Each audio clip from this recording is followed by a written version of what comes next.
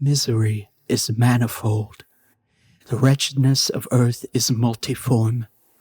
Overreaching the wide horizon as the rainbow, its hues are as various as the hues of that arc, as distinct, too, yet as intimately blended. Overreaching the wide horizon as the rainbow. How is it that from beauty I have derived a type of unloveliness? From the covenant of peace, a simile of sorrow. But as, in ethics, evil is a consequence of good, so, in fact, out of joy is sorrow born. Either the memory of past bliss is the anguish of today, or the agonies which are have their origin in the ecstasies which might have been. My baptismal name is Aegeus. That of my family I will not mention. Yet there are no towers in the land more time-honored than my gloomy, gray, hereditary halls. Our line has been called a race of visionaries, and in many striking particulars, in the character of the family mansion, in the frescoes of the chief's saloon, in the tapestries of the dormitories, and the chiseling of some buttresses in the armory, but more especially in the gallery of antique paintings, in the fashion of the library chamber, and lastly, in the very peculiar nature of the library's contents, there is more than sufficient evidence to warrant the belief. The recollections of my earliest years are connected with that chamber and with its volumes, of which latter I will say no more. Here died my mother. Herein was I born. But it is mere idleness to say that I had not lived before, that the soul has no previous existence. You deny it. Let us not argue the matter. Convinced myself, I seek not to convince. There is, however, a remembrance of aerial forms, of spiritual and meaning eyes, of sounds, musical yet sad. A remembrance which will not be excluded, a memory like a shadow, vague, variable, indefinite, unsteady, and like a shadow, too, in the impossibility of my getting rid of it while the sunlight of my reason shall exist. In that chamber was I born. Thus, awaking from the long night of what seemed, but was not, non-entity, at once into the very regions of fairyland, into a palace of imagination, into the wild dominions of monastic thought and erudition. It is not singular that I gazed around me with a startled and ardent eye, that I loitered away my boyhood in books and dissipated my youth in reverie. But it is singular that as years rolled away and the noon of manhood found me still in the mansion of my fathers, it is wonderful what stagnation there fell upon the springs of my life. Wonderful how total an inversion took place in the character of my commonest thought. The realities of the world affected me as visions, and as visions only, while the wild ideas of the land of dreams became in turn not the material of my everyday existence, but in very deed that existence utterly and solely in itself. Berenice and I were cousins, and yet we grew up together in my paternal halls. Yet differently we grew. I, ill of health and buried in gloom. She, agile, graceful, and overflowing with energy. Hers, the ramble on the hillside. Mine, the studies of the cloister. I, living within my own heart and addicted body and soul to the most intense and painful meditation. She, roaming carelessly through life, with no thought of the shadows in her path or the silent flight of the raven-winged hours. Berenice. I call upon her name, Berenice. And from the gray ruins of memory, 1,000 tumultuous recollections are startled at the sound. Ah, vividly is her image before me now, as in the early days of her lightheartedness and joy. O gorgeous yet fantastic beauty! O sylph amid the shrubberies of Arnheim! O naiad among its fountains! And then all is mystery and terror, and a tale which should not be told. Disease, a fatal disease, fell like the simoon upon her frame, and even while I gazed upon her, the spirit of change swept over her, pervading her mind, her habits, and her character, and, in a manner the most subtle and terrible, disturbing even the identity of her person. Alas, the destroyer came and went, and the victim, where is she? I knew her not, or knew her no longer as Berenice. Among the numerous train of maladies superinduced by that fatal and primary one, which effected a revolution of so horrible a kind in the moral and physical being of my cousin, may be mentioned as the most distressing and obstinate in its nature, a series of epilepsy not unfrequently terminating in trance itself. Trance very nearly resembling positive dissolution, and from which her manner of recovery was, in most instances, startlingly abrupt.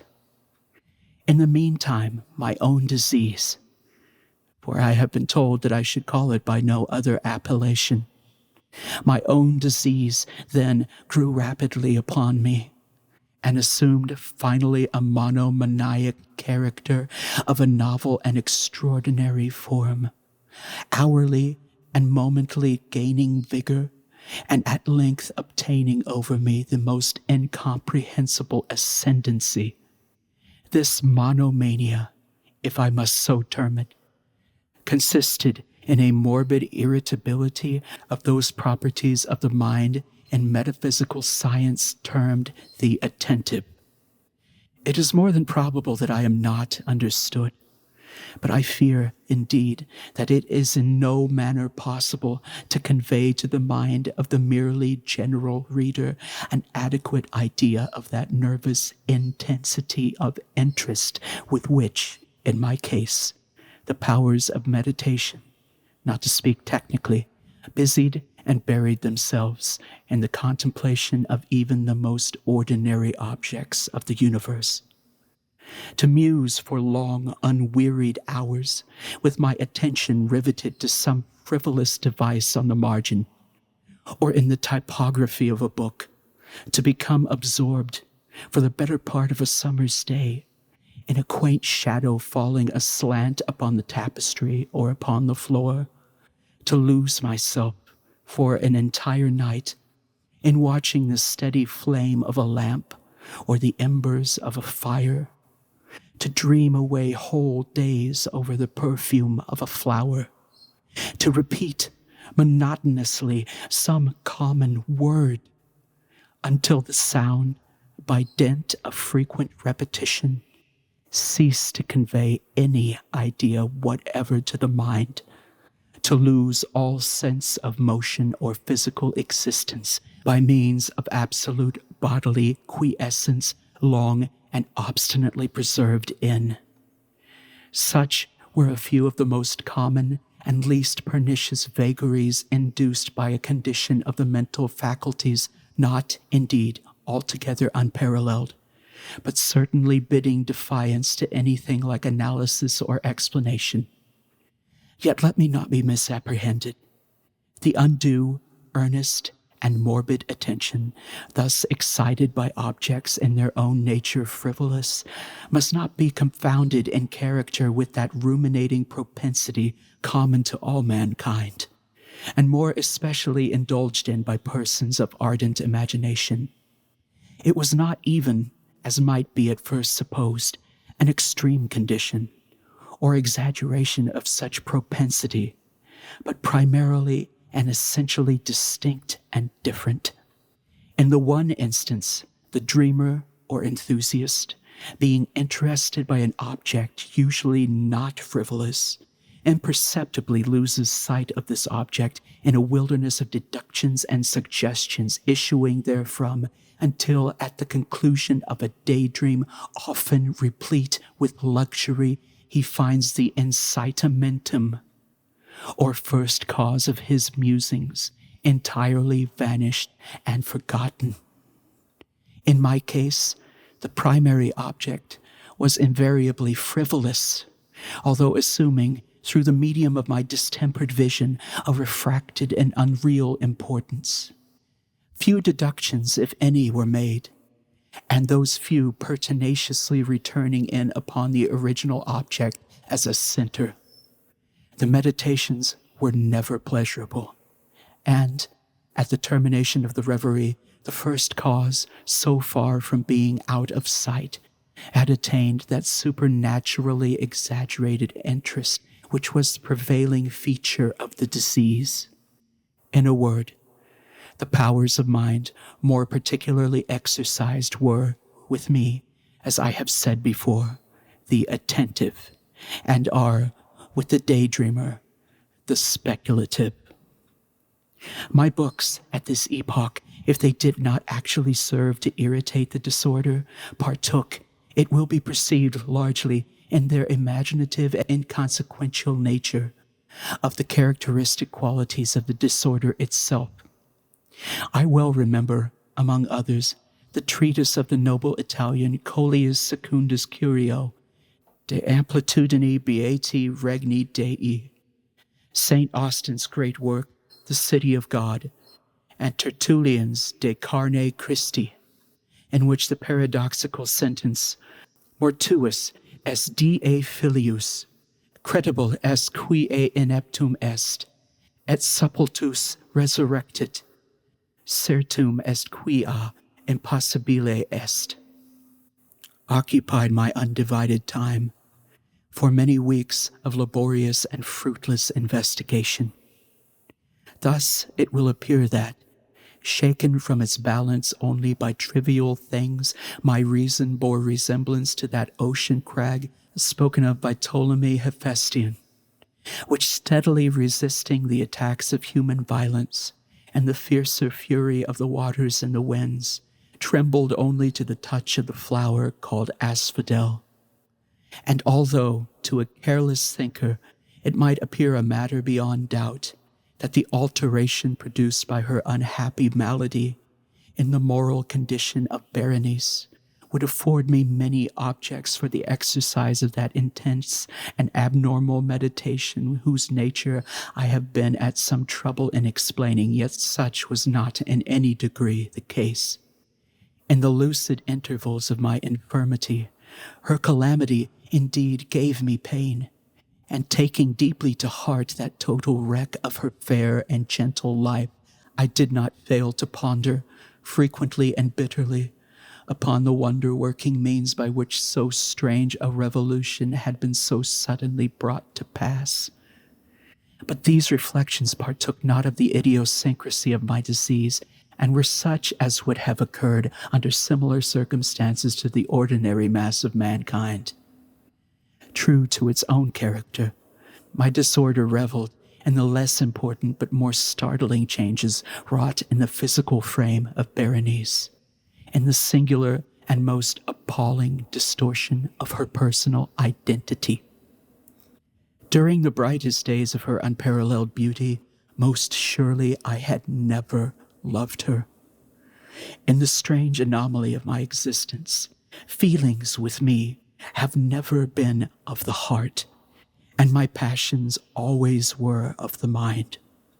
Through the gray of early morning, among the trellised shadows of the forest at noonday, and in the silence of my library at night, she had flitted by my eyes, and I had seen her, not as the living and breathing Berenice, but as the Berenice of a dream, not as a being of the earth, earthy, but as the abstraction of such a being, not as a thing to admire, but to analyze, not as an object of love, but as the theme of the most abstruse, although desultory speculation.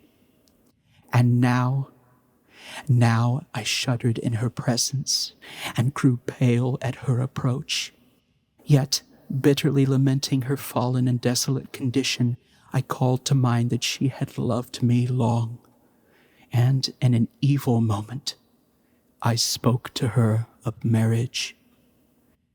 At length the period of our nuptials was approaching, when, upon an afternoon in the winter of the year, one of those unseasonably warm, calm, and misty days which are the nurse of the beautiful halcyon, I sat, and sat as I thought, alone, in the inner apartment of the library. But, uplifting my eyes, I saw that Berenice stood before me. Was it my own excited imagination, or the misty influence of the atmosphere, or the uncertain twilight of the chamber, or the gray draperies which fell around her figure, that caused in it so vacillating and indistinct an outline? I could not tell. She spoke no word, and I, not for worlds could I have uttered a syllable. An icy chill ran through my frame. A sense of insufferable anxiety oppressed me. A consuming curiosity pervaded my soul, and sinking back upon the chair, I remained for some time breathless and motionless, with my eyes riveted upon her person. Alas, its emaciation was excessive, and not one vestige of the former being lurked in any line of the contour. My burning glances at length fell upon the face. The forehead was high and very pale, and singularly placid, and the once jetty hair fell partially over it, and overshadowed the hollow temples with innumerable ringlets, now of a vivid yellow, and jarring discordantly in their fantastic character with the reigning melancholy of the countenance. The eyes were lifeless and lustreless and seemingly pupilless, and I shrank involuntarily from their glassy stare to the contemplation of the thin and shrunken lips. They parted, and in a smile of peculiar meaning, the teeth of the changed Berenice disclosed themselves slowly to my view. Would to God that I had never beheld them, or that, having done so, I had died. The shutting of a door disturbed me, and looking up, I found that my cousin had departed from the chamber, but from the disordered chamber of my brain had not, alas, departed, and would not be driven away, the white and ghastly spectrum of the teeth. Not a speck on their surface, not a shade on their enamel, not an indenture in their edges, but what that period of her smile had sufficed to brand in upon my memory. I saw them now even more unequivocally than I beheld them then. The teeth, the teeth. They were here and there and everywhere and visibly and palpably before me, long, narrow, and excessively white, with the pale lips writhing about them, as in the very moment of their first terrible development. Then came the full fury of my monomania, and I struggled in vain against its strange and irresistible influence. In the multiplied objects of the external world, I had no thoughts but for the teeth. For these I longed with a frenzied desire. All other matters and all different interests became absorbed in their single contemplation. They alone were present to the mental eye, and they, in their sole individuality, became the essence of my mental life. I held them in every light. I turned them in every attitude. I surveyed their characteristics. I dwelt upon their peculiarities. I pondered upon their conformation. I mused upon the alteration in their nature.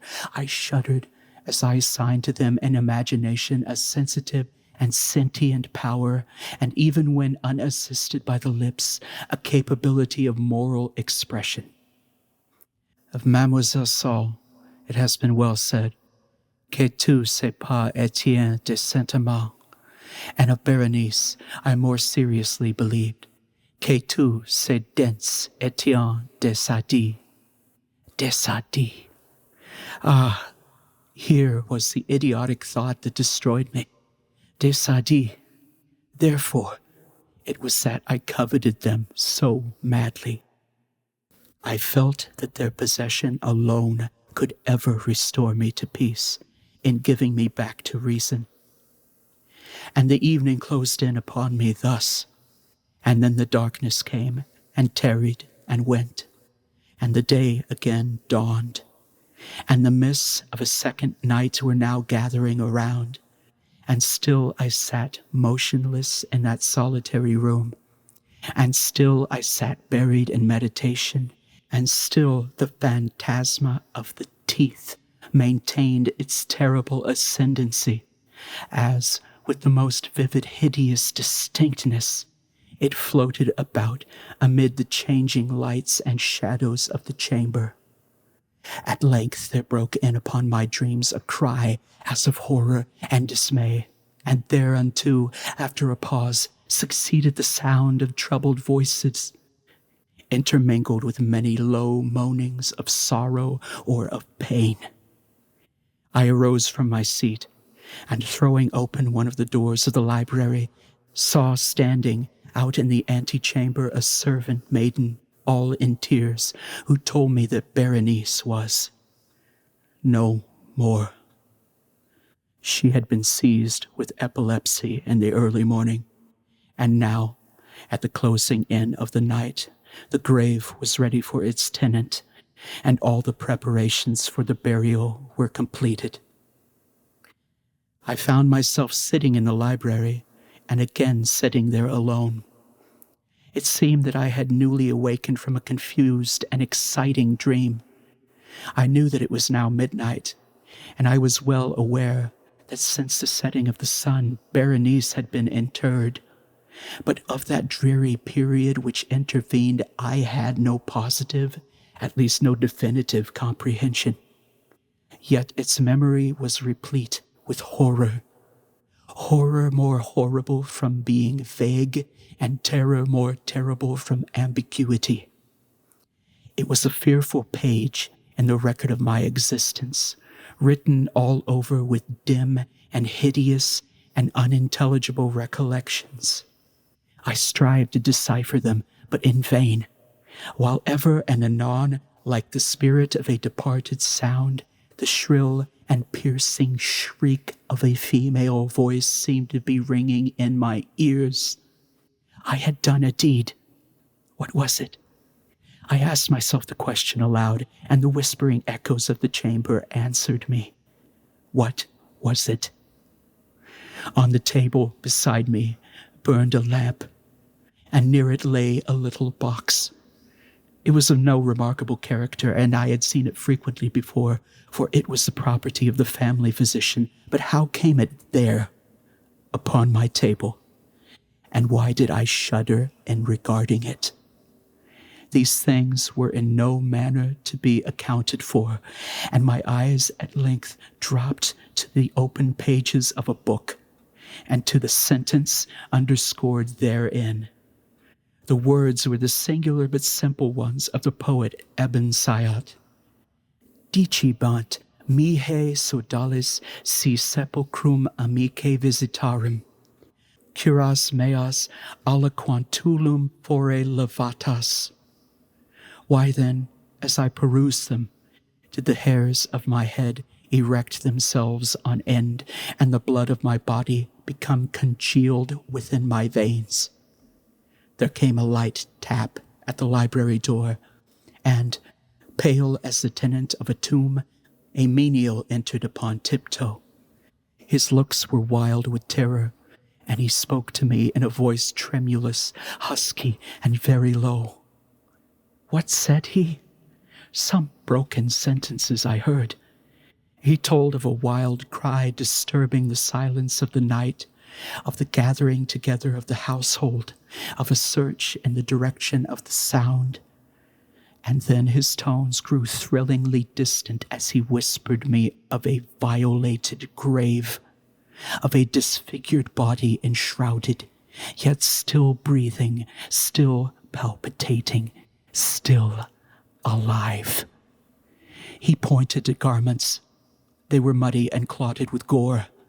I spoke not, and he took me gently by the hand. It was indented with the impress of human nails. He directed my attention to some object against the wall. I looked at it for some minutes. It was a spade. With a shriek, I bounded to the table and grasped the box that lay upon it. But I could not force it open, and in my tremor it slipped from my hands and fell heavily and burst into pieces. And from it, with a rattling sound, there rolled out some instruments of dental surgery intermingled with 32 small white and ivory-looking substances that were scattered to and fro about the floor.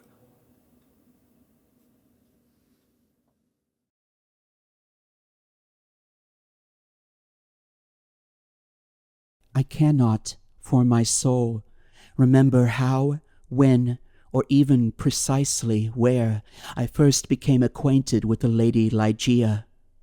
Long years have since elapsed, and my memory is feeble, though much suffering.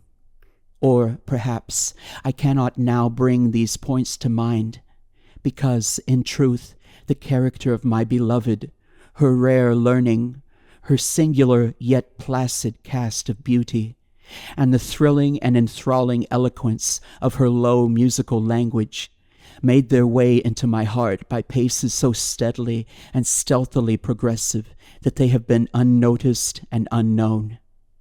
Yet I believe that I met her first and most frequently in some large, old, decaying city near the Rhine.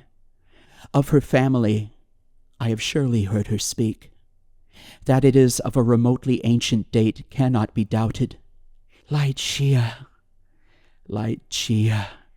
in studies of a nature more than all else adapted to deaden impressions of the outward world, it is by that sweet word alone, by Ligeia, that I bring before mine eyes in fancy the image of her who is no more. And now, while I write, a recollection flashes upon me that I have never known the paternal name of her who was my friend and my betrothed, who became the partner of my studies, and finally the wife of my bosom. Was it a playful charge on the part of my Ligeia, or was it a test of my strength of affection that I should institute no inquiries upon this point? Or was it rather a caprice of my own, a wildly romantic offering on the shrine of the most passionate devotion? I but indistinctly recall the fact itself. What wonder that I have utterly forgotten the circumstances which originated or attended it. And indeed, if ever she, the wan and misty-winged Ashtafet of idolatrous Egypt, presided, as they tell, over marriages ill-omened, then most surely she presided over mine. There is one dear topic, however, on which my memory fails me not. It is the person of Ligeia. In stature she was tall, somewhat slender, and in her latter days even emaciated. I would in vain attempt to portray the majesty, the quiet ease of her demeanor, or the incomprehensible lightness and elasticity of her footfall. She came and departed as a shadow. I was never made aware of her entrance into my closed study, save by the dear music of her low, sweet voice as she placed her marble hand upon my shoulder. In beauty of face, no maiden ever equaled her. It was the radiance of an opium dream, an airy and spirit-lifting vision more wildly divine than the fantasies which hovered vision about the slumbering souls of the daughters of Delos. Yet her features were not of that regular mold which we would have falsely been taught to worship in the classical labors of the heathen. There is no exquisite beauty, says Bacon, Lord Verulam, speaking truly of all the forms and genera of beauty, without some strangeness in the proportion. Yet, although I saw that the features of Ligeia were not of a classic regularity, although I perceived that her loveliness was indeed exquisite, and felt that there was much of strangeness pervading it, yet I have tried in vain to detect the irregularity and to trace home my own perception of the strange.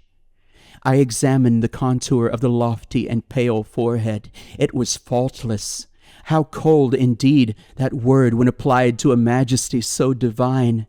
The skin rivaling the purest ivory, the commanding extent and repose, the gentle prominence of the regions above the temples, and then the raven black, the glossy, the luxuriant, and naturally curling tresses, setting forth the full force of the Homeric epithet, hyacinthine. I looked at the delicate outlines of the nose, and nowhere but in the graceful medallions of the Hebrews had I beheld a similar perfection. There was the same luxurious smoothness of surface, the same scarcely perceptible tendency to the aquiline, the same harmoniously curved nostrils speaking the free spirit. I regarded the sweet mouth. Here was indeed the triumph of all things heavenly, the magnificent turn of the short upper lip, the soft, voluptuous slumber of the under, the dimples which sported, and the color which spoke, the teeth glancing back with a brilliancy almost startling, every ray of the holy light which fell upon them in her serene and placid, yet most exultingly radiant of all smiles.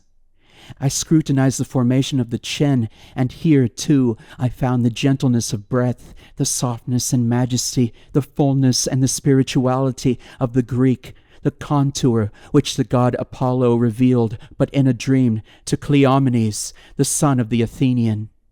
And then I peered into the large eyes of Ligeia.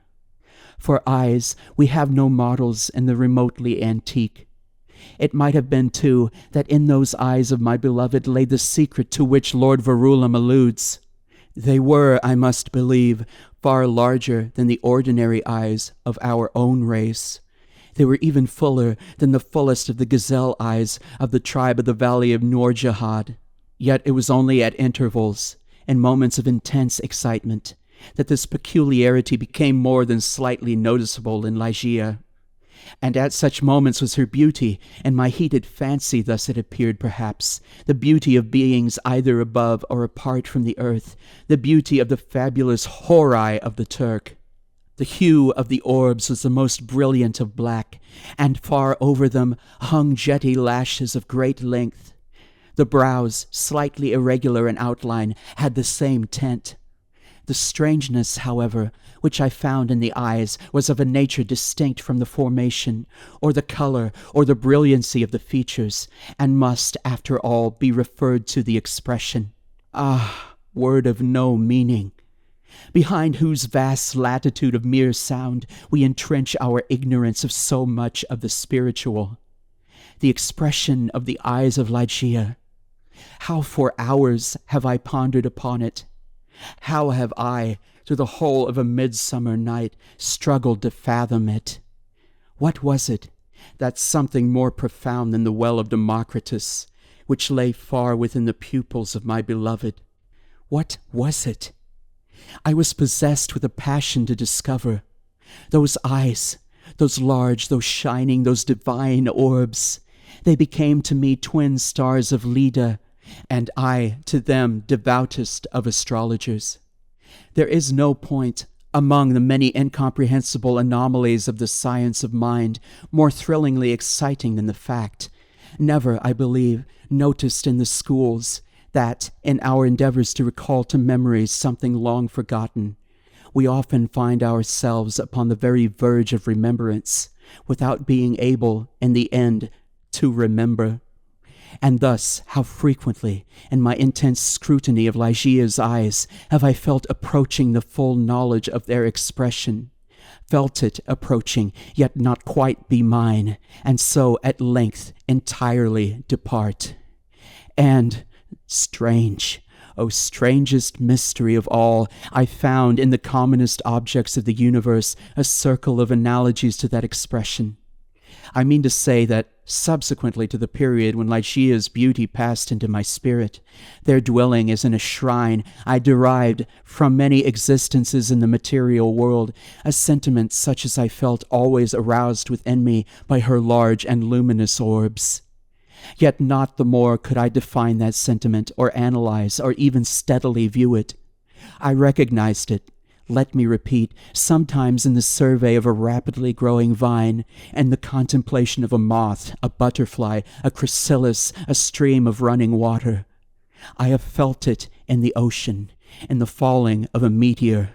I have felt it in the glances of unusually aged people, and there are 1 or 2 stars in heaven, one especially, a star of the 6th magnitude, double and changeable, to be found near the large star in Lyra, and a telescopic scrutiny of which I have been made aware of the feeling. I have been filled with it by certain sounds from stringed instruments, and not infrequently by passages from books. Among innumerable other instances, I will remember something in a volume of Joseph Glanville, which, perhaps merely from its quaintness, who shall say, never failed to inspire me with the sentiment, "And the will therein lieth, which dieth not. Who knoweth the mysteries of the will with its vigor? For God is but a great will, pervading all things by nature of its intentness. Man doth not yield him to the angels, nor unto death utterly, save only through the weakness of his feeble will." Length of years and subsequent reflection have enabled me to trace, indeed, some remote connection between this passage in the English moralist and a portion of the character of Ligeia. An intensity in thought, action, or speech was possibly in her a result, or at least an index, of that gigantic volition which, during our long intercourse, failed to give other and more immediate evidence of its existence. Of all the women whom I have ever known, she, the outwardly calm, the ever-placid Ligeia, was the most violently a prey to the tumultuous vultures of stern passion. And of such passion I could form no estimate, save by the miraculous expansion of those eyes, which at once so delighted and appalled me, by the almost magical melody, modulation, distinctness, and placidity of her very low voice, and by the fierce energy, rendered doubly effective by contrast with her manner of utterance, of the wild words which she habitually uttered. I have spoken of the learning of Ligeia. It was immense. In the classical tongues was she deeply proficient, and as far as my own acquaintance extended in regard to the modern dialects of Europe, I have never known her at fault. Indeed, upon any theme of the most admired, because simply the most abstruse of the boasted erudition of the Academy, have I ever found Ligeia at fault. How singularly, how thrillingly this one point in the nature of my wife has forced itself, at this late period only, upon my attention. I said her knowledge was such as I have never known in women, but where breathes the man who has traversed, and successfully, all the wide areas of moral, physical, and mathematical science? I saw not then what I now clearly perceive, that the acquisitions of Ligeia were gigantic, were astounding. Yet I was sufficiently aware of her infinite supremacy to resign myself, with a childlike confidence, to her guidance through the chaotic world of metaphysical investigation at which I was most busily occupied during the earlier years of our marriage. With how vast a triumph, with how vivid a delight, with how much of all that is ethereal and hope, did I feel, as she bent over me in studies but little sought, but less known, that delicious vista by slow degrees expanding before me, down whose long, gorgeous, and all untrodden path I might at length pass onward to the goal of a wisdom too divinely precious not to be forbidden. How poignant, then, must have been the grief with which, after some years, I beheld my well-grounded expectations take flight to themselves and fly away. Without Ligeia, I was but as a child groping, benighted. Her presence, her readings alone, rendered vividly luminous the many mysteries of the transcendentalism in which we were immersed.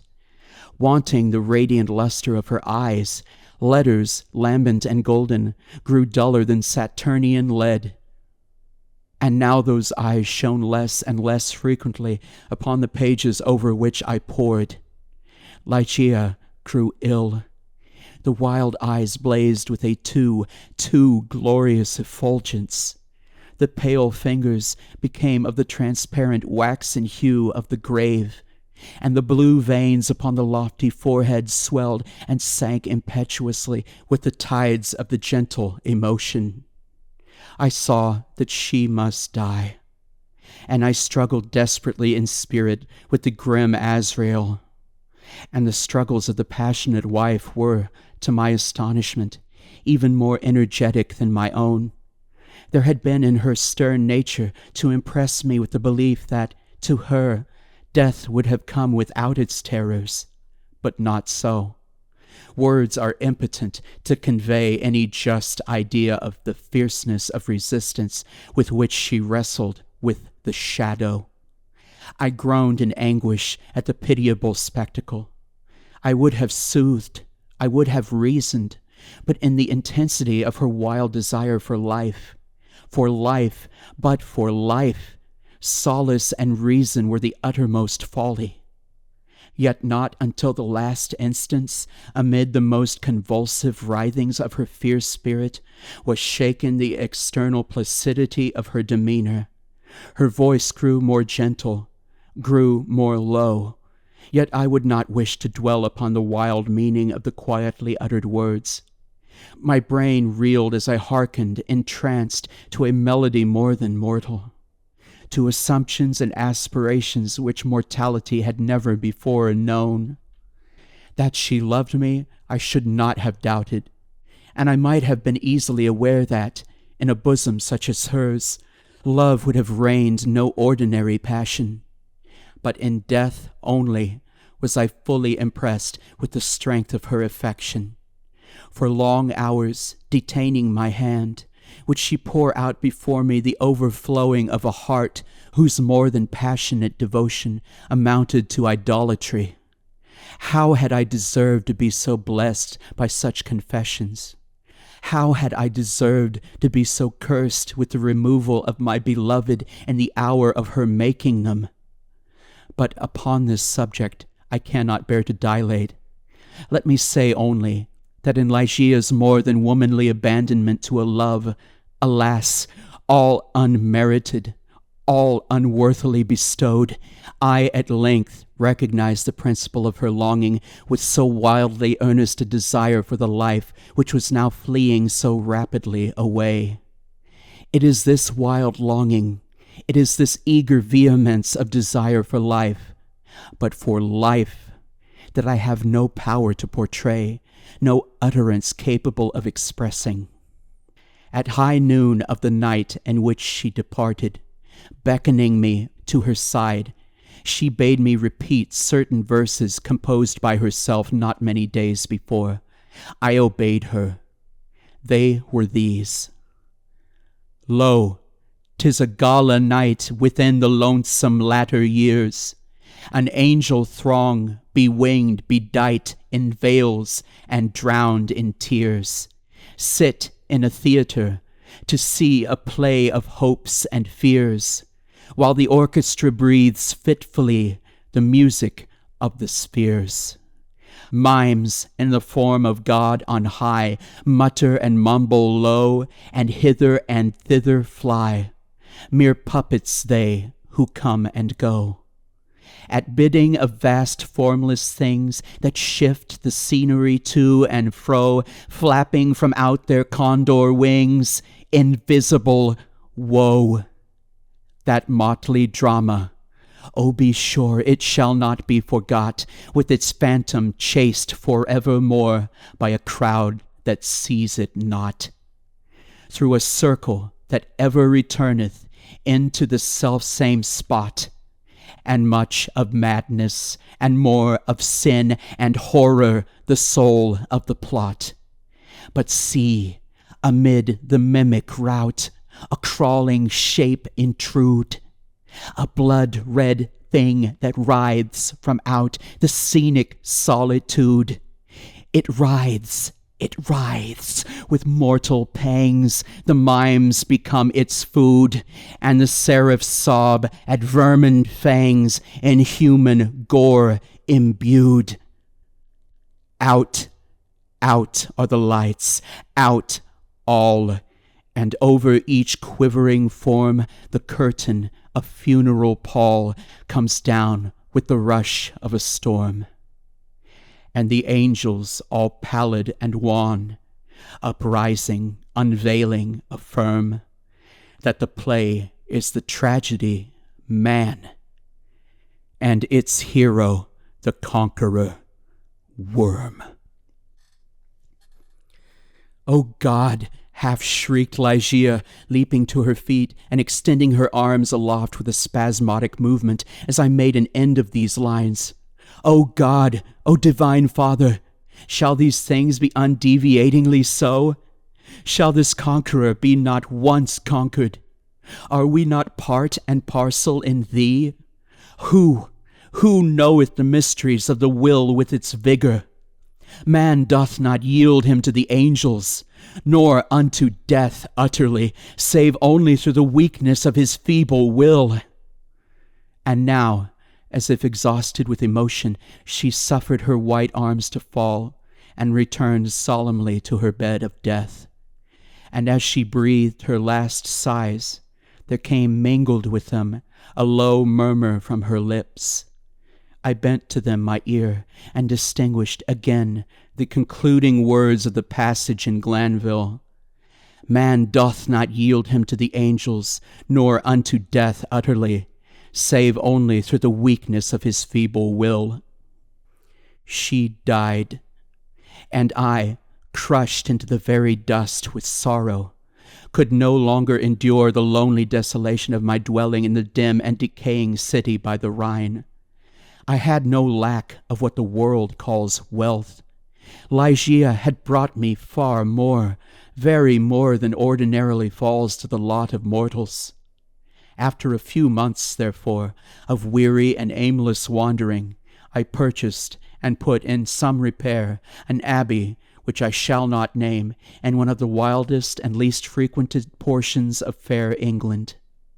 The gloomy and dreary grandeur of the building, the almost savage aspect of the domain, the many melancholy and time-honored memories connected with both, had much in unison with the feelings of utter abandonment which had driven me into that remote and unsocial region of the country.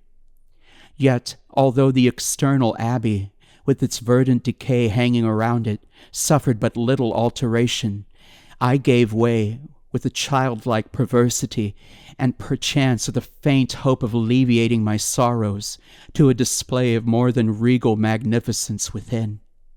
For such follies, even in childhood, I had imbibed a taste, and now they came back to me as if in the dotage of grief.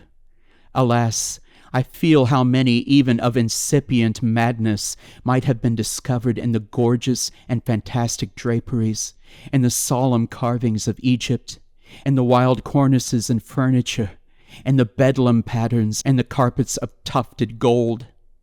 I had become a bounden slave in the trammels of opium, and my labors and my orders had taken a coloring from my dreams. But these absurdities must not pause to detail. Let me speak only of that one chamber, ever accursed, whither, in a moment of mental alienation, I led from the altar as my bride, as the successor of the unforgotten Ligeia, the fair-haired and blue-eyed Lady Rowena Trevanion of Tremaine. There is no individual portion of the architecture and decoration of that bridal chamber which is not now visibly before me. Where were the souls of the haughty family of the bride when, through thirst of gold, they permitted me to pass the threshold of an apartment so bedecked a maiden and a daughter so beloved.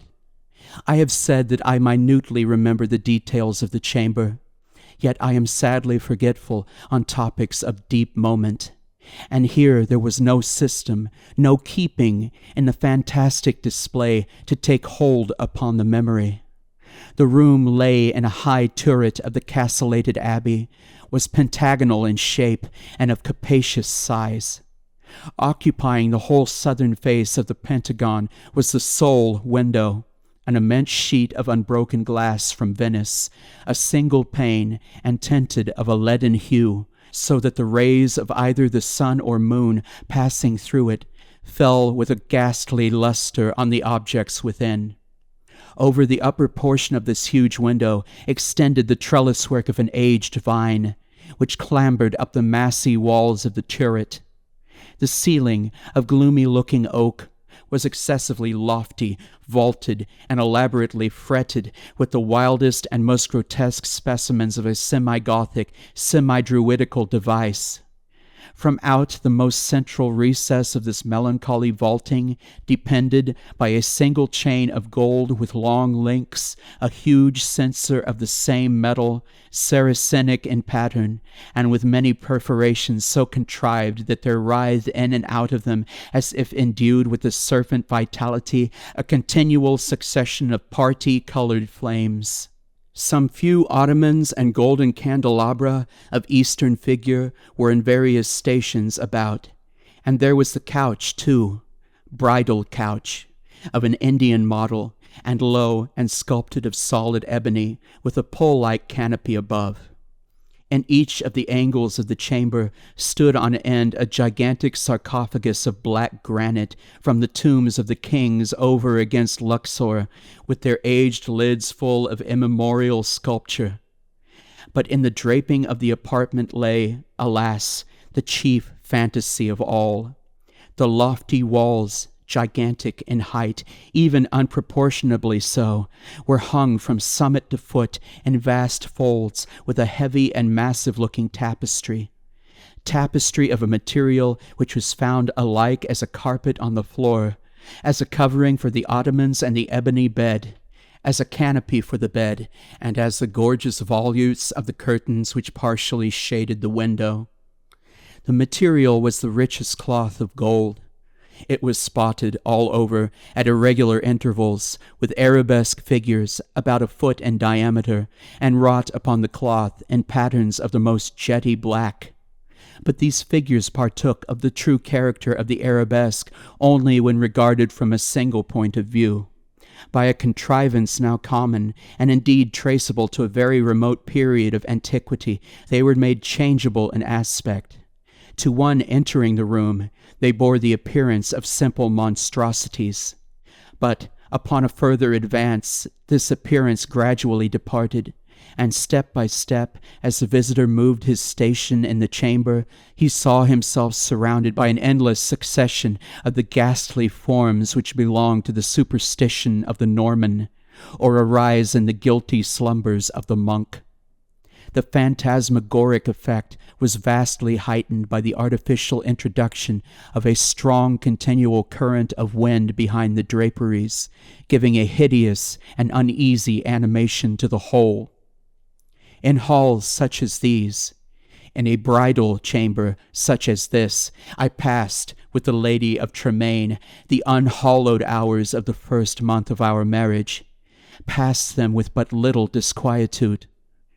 That my wife dreaded the fierce moodiness of my temper, that she shunned me and loved me but little, I could not help perceiving, but it gave me rather pleasure than otherwise. I loathed her with a hatred belonging more to demon than to man. My memory flew back, oh, with what intensity of regret, to Ligeia, the beloved, the august, the beautiful, the entombed. I reveled in recollections of her purity, of her wisdom, of her lofty, her ethereal nature, of her passionate, her idolatrous love. Now, then, did my spirit fully and freely burn with more than all the fires of her own. And the excitement of my opium dreams, for I was habitually fettered in the shackles of the drug. I would call aloud upon her name during the silence of the night, or among the sheltered recesses of the glens by day, as if, through the wild eagerness, the solemn passion, the consuming ardor of my longing for the departed, I could restore her to the pathway she had abandoned. Oh, could it be forever upon the earth? About the commencement of the 2nd month of the marriage, the Lady Rowena was attacked with sudden illness, from which her recovery was slow. The fever which consumed her rendered her nights uneasy, and in her perturbed state of half-slumber she spoke of sounds and of motions in and about the chamber of the turret, which I concluded had no origin save in the distemper of her fancy, or perhaps in the phantasmagoric influences of the chamber itself. She became at length convalescent, finally well, yet but a brief period elapsed ere a second, more violent disorder again threw her upon a bed of suffering, and from this attack her frame, at all times feeble, never altogether recovered. Her illnesses were, after this epoch, of alarming character and of more alarming recurrence, defying alike the knowledge and the great exertions of her physicians. With the increase of the chronic disease which had thus, apparently, taken too sure hold upon her constitution to be eradicated by human means, I could not fail to observe a similar increase in the nervous irritation of her temperament, and in her excitability by trivial causes of fear. She spoke again, and now more frequently and pertinaciously, of the sounds, of the slight sounds, and of the unusual motions among the tapestries to which she had formerly alluded. One night, near the closing in of September, she pressed this distressing subject with more than usual emphasis upon my attention. She had just awakened from an unquiet slumber, and I had been watching, with feelings half of anxiety, half of vague terror, the workings of her emaciated countenance. I sat by the side of her ebony bed, upon one of the ottomans of India. She partly arose, and spoke, in an earnest, low whisper, of sounds which she then heard, but which I could not hear, of motions which she then saw, but which I could not perceive. The wind was rushing hurriedly behind the tapestries, and I wished to show her what, let me confess it, I could not all believe, that these almost inarticulate breathings and those very gentle variations of the figures upon the wall were but the natural effects of that customary rushing of the wind. But a deadly pallor, overspreading her face, had proved to me that my exertions to reassure her would be fruitless. She appeared to be fainting, and no attendants were within call. I remembered where was deposited a decanter of light wine which had been ordered by her physicians, and hastened across the chamber to procure it. But as I stepped beneath the light of the censer, two circumstances of a startling nature attracted my attention. I had felt that some palpable, although invisible object had passed lightly by my person, and I saw that there lay upon the golden carpet, in the very middle of the rich luster thrown from the censer, a shadow, a faint, indefinite shadow of angelic aspect, such as might be fancied for the shadow of a shade. But I was wild with the excitement of an immoderate dose of opium, and heeded these things but little, nor spoke of them to Rowena. Having found the wine, I recrossed the chamber, and poured out a goblet full, which I held to the lips of the fainting lady. She had now partially recovered, however, and took the vessel herself, while I sank upon an ottoman near me, with my eyes fastened upon her person. It was then that I became distinctly aware of a gentle footfall upon the carpet, and near the couch. In a second thereafter, as Rowena was in the act of raising the wine to her lips, I saw, or may have dreamed that I saw, fall within the goblet as if from some invisible spring in the atmosphere of the room, 3 or 4 large drops of a brilliant and ruby-colored fluid. If this I saw, not so Rowena. She swallowed the wine unhesitatingly, and I forbear to speak to her of a circumstance which must, after all, I considered, have been but the suggestion of a vivid imagination, rendered morbidly active by the terror of the lady, by the opium, and by the hour. Yet I cannot conceal it from my own perception that, immediately subsequent to the fall of the ruby drops, a rapid change for the worse took place in the disorder of my wife, so that, on the 3rd subsequent night, the hands of her menials prepared her for the tomb, and on the 4th I sat alone with her shrouded body in that fantastic chamber which had received her as my bride. Wild visions, opium engendered, flitted shadow-like before me. I gazed with unquiet eye upon the sarcophagi in the angles of the room, upon the varying figures of the drapery, and upon the writhing of the parti-colored flames in the censer overhead. My eyes then fell, as I called to mind the circumstances of a former night, to the spot beneath the glare of the censer where I had seen the faint traces of the shadow. It was there, however, no longer, and breathing with greater freedom, I turned my glances to the pallid and rigid figure upon the bed. Then rushed upon me 1,000 memories of Ligeia, and then came back upon my heart with the turbulent violence of a flood, the whole of that unutterable woe with which I had regarded her thus enshrouded. The night waned, and still, with a bosom full of bitter thoughts of the one only and supremely beloved, I remained, gazing upon the body of Rowena.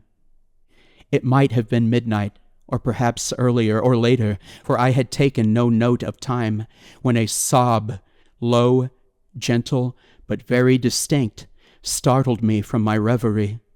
I felt that it came from the bed of ebony, the bed of death.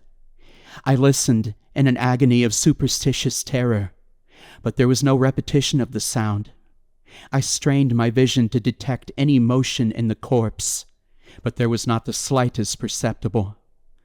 Yet I could not have been deceived. I had heard the noise, however faint, and my soul was awakened within me. I resolutely and perseveringly kept my attention riveted upon the body.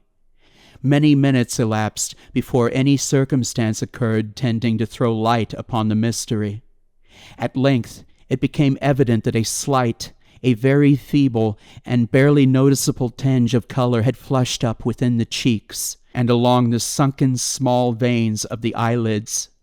Through a species of unutterable horror and awe for which the language of mortality has no sufficiently energetic expression, I felt my heart cease to beat, my limbs grow rigid where I sat.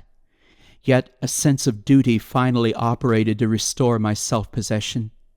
I could no longer doubt that we had been precipitate in our preparations, that Rowena still lived. It was necessary that some immediate exertion be made. Yet the turret was altogether apart from the portion of the abbey tenanted by the servants. There were none within call. I had no means of summoning them to my aid without leaving the room for many minutes, and this I could not venture to do. I therefore struggled alone in my endeavors to call back the spirit ill hovering. In a short period, it was certain, however, that a relapse had taken place. The color disappeared from both eyelid and cheek, leaving a wanness even more than that of marble.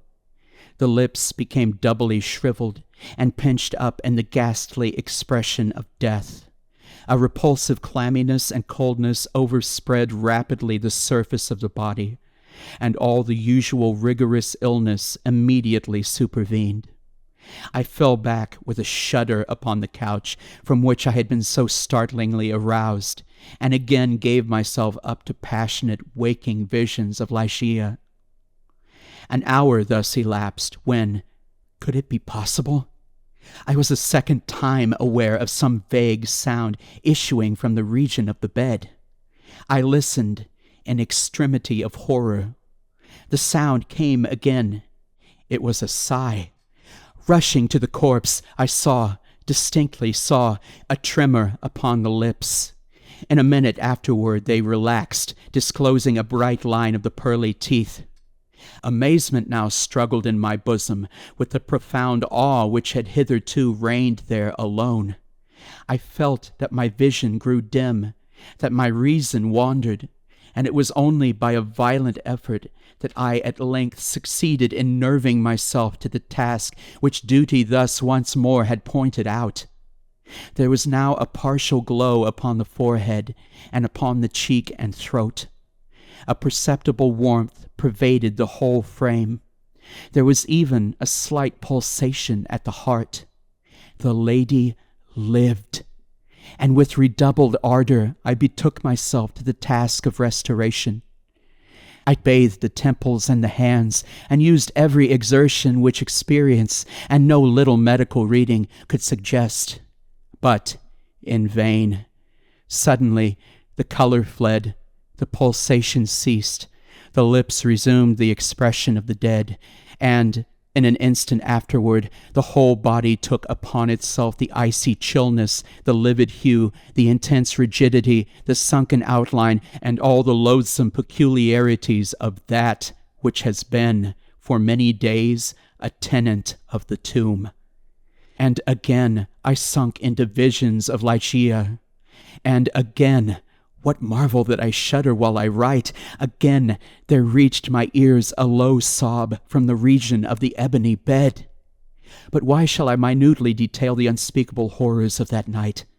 Why shall I pause to relate how, time after time, until near the period of the grey dawn, this hideous drama of revivification was repeated?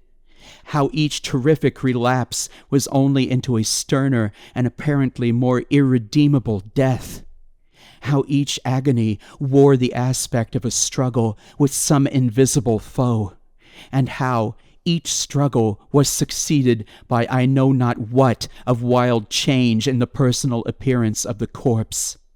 Let me hurry to a conclusion. The greater part of the fearful night had worn away, and she who had been dead once again stirred, and now more vigorously than hitherto, although arousing from a dissolution more appalling in its utter hopelessness than any. I had long ceased to struggle or to move, and remained sitting rigidly upon the ottoman, a helpless prey to a whirl of violent emotions, of which extreme awe was perhaps the least terrible, the least consuming. The corpse, I repeat, stirred, and now more vigorously than before. The hues of life flushed up with unwonted energy into the countenance. The limbs relaxed, and, save that the eyelids were yet pressed heavily together, and that the bandages and draperies of the grave still imparted their charnel character to the figure, I might have dreamed that Rowena had indeed shaken off, utterly, the fetters of death. But if this idea was not, even then, altogether adopted, I could at least doubt no longer when, arising from the bed, tottering, with feeble steps, with closed eyes, and with the manner of one bewildered in a dream, the thing that was enshrouded advanced boldly and palpably into the middle of the apartment. I trembled not, I stirred not, for a crowd of unutterable fancies connected with the air, the stature, the demeanor of the figure, rushing hurriedly through my brain, had paralyzed, had chilled me into stone. I stirred not, but gazed upon the apparition. There was a mad disorder in my thoughts. Could it, indeed, be the living Rowena who confronted me? Could it indeed be Rowena at all? The fair-haired, the blue-eyed Lady Rowena Trevanion of Tremaine? Why should I doubt it? The bandage lay heavily about the mouth. But then might it not be the mouth of the breathing Lady of Tremaine? And the cheeks! There were the roses as in the noon of her life. Yes, These might indeed be the fair cheeks of the living Lady of Tremaine. And the chin, with its dimples, as in health, might it not be hers? But had she then grown taller since her malady? What inexpressible madness seized me with that thought? One bound, and I had reached her feet. Shrinking from my touch, she let fall from her head, unloosened, the ghastly cerements which had confined it.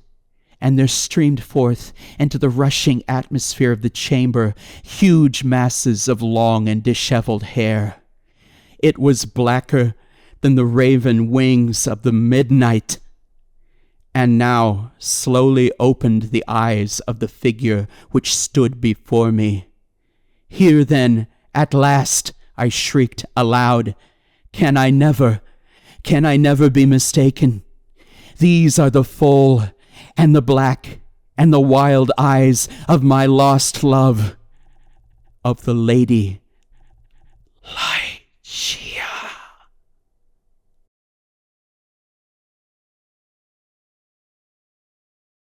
Let me call myself, for the present, William Wilson. The fair page now lying before me need not be sullied with my real appellation. This has been already too much an object for the scorn, for the horror, for the detestation of my race. To the uttermost regions of the globe have not the indignant winds bruited its unparalleled infamy? O outcast of all outcasts, most abandoned! To the earth art thou not forever dead? To its honors, to its flowers, to its golden aspirations?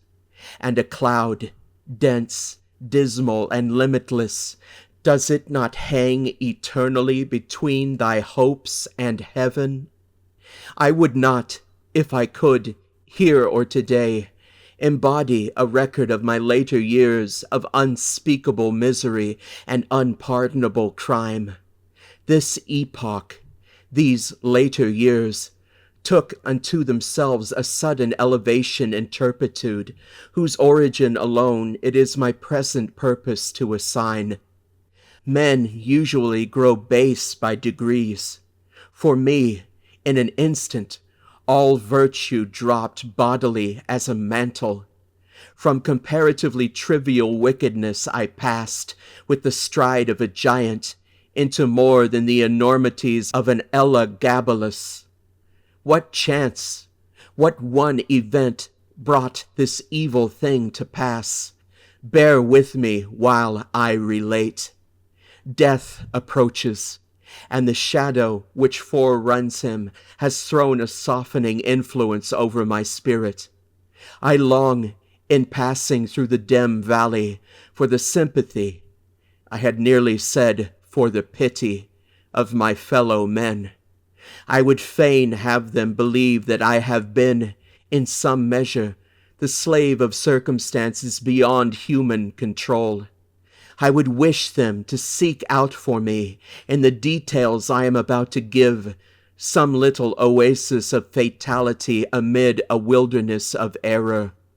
I would have them allow, what they cannot refrain from allowing, that, although temptation may have erewhile existed as great, man was never thus, at least, tempted before, certainly never thus fell. And is it, therefore, that he has never thus suffered? Have I not, indeed, been living in a dream? And am I not now dying a victim to the horror and the mystery of the wildest of all sublunary visions? I am the descendant of a race whose imaginative and easily excitable temperament has at all times rendered them remarkable, and in my earliest infancy I gave evidence of having fully inherited the family character. As I advanced in years, it was more strongly developed, becoming, for many reasons, a cause of serious disquietude to my friends, and of positive injury to myself. I grew self-willed, addicted to the wildest caprices, and a prey to the most ungovernable passions. Weak-minded and beset with constitutional infirmities akin to my own, my parents could do but little to check the evil propensities which distinguished me. Some feeble and ill-directed efforts resulted in complete failure on their part, and, of course, in total triumph on mine.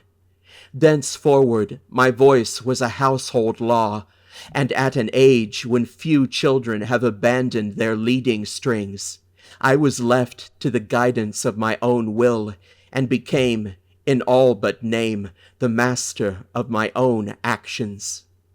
My earliest recollections of a school life are connected with a large, rambling Elizabethan house in a misty-looking village of England, where were a vast number of gigantic and gnarled trees, and where all the houses were excessively ancient. In truth, it was a dreamlike and spirit-soothing place, that venerable old town.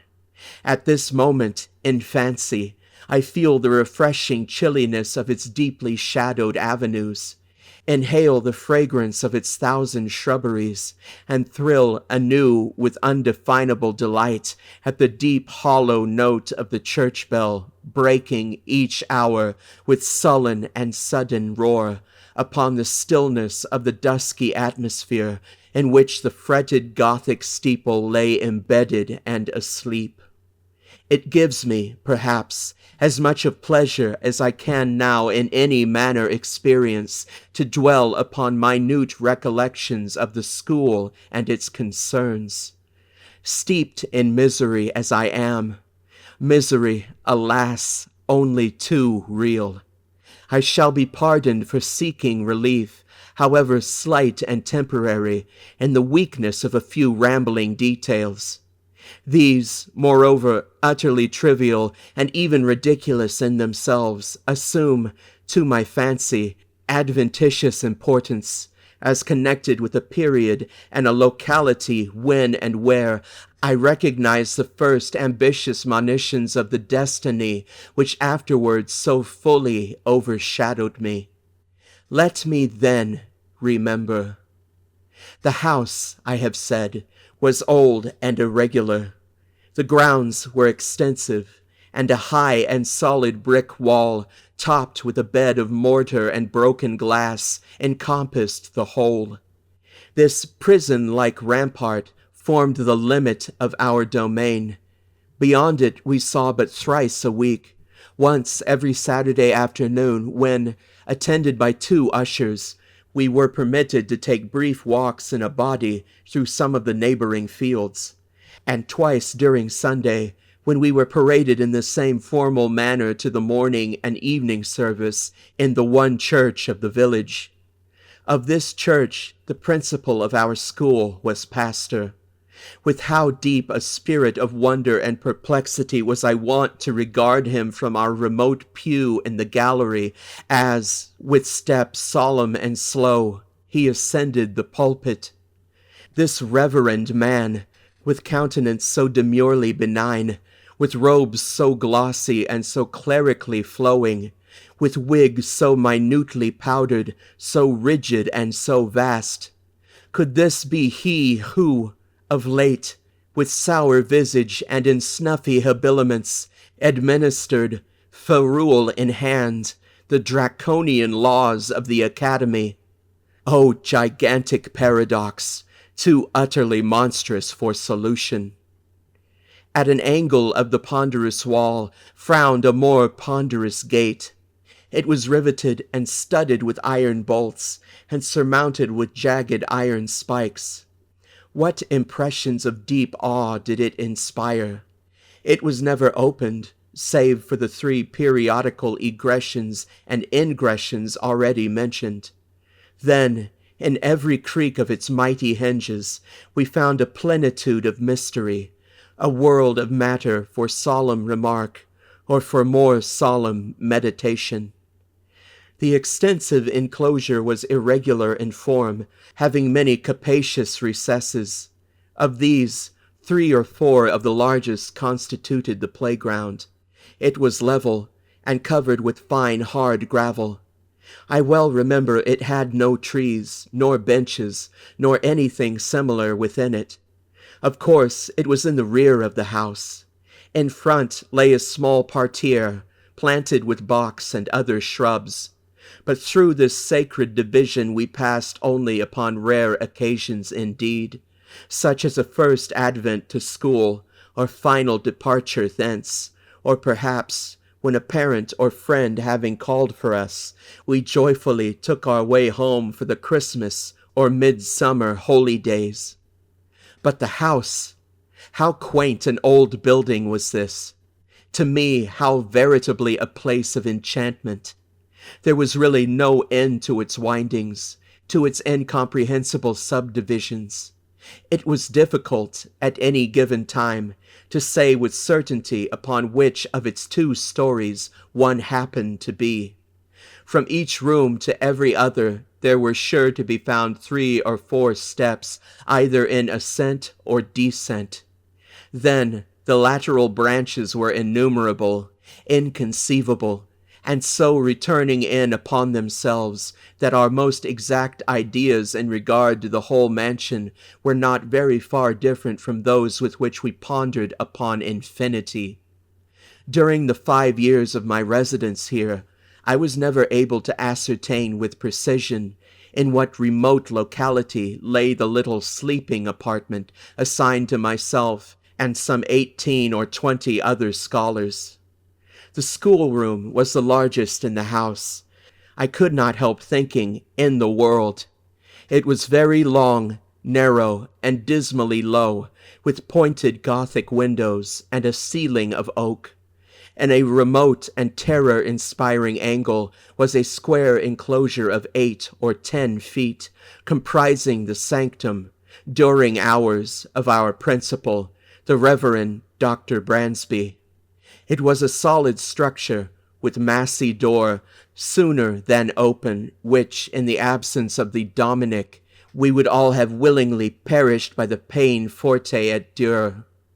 In other angles were 2 other smaller boxes, far less reverenced indeed, but still greatly matters of awe.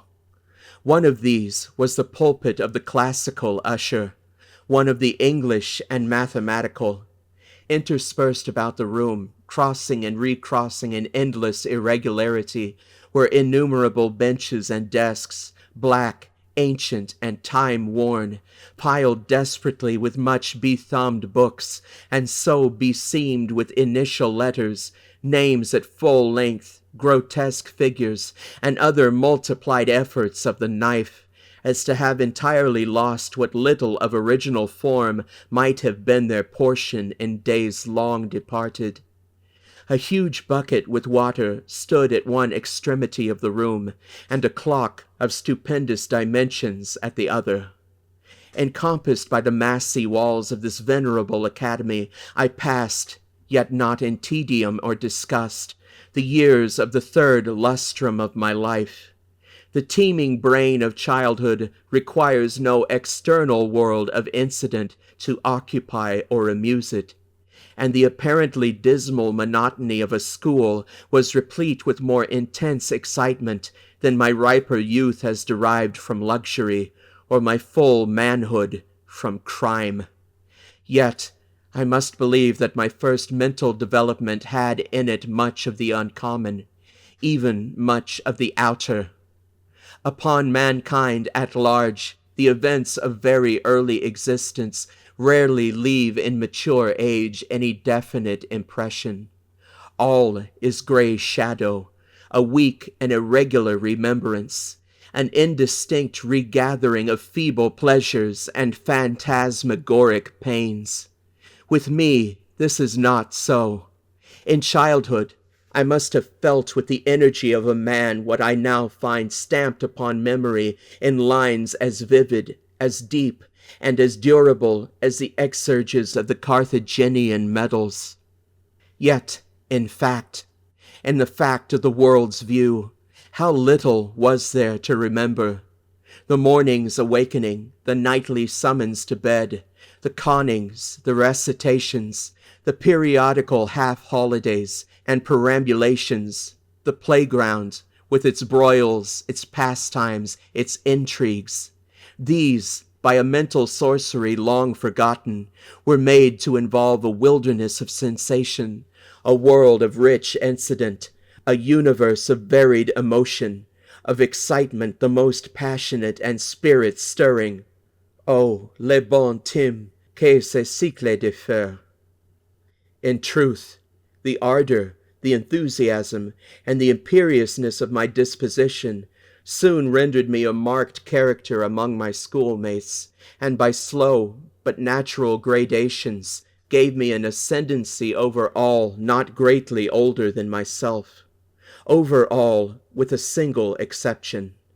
This exception was found in the person of a scholar who, although no relation, bore the same Christian and surname as myself, a circumstance, in fact, little remarkable, for, notwithstanding a noble descent, mine was one of those everyday appellations which seem, by preceptive right, to have been, time out of mind, the common property of the mob.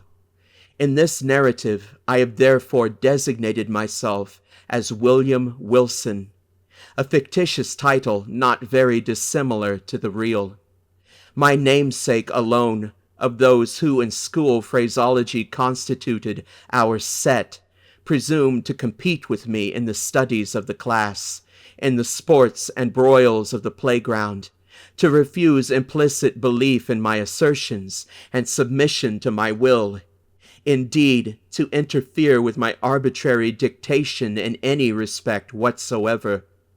If there is on earth a supreme and unqualified despotism, it is the despotism of a mastermind in boyhood over the less energetic spirits of its companions. Wilson's rebellion was to me a source of the greatest embarrassment, the more so as, in spite of the bravado with which in public I made a point of treating him and his pretensions, I secretly felt that I feared him, and could not help thinking the equality which he maintained so easily with myself a proof of his true superiority, since not to be overcome cost me a perpetual struggle. Yet this superiority, even this equality, was in truth acknowledged by no one but myself. Our associates, by some unaccountable blindness, seemed not even to suspect it. Indeed, his competition, his resistance, and especially his impertinent and dogged interference with my purposes, were not more pointed than private. He appeared to be destitute alike of the ambition which urged, and of the passionate energy of mind which enabled me to excel. He might have been supposed actuated solely by a whimsical desire to thwart, astonish, or mortify myself, although there were times when I could not help observing, with a feeling made up of wonder, abasement, and pique, that he mingled with his injuries, his insults, or his contradictions, a certain most inappropriate, and assuredly most unwelcome affectionateness of manner. I could only conceive this singular behavior to arise from a consummate self-conceit, assuming the vulgar airs of patronage and protection. Perhaps it was this latter trait in Wilson's conduct, conjoined with our identity of name, and the mere accident of our having entered the school upon the same day, which set afloat the notion that we were brothers among the senior classes in the academy. These do not usually inquire with much strictness into the affairs of their juniors. I have before said, or should have said, that Wilson was not, in the most remote degree, connected with my family. But assuredly if we had been brothers we must have been twins, for, after leaving Dr. Bransby's, I casually learned that my namesake was born on the 19th of January, 1813, and this is a somewhat remarkable coincidence, for the day is precisely that of my own nativity. It may seem strange that, in spite of the continual anxiety occasioned me by the rivalry of Wilson and his intolerable spirit of contradiction, I could not bring myself to hate him altogether. We had, to be sure, nearly every day a quarrel in which, yielding me publicly the palm of victory, he, in some manner, contrived to make me feel that it was he who had deserved it. Yet a sense of pride on my part, and a veritable dignity on his own, kept us always upon what are called speaking terms, while there were many points of strong congeniality in our tempers, operating to awaken me a sentiment which our position alone, perhaps, prevented from ripening into friendship. It is difficult, indeed, to define or even to describe my real feelings toward him. They formed a motley and heterogeneous mixture, some petulant animosity which was not yet hatred, some esteem, more respect, more fear, with a world of uneasy curiosity. To the moralist, it will be unnecessary to say, in addition, that Wilson and myself were the most inseparable of companions. It was no doubt the anomalous state of affairs existing between us which turned all my attacks upon him, and they were many, either open or covert, into the channel of banter or practical joke, giving pain while assuming the aspect of mere fun, rather than into a more serious and determined hostility. But my endeavors on this head were by no means uniformly successful, even when my plans were the most wittily concocted. For my namesake had much about him, in character, of that unassuming and quiet austerity which, while enjoying the poignancy of its own jokes, has no heel of Achilles in itself, and absolutely refuses to be laughed at.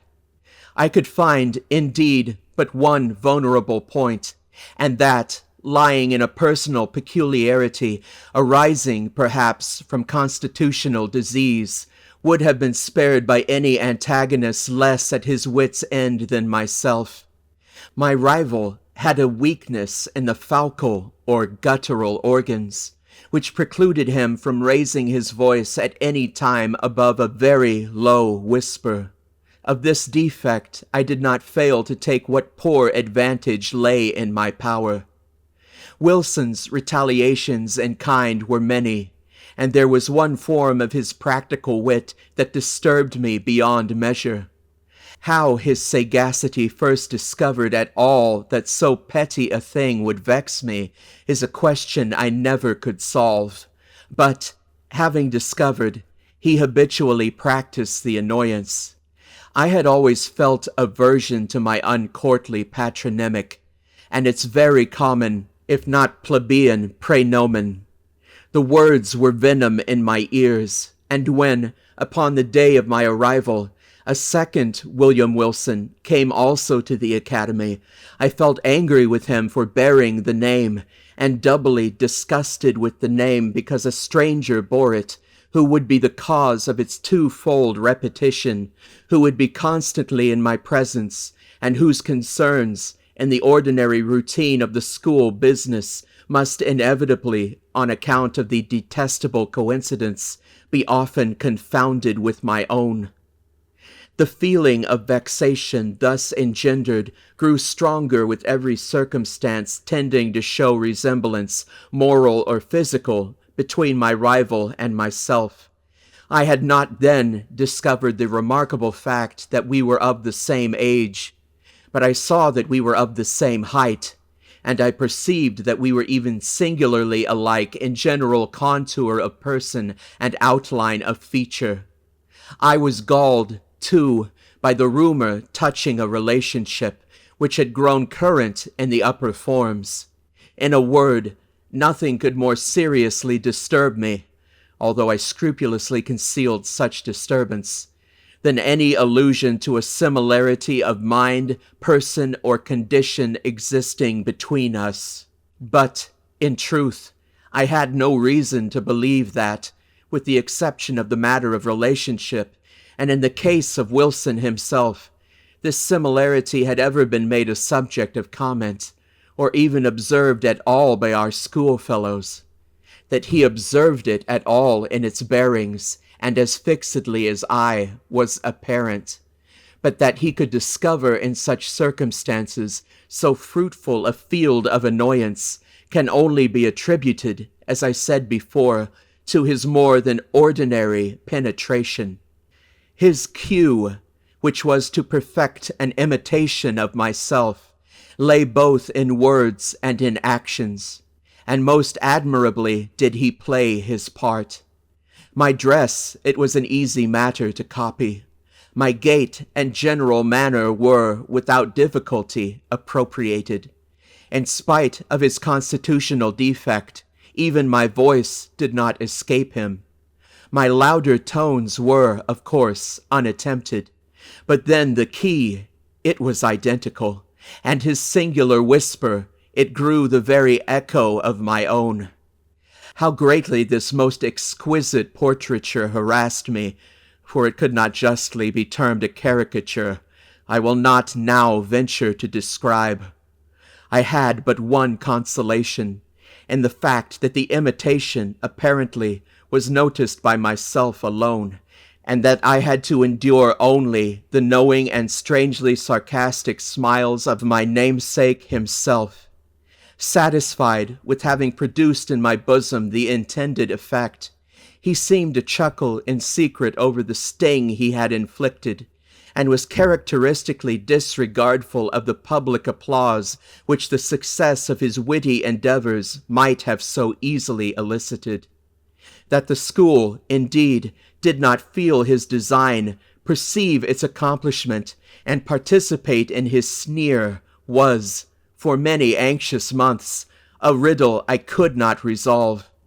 Perhaps the gradation of his copy rendered it not so readily perceptible, or, more possibly, I owed my security to the master air of the copyist, who, disdaining the letter, which in a painting is all the obtuse can see, gave but the full spirit of his original for my individual contemplation and chagrin. I have already more than once spoken of the disgusting air of patronage which he assumed toward me, and of his frequent officious interference with my will. This interference often took the ungracious character of advice not openly given, but hinted or insinuated.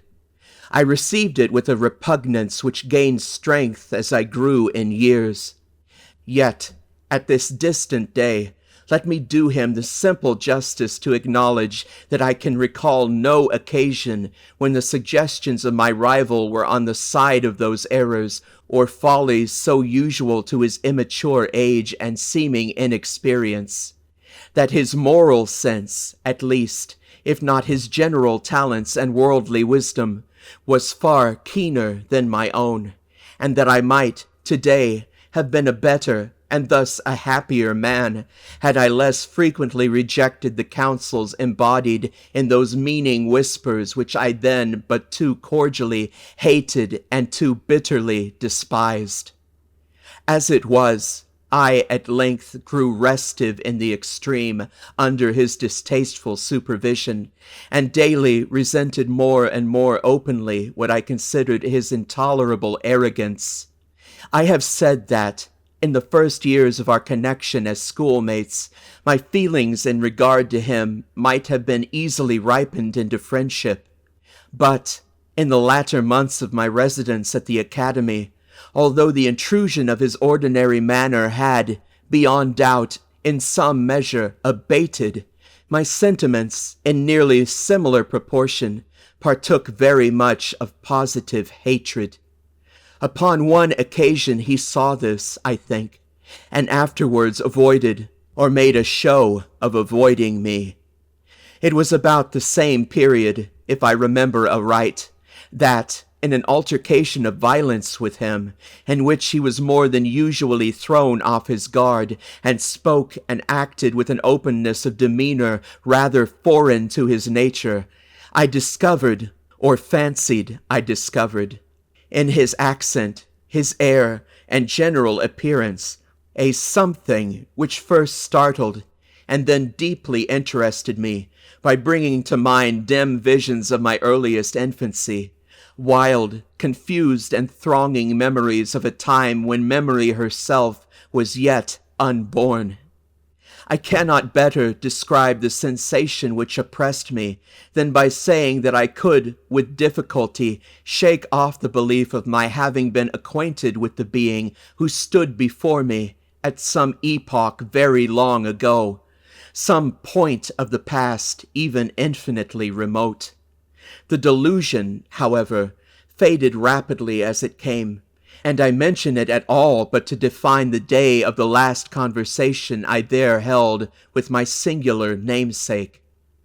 The huge old house, with its countless subdivisions, had several large chambers communicating with each other, where slept the greater number of the students. There were, however, as must necessarily happen in a building so awkwardly planned, many little nooks or recesses, the odds and ends of the structure, and these the economic ingenuity of Dr. Bransby had also fitted up as dormitories, although, being the merest closets, they were capable of accommodating but a single individual. One of these small apartments was occupied by Wilson. One night, about the close of my 5th year at the school, and immediately after the altercation just mentioned, finding everyone wrapped in sleep, I arose from bed and, lamp in hand, stole through a wilderness of narrow passages from my own bedroom to that of my rival. I had long been plotting one of those ill-natured pieces of practical wit at his expense, in which I had hitherto been so uniformly unsuccessful. It was my intention now to put my scheme in operation, and I resolved to make him feel the whole extent of the malice with which I was imbued. Having reached his closet, I noiselessly entered, leaving the lamp with a shade over it on the outside. I advanced a step, and listened to the sound of his tranquil breathing. Assured of his being asleep, I returned, took the light, and with it again approached the bed. Close curtains were around it, which, in the prosecution of my plan, I slowly and quietly withdrew, when the bright rays fell vividly upon the sleeper, and my eyes at the same moment upon his countenance. I looked, and a numbness, an iciness of feeling instantly pervaded my frame. My breast heaved, my knees tottered, my whole spirit became possessed with an objectless, yet intolerable horror. Gasping for breath, I lowered the lamp in still nearer proximity to the face. Were these the lineaments of William Wilson? I saw, indeed, that they were his, but I shook as if with a fit of the ague in fancying that they were not. What was there about them to confound me in this manner? I gazed, while my brain reeled with a multitude of incoherent thoughts. Not thus he appeared, assuredly not thus, in the vivacity of his waking hours. The same name, the same contour of person, the same day of arrival at the academy, and then his dogged and meaningless imitation of my gait, my voice, my habits, and my manner. Was it, in truth, within the bounds of human possibility, that what I now saw was the result merely of the habitual practice of this sarcastic imitation? Awe-stricken, and with a creeping shudder, I extinguished the lamp, passed silently from the chamber, and left at once the halls of that old academy, never to enter them again. After a lapse of some months, spent at home in mere idleness, I found myself a student at Eton. The brief interval had been sufficient to enfeeble my remembrance of the events at Dr. Bransby's, or at least to effect a material change in the nature of the feelings with which I remembered them. The truth, the tragedy of the drama was no more. I could now find room to doubt the evidence of my senses, and seldom called up the subject at all, but with wonder at extent of human credulity, and a smile at the vivid force of the imagination which I hereditarily possessed. Neither was this species of skepticism likely to be diminished by the character of the life I led at Eton.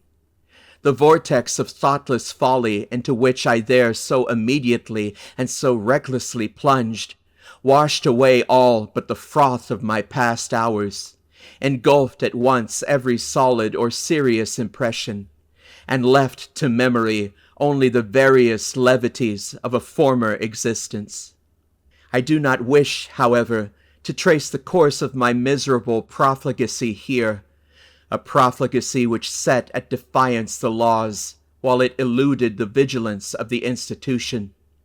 3 years of folly, passed without profit, had but given me rooted habits of vice, and added, in a somewhat unusual degree, to my bodily stature, when, after a week of soulless dissipation, I invited a small party of the most dissolute students to a secret carousel in my chambers. We met at a late hour of the night, for our debaucheries were to be faithfully protracted until morning. The wine flowed freely, and there was not wanting other and perhaps more dangerous seductions, so that the grey dawn had already faintly appeared in the east, while our delirious extravagance was at its height. Madly flushed with cards and intoxication, I was in the act of insisting upon a toast of more than wonted profanity, when my attention was suddenly diverted by the violent, although partial, unclosing of the door of the apartment, and by the eager voice of a servant from without. He said that some person, apparently in great haste, demanded to speak with me in the hall. Wildly excited with wine, the unexpected interruption rather delighted than surprised me. I staggered forward at once, and a few steps brought me to the vestibule of the building. In this low and small room there hung no lamp, and now no light at all was admitted, save that of the exceedingly feeble dawn which made its way through the semicircular window.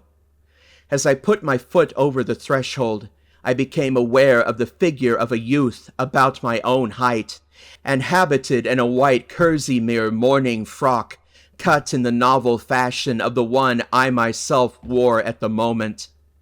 This the faint light enabled me to perceive, but the features of his face I could not distinguish. Upon my entering, he strode hurriedly up to me, and, seizing me by the arm with a gesture of petulant impatience, whispered the words, "William Wilson," in my ear. I grew perfectly sober in an instant. There was that in the manner of the stranger, and in the tremulous shake of his uplifted finger, as he held it between my eyes and the light, which filled me with unqualified amazement. But it was not this which had so violently moved me. It was the pregnancy of solid admonition in the singular, low, hissing utterance, and, above all, it was the character, the tone, the key of those few, simple, and familiar, yet whispered syllables, which came with 1,000 thronging memories of bygone days, and struck upon my soul with the shock of a galvanic battery. Ere I could recover the use of my senses, he was gone. Although this event failed not of a vivid effect upon my disordered imagination, yet was it evanescent as vivid. For some weeks, indeed, I busied myself in earnest enquiry, or was wrapped in a cloud of morbid speculation. I did not pretend to disguise from my perception the identity of the singular individual who thus perseveringly interfered with my affairs, and harassed me with his insinuated counsel. But who and what was this Wilson? And whence came he, and what were his purposes? Upon neither of these points could I be satisfied, merely ascertaining, in regard to him, that a sudden accident in his family had caused his removal from Dr. Bransby's academy on the afternoon of the day in which I myself had eloped. But, in a brief period, I ceased to think upon the subject, my attention being all absorbed in a contemplated departure for Oxford.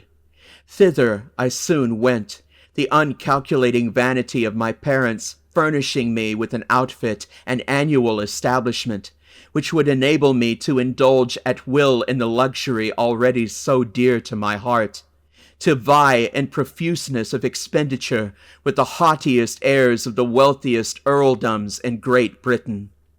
Excited by such appliances to vice, my constitutional temperament broke forth with redoubled ardor, and I spurned even the common restraints of decency in the mad infatuation of my revels. But it were absurd to pause in the detail of my extravagance. Let it suffice that among spendthrifts I out-Heroded Herod, and that, giving name to a multitude of novel follies, I added no brief appendix to the long catalogue of vices than usual in the most dissolute university of Europe. It could hardly be credited, however, that I had, even here, so utterly fallen from the gentlemanly estate as to seek acquaintance with the vilest arts of the gambler by profession, and, having become an adept in his despicable science, to practice it habitually as a means of increasing my already enormous income at the expense of the weak-minded among my fellow collegians. Such, nevertheless, was the fact, and the very enormity of this offense against all manly and honorable sentiment proved, beyond doubt, the main, if not the sole reason of the impunity with which it was committed. Who, indeed, among my most abandoned associates, would not rather have disputed the clearest evidence of his senses, than have suspected of such courses the gay, the frank, the generous William Wilson, the noblest and most liberal commoner at Oxford, him whose follies, said his parasites, were but the follies of youth and unbridled fancy, whose errors but inimitable whim, whose darkest vice but a careless and dashing extravagance. I had been now 2 years successfully busied in this way, when there came to the university a young parvenu nobleman, Glendinning, rich, said report, as Herodes Atticus, his riches, too, as easily acquired. I soon found him of weak intellect, and, of course, marked him as a fitting subject for my skill. I frequently engaged him in play, and contrived, with the gambler's usual art, to let him win considerable sums, the more effectually to entangle him in my snares. At length, my schemes becoming ripe, I met him, with the full intention that this meeting should be final and decisive, at the chambers of a fellow commoner, Mr. Preston, equally intimate with both, but who, to do him justice, entertained not even a remote suspicion of my design. To give to this a better coloring, I had contrived to have assembled a party of some 8 or 10, and was solicitously careful that the introduction of cards should appear accidental, and originate in the proposal of my contemplated dupe himself. To be brief upon a vile topic, none of the low finesse was omitted, so customary upon similar occasions, that it is a just matter for wonder how any are still found so besotted as to fall its victim. We had protracted our sitting far into the night, and I had at length effected the maneuver of getting Glendinning as my sole antagonist. The game, too, was my favorite écarté. The rest of the company, interested in the extent of our play, had abandoned their own cards, and were standing around us as spectators. The parvenu, who had been induced by my artifices in the early part of the evening to drink deeply, now shuffled, dealt, or played, with a wild nervousness of manner for which his intoxication, I thought, might partially, but not altogether, account. In a very short period he had become my debtor to a large amount, when, having taken a long draught of port, he did precisely what I had been coolly anticipating. He proposed to double our already extravagant stakes. With a well-feigned show of reluctance, and not until after my repeated refusal had seduced him into some angry words which gave a color of pique to my compliance, did I finally comply. The result, of course, did but prove how entirely the prey was in my toils. In less than an hour he had quadrupled his debt. For some time his countenance had been losing the florid tinge lent it by the wine, but now, to my astonishment, I perceived that it had grown to a pallor truly fearful. I say, to my astonishment. Glendinning had been represented to my eager inquiries as immeasurably wealthy, and the sums which he had as yet lost, although in themselves vast, could not, I supposed, very seriously annoy, much less so violently affect him. That he was overcome by the wine just swallowed was the idea which most readily presented itself, and, rather with a view to the preservation of my own character in the eyes of my associates than from any less interested motive, I was about to insist peremptorily upon a discontinuance of the play, when some expressions at my elbow from among the company, and an ejaculation evincing utter despair on the part of Glendinning, gave me to understand that I had effected his total ruin under circumstances which, rendering him an object for the pity of all, should have protected him from the ill offices even of a fiend. What now might have been my conduct, it is difficult to say. The pitiable condition of my dupe had thrown an air of embarrassed gloom over all, and, for some moments, a profound silence was maintained, during which I could not help feeling my cheeks tingle with the many burning glances of scorn or reproach cast upon me by the less abandoned of the party. I will even own that an intolerable weight of anxiety was for a brief instant lifted from my bosom by the sudden and extraordinary interruption which ensued. The wide, heavy folding doors of the apartment were all at once thrown open to their full extent, with a vigorous and rushing impetuosity that extinguished, as if by magic, every candle in the room. Their light, in dying, enabled us just to perceive that a stranger had entered, about my own height and closely muffled in a cloak. The darkness, however, was now total, and we could only feel that he was standing in our midst. Before any one of us could recover from the extreme astonishment into which this rudeness had thrown all, we heard the voice of the intruder. "Gentlemen," he said, in a low, distinct, and never-to-be-forgotten whisper which thrilled to the very marrow of my bones.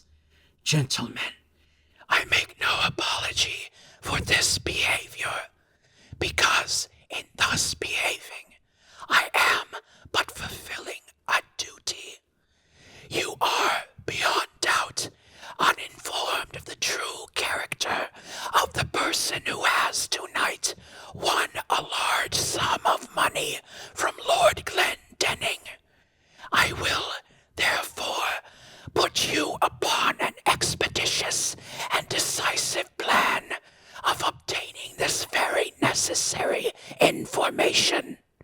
Please to examine, at your leisure, the inner linings of the cuff of his left sleeve, and the several little packages which may be found in the somewhat capacious pockets of his embroidered morning wrapper." While he spoke, so profound was the stillness that one might have heard a pin drop upon the floor. In ceasing, he departed at once, and as abruptly as he had entered. Shall I describe my sensations? Must I say that I felt all the horrors of the damned? Most assuredly, I had little time given for reflection. Many hands roughly seized me upon the spot, and lights were immediately re-procured. A search ensued. In the lining of my sleeve was found all the court cards essential in écarté, and in the pockets of my wrapper a number of packs, facsimiles of those used at our sittings, with the single exception that mine were of the species called, technically, arrondis. The honors being slightly convex at the ends, the lower cards slightly convex at the sides. In this disposition, the dupe who cuts, as customary, at the length of the pack, will invariably find that he cuts his antagonist an honor, while the gambler, cutting at the breadth, will, as certainly, cut nothing for his victim which may count in the records of the game. Any burst of indignation upon this discovery would have affected me less than the silent contempt or the sarcastic composure with which it was received. "Mr. Wilson," said our host, stooping to remove from beneath his feet an exceedingly luxurious cloak of rare furs. "Mr. Wilson, this is your property." The weather was cold, and, upon quitting my own room, I had thrown a cloak over my dressing wrapper, putting it off until reaching the scene of play.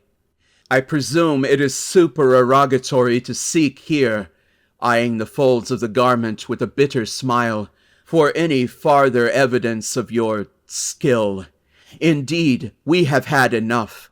You will see the necessity, I hope, of quitting Oxford, at all events, of quitting instantly my chambers. Abased, humbled to the dust as I then was, it is probable that I should have resented this galling language by immediate personal violence, had not my whole attention been at the moment arrested by a fact of the most startling character. The cloak which I had worn was of a rare description of fur. How rare, how extravagantly costly, I shall not venture to say. Its fashion, too, was of my own fantastic invention, for I was fastidious to an absurd degree of coxcombry in matters of this frivolous nature.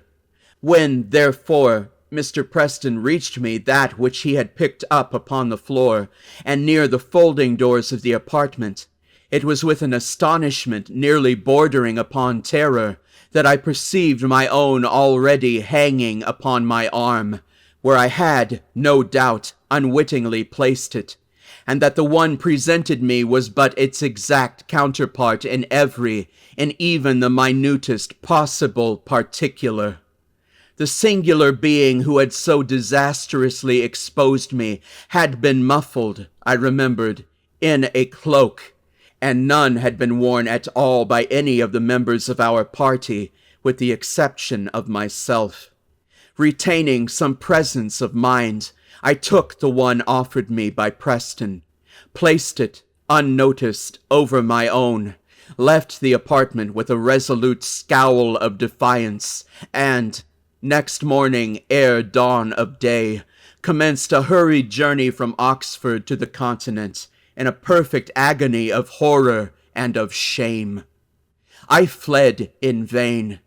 My evil destiny pursued me as if in exultation, and proved, indeed, that the exercise of its mysterious dominion had as yet only begun. Scarcely had I set foot in Paris, ere I had fresh evidence of the detestable interest taken by this Wilson in my concerns. Years flew, while I experienced no relief. Villain! At Rome, with how untimely, yet with how spectral an officiousness, stepped he in between me and my ambition. At Vienna, too, at Berlin, and at Moscow, where, in truth, had I not bitter cause to curse him within my heart? From his inscrutable tyranny did I at length flee, panic-stricken as from a pestilence, and to the very ends of the earth I fled in vain. And again, in secret communion with my own spirit, would I demand the questions: who is he? Whence came he? And what are his objects? But no answer was there found. And then I scrutinized, with a minute scrutiny, the forms and the methods and the leading traits of his impertinent supervision.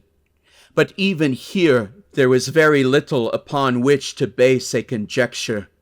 It was noticeable, indeed, that in no one of the multiplied instances in which he had of late crossed my path, had he so crossed it except to frustrate those schemes, or to disturb those actions which, if fully carried out, might have resulted in bitter mischief. Poor justification this, in truth, for an authority so imperiously assumed. Poor indemnity for natural rights of self-agency so pertinaciously, so insultingly denied. I had also been forced to notice that my tormentor, for a very long period of time, while scrupulously and with miraculous dexterity maintaining his whim of an identity of apparel with myself, had so contrived it in the execution of his varied interference with my will that I saw not at any moment the features of his face. Be Wilson what he might, this at least was but the veriest of affectation or of folly.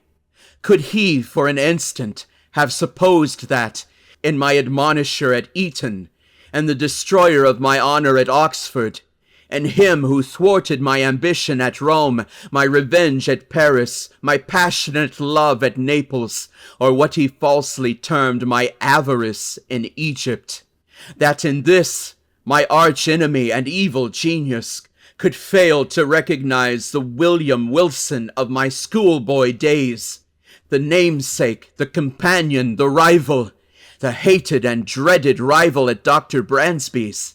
Impossible! But let me hasten to that last eventful scene of the drama. Thus far I had succumbed supinely to this imperious domination.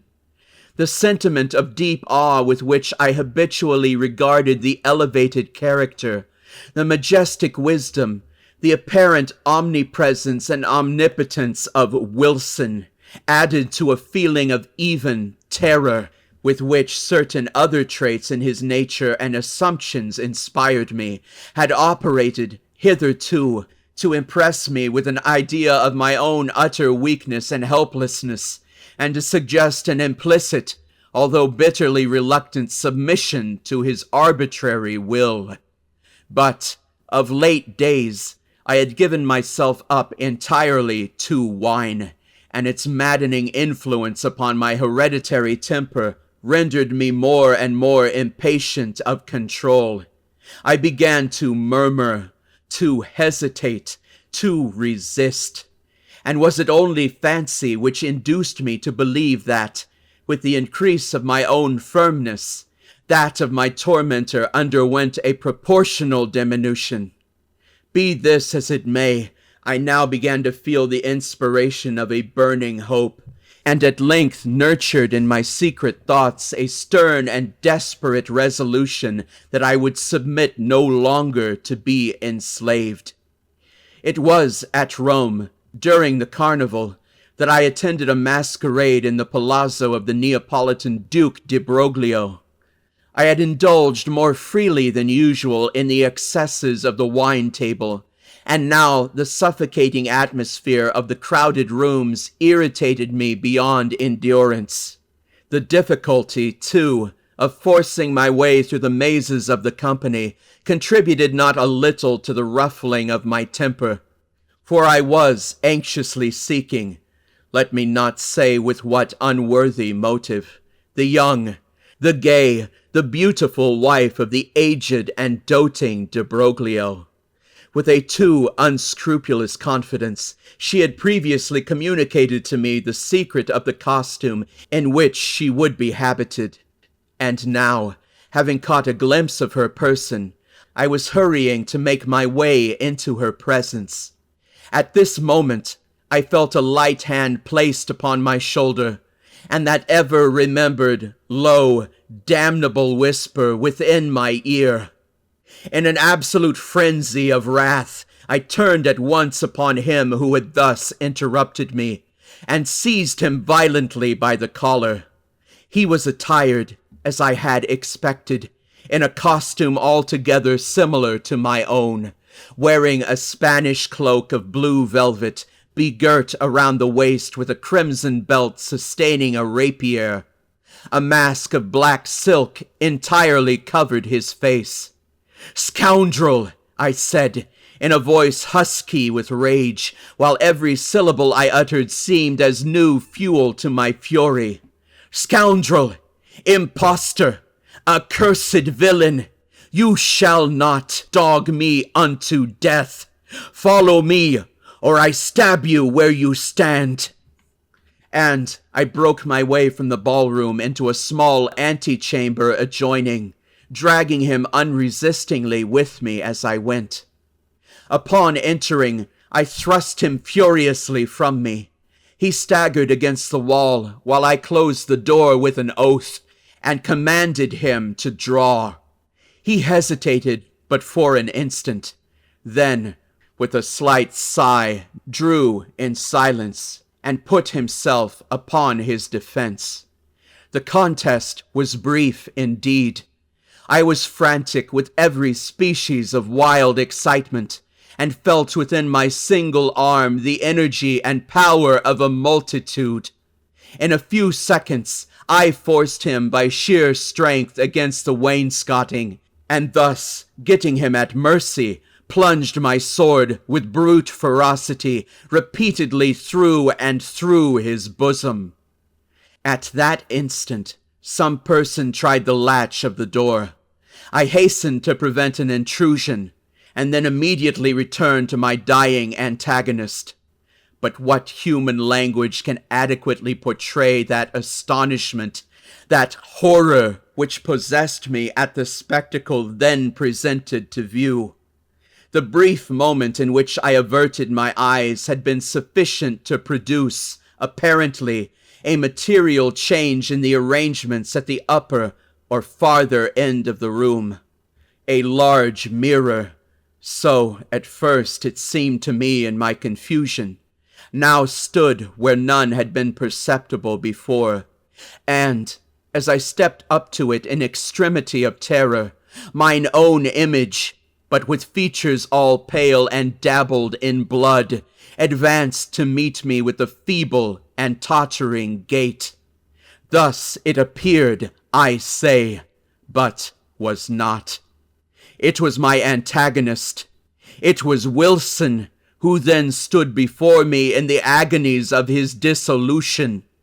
His mask and cloak lay where he had thrown them upon the floor. Not a thread in all his raiment, not a line in all the marked and singular lineaments of his face which was not, even in the most absolute identity, mine own. It was Wilson, but he spoke no longer in a whisper, and I could have fancied that I myself was speaking while he said, "You have conquered, and I yield. Yet henceforward art thou also dead, dead to the world, to heaven, and to hope. In me didst thou exist, and in my death see by this image which is thine own, how utterly thou hast murdered thyself."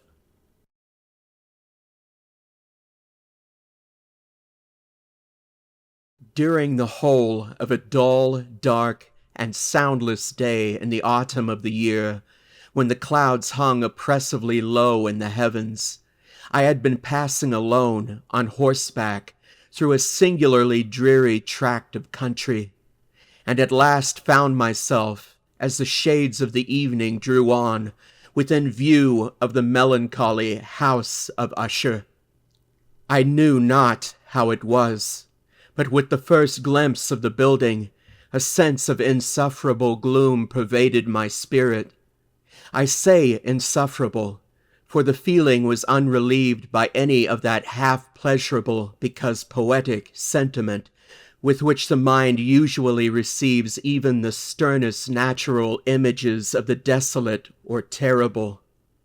I looked upon the scene before me, upon the mere house and the simple landscape features of the domain, upon the bleak walls, upon the vacant eye-like windows, upon a few rank sedges, and upon a few white trunks of decayed trees, with an utter depression of soul which I can compare to no earthly sensation more properly than to the after-dream of the reveler upon opium, the bitter lapse into everyday life, the hideous dropping off of the veil. There was an iciness, a sinking, a sickening of the heart, an unredeemed dreariness of thought which no goading of the imagination could torture into aught of the sublime. What was it, I paused to think, what was it that so unnerved me in the contemplation of the house of Usher? It was a mystery all insoluble, nor could I grapple with the shadowy fancies that crowded upon me as I pondered. I was forced to fall back upon the unsatisfactory conclusion that while, beyond doubt, there are combinations of very simple natural objects which have the power of thus affecting us, still the analysis of this power lies among considerations beyond our depth. It was possible, I reflected, that a mere different arrangement of the particulars of the scene, of the details of the picture, would be sufficient to modify, or perhaps to annihilate its capacity for sorrowful impression. And, acting upon this idea, I reined my horse to the precipitous brink of a black and lurid tarn that lay in unruffled luster by the dwelling, and gazed down, but with a shudder even more thrilling than before, upon the remodeled and inverted images of the gray sedge, and the ghastly tree stems, and the vacant and eye-like windows. Nevertheless, in this mansion of gloom I now propose to myself a sojourn of some weeks. Its proprietor, Roderick Usher, had been one of my boon companions in boyhood, but many years had elapsed since our last meeting. A letter, however, had lately reached me in a distant part of the country, a letter from him, which, in its wildly importunate nature, had admitted of no other than a personal reply. The MS gave evidence of nervous agitation. The writer spoke of acute bodily illness, of a mental disorder which oppressed him, and of an earnest desire to see me as his best, and indeed his only personal friend, with a view of attempting, by the cheerfulness of my society, some alleviation of his malady. It was the manner in which all this, and much more, was said. It was the apparent heart that went with his request, which allowed me no room for hesitation, and I accordingly obeyed forthwith what I still considered a very singular summons. Although, as boys, we had been even intimate associates, yet I really knew little of my friend. His reserve had always been excessive and habitual. I was, however, aware that his very ancient family had been noted, time out of mind, for a peculiar sensibility of temperament, displaying itself through long ages in many works of exalted art, and manifested, of late, in repeated deeds of munificent yet unobtrusive charity, as well as in a passionate devotion to the intricacies, perhaps even more than to the orthodox and easily recognizable beauties of musical science. I had learned, too, the very remarkable fact that the stem of the Usher race, all time-honored as it was, had put forth at no period any enduring branch. In other words, that the entire family lay in the direct line of descent, and had always, with very trifling and very temporary variation, so lain. It was this deficiency, I considered, while running over in thought the perfect keeping of the character of the premises with the accredited character of the people, and while speculating upon the possible influence which the one, in the long lapse of centuries, might have exercised upon the other. It was this deficiency, perhaps, of collateral issue, and the subsequent undeviating transmission from sire to son of the patrimony with the name, which had at length so identified the two as to merge the original title of the estate in the quaint and equivocal appellation of the House of Usher, an appellation which seemed to include, in the minds of the peasantry who used it, both the family and the family mansion. I have said that the sole effect of my somewhat childish experiment, that of looking down within the tarn, had been to deepen the first singular impression. There can be no doubt that the consciousness of the rapid increase of my superstition, for why should I not so term it, served mainly to accelerate the increase itself. Such, I have long known, is the paradoxical law of all sentiments having terror as a basis. And it might have been for this reason only that, when I again uplifted my eyes to the house itself, from its image in the pool, there grew in my mind a strange fancy, a fancy so ridiculous indeed that I but mention it to show the vivid force of the sensations which oppressed me. I had so worked upon my imagination as really to believe that about the whole mansion and domain there hung an atmosphere peculiar to themselves and their immediate vicinity, an atmosphere which had no affinity with the air of heaven, but which had reeked up from the decayed trees and the grey wall and the silent tarn, a pestilent and mystic vapor, dull, sluggish, faintly discernible, and leaden-hued. Shaking off from my spirit what must have been a dream, I scanned more narrowly the real aspect of the building. Its principal feature seemed to be that of an excessive antiquity. The discoloration of ages had been great. Minute fungi overspread the whole exterior, hanging in a fine tangled webwork from the eaves. Yet all this was apart from any extraordinary dilapidation.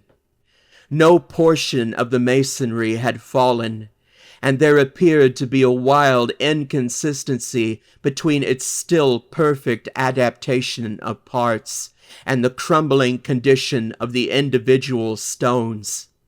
In this, there was much that reminded me of the spacious totality of old woodwork which has rotted for long years in some neglected vault, with no disturbance from the breath of the external air. Beyond this indication of extensive decay, however, the fabric gave little token of instability. Perhaps the eye of a scrutinizing observer might have discovered a barely perceptible fissure, which, extending from the roof of the building in front, made its way down the wall in a zigzag direction until it became lost in the sullen waters of the tarn. Noticing these things, I rode over a short causeway to the house. A servant in waiting took my horse, and I entered the Gothic archway of the hall. A valet of stealthy step thence conducted me in silence through many dark and intricate passages in my progress to the studio of his master. Much that I encountered on the way contributed, I know not how, to heighten the vague sentiments of which I have already spoken, while the objects around me, while the carvings of the ceilings, the somber tapestries of the walls, the ebon blackness of the floors, and the phantasmagoric armorial trophies which rattled as I strode, were but matters to which, or to such as which, I had been accustomed from my infancy, while I hesitated not to acknowledge how familiar was all this. I still wondered to find how unfamiliar were the fancies which ordinary images were stirring up. On one of the staircases, I met the physician of the family. His countenance, I thought, wore a mingled expression of low cunning and perplexity. He accosted me with trepidation and passed on.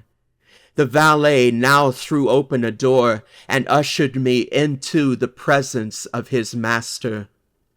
The room in which I found myself was very large and lofty.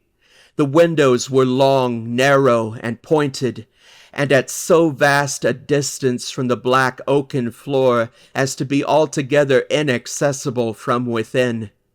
Feeble gleams of encrimsoned light made their way through the trellised panes, and served to render sufficiently distinct the more prominent objects around. The eye, however, struggled in vain to reach the remoter angles of the chamber, or the recesses of the vaulted and fretted ceiling. Dark draperies hung upon the walls. The general furniture was profuse, comfortless, antique, and tattered.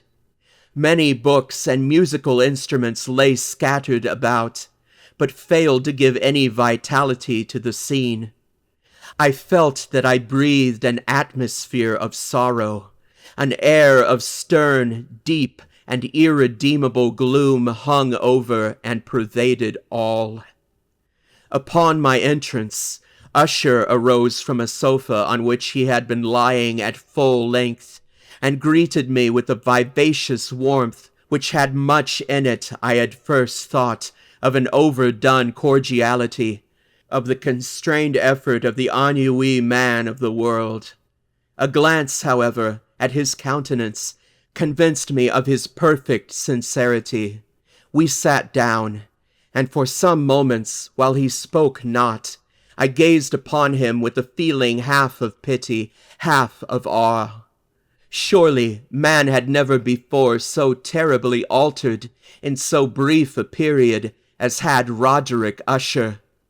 It was with difficulty that I could bring myself to admit the identity of the wan being before me with the companion of my early boyhood. Yet the character of his face had been at all times remarkable.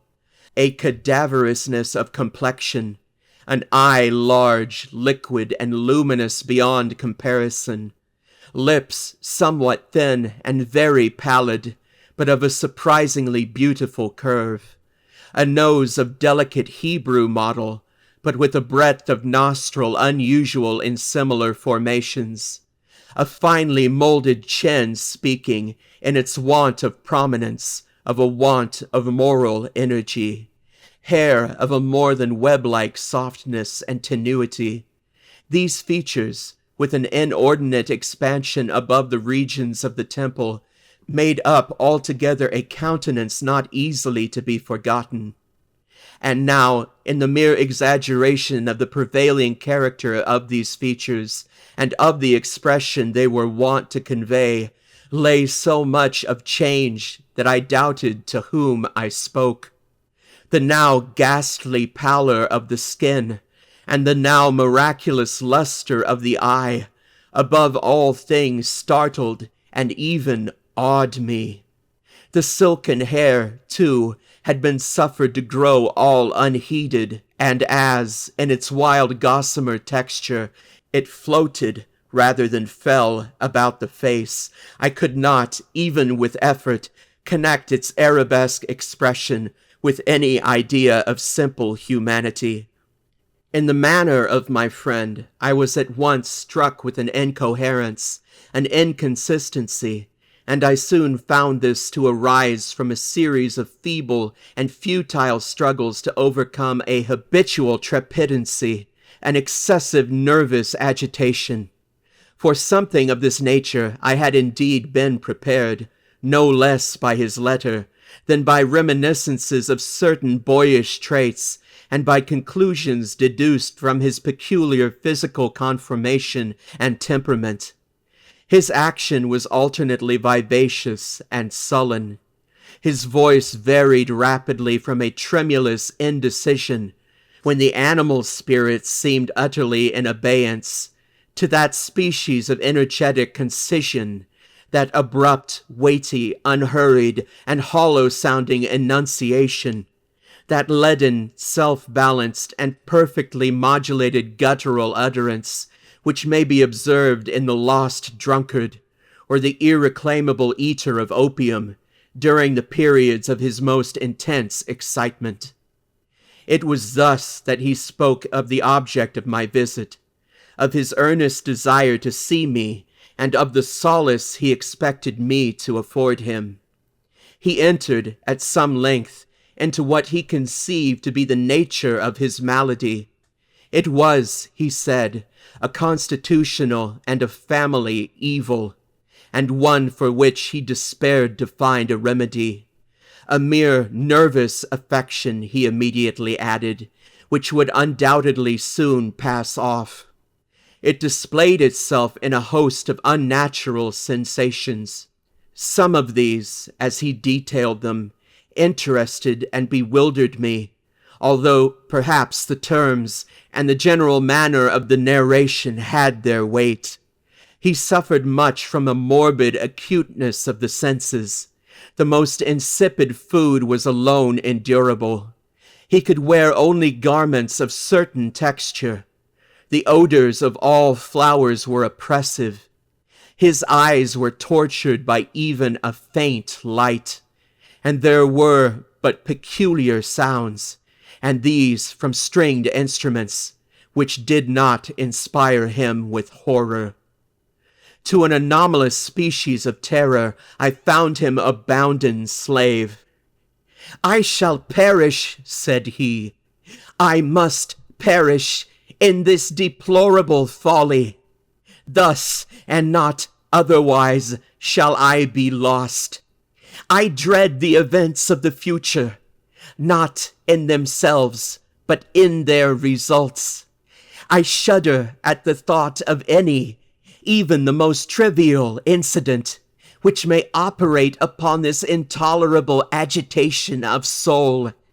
I have, indeed, no abhorrence of danger, except in its absolute effect, in terror, in this unnerved, in this pitiable condition. I feel that the period will sooner or later arrive when I must abandon life and reason together in some struggle with the grim phantasm, fear. I learned, moreover, at intervals, and through broken and equivocal hints, another singular feature of his mental condition. He was enchained by certain superstitious impressions in regard to the dwelling which he tenanted, and whence, for many years, he had never ventured forth, in regard to an influence whose supposititious force he was conveyed in terms too shadowy here to be restated, an influence which some peculiarities in the mere form and substance of his family mansion had, by dint of long sufferance, he said, obtained over his spirit, an effect which the physique of the grey walls and turrets, and of the dim tarn into which they all looked down, had, at length, brought upon the morale of his existence. He admitted, however, although with hesitation, that much of the peculiar gloom which thus afflicted him could be traced to a more natural and far more palpable origin, to the severe and long-continued illness, indeed, to the evidently approaching dissolution of a tenderly beloved sister, his sole companion for long years, his last and only relative on earth.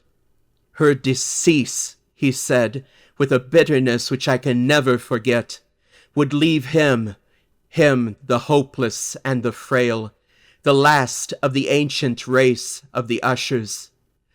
While he spoke, the Lady Madeline, for so was she called, passed slowly through a remote portion of the apartment, and, without having noticed my presence, disappeared.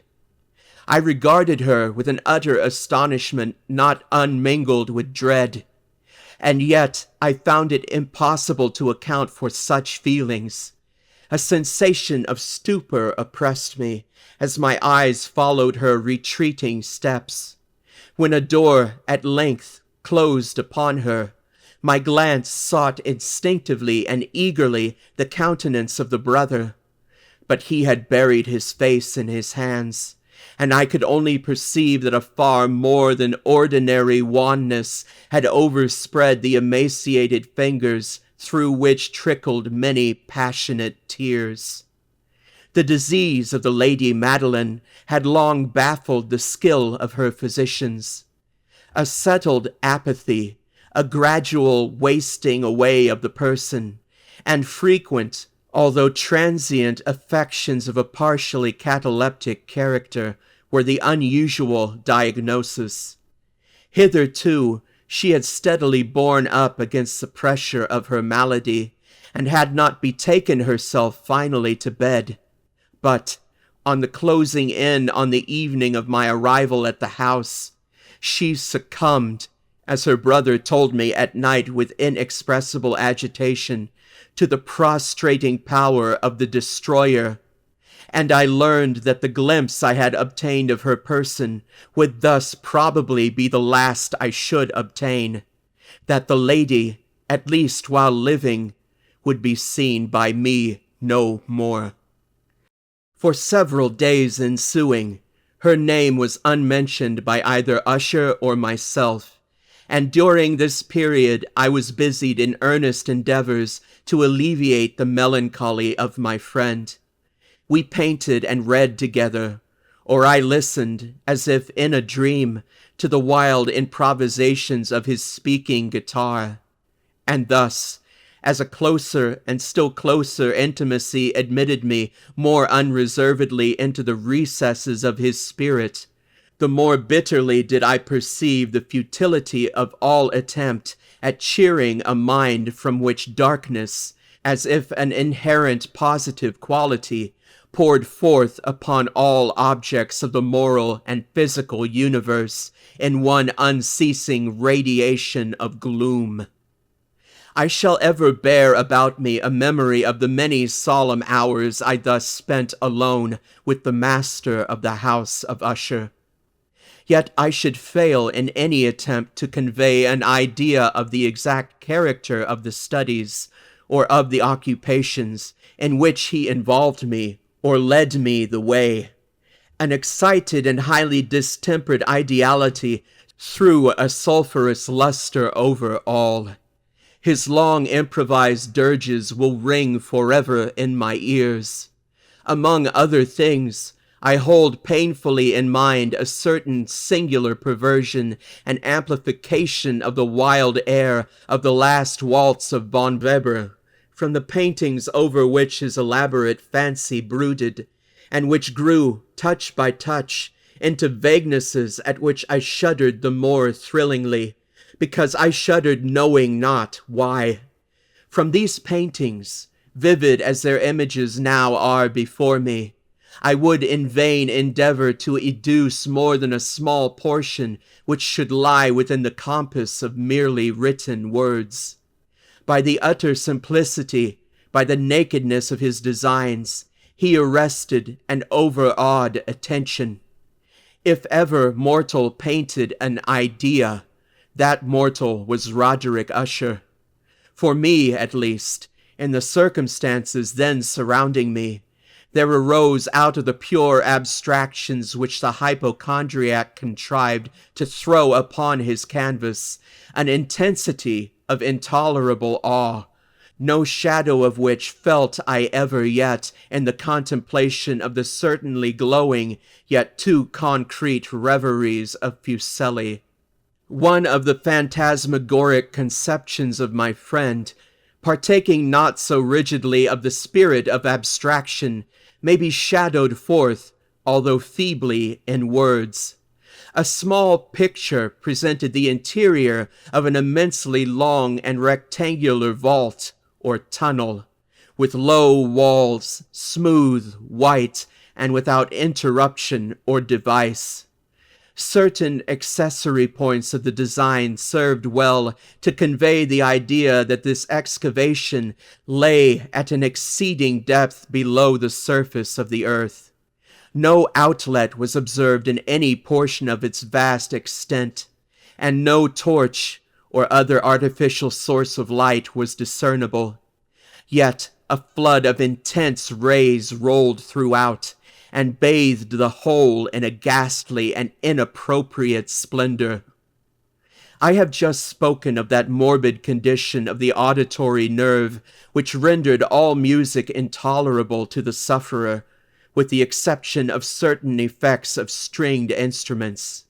It was, perhaps, the narrow limits to which he thus confined himself upon the guitar, which gave birth, in great measure, to the fantastic character of his performances. But the fervid facility of his impromptus could not be so accounted for. They must have been, and were, in the notes, as well as in the words of his wild fantasias, for he not unfrequently accompanied himself with rhymed verbal improvisations, the result of that intense mental collectedness and concentration to which I have previously alluded as observable only in particular moments of the highest artificial excitement.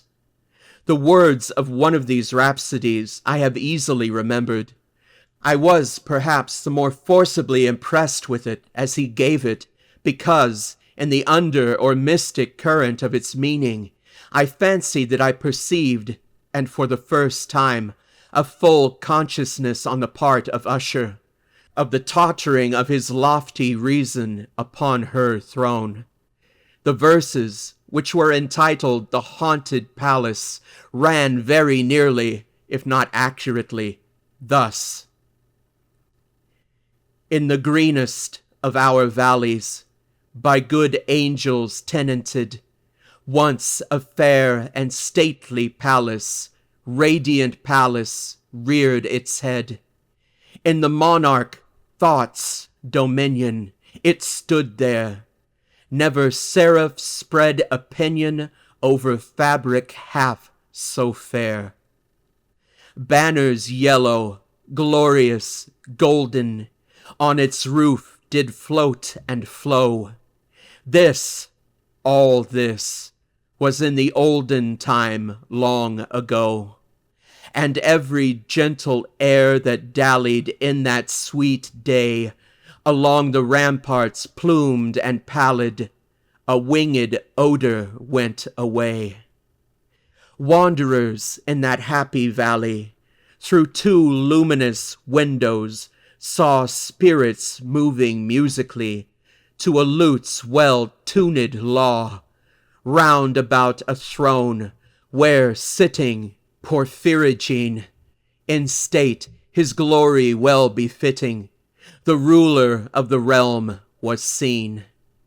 And all with pearl and ruby glowing was the fair palace door, through which came flowing, and sparkling evermore, a troop of echoes, whose sweet duty was but to sing, in voices of surpassing beauty, the wit and wisdom of their king.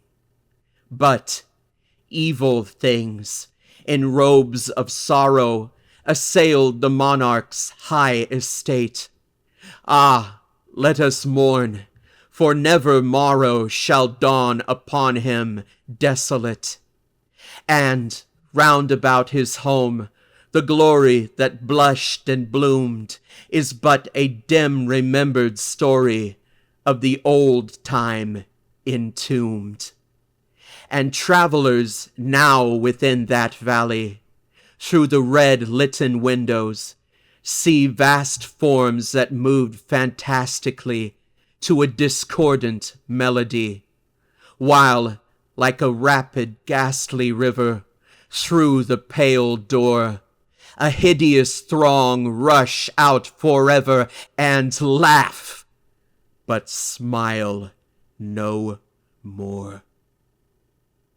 I well remember that suggestions arising from this ballad led us into a train of thought wherein there became manifest an opinion of Usher's, which I mention not so much on account of its novelty, for other men have thought thus, as on account of the pertinacity with which he maintained it. This opinion, in its general form, was that of the sentience of all vegetable things. But, in his disordered fancy, the idea had assumed a more daring character, and trespassed, under certain conditions, upon the kingdom of inorganization. I lack words to express the full extent, or the earnest abandon of his persuasion. The belief, however, was connected, as I have previously hinted, with the grey stones of the home of his forefathers. The conditions of the sentience had been here, he imagined, fulfilled in the method of collocation of these stones, in the order of their arrangement, as well as in that of the many fungi which overspread them, and of the decayed trees which stood around. Above all, in the long undisturbed endurance of this arrangement, and in its reduplication in the still waters of the tarn. Its evidence, the evidence of the sentience, was to be seen, he said, and I here started as he spoke, in the gradual yet certain condensation of an atmosphere of their own about the waters and the walls.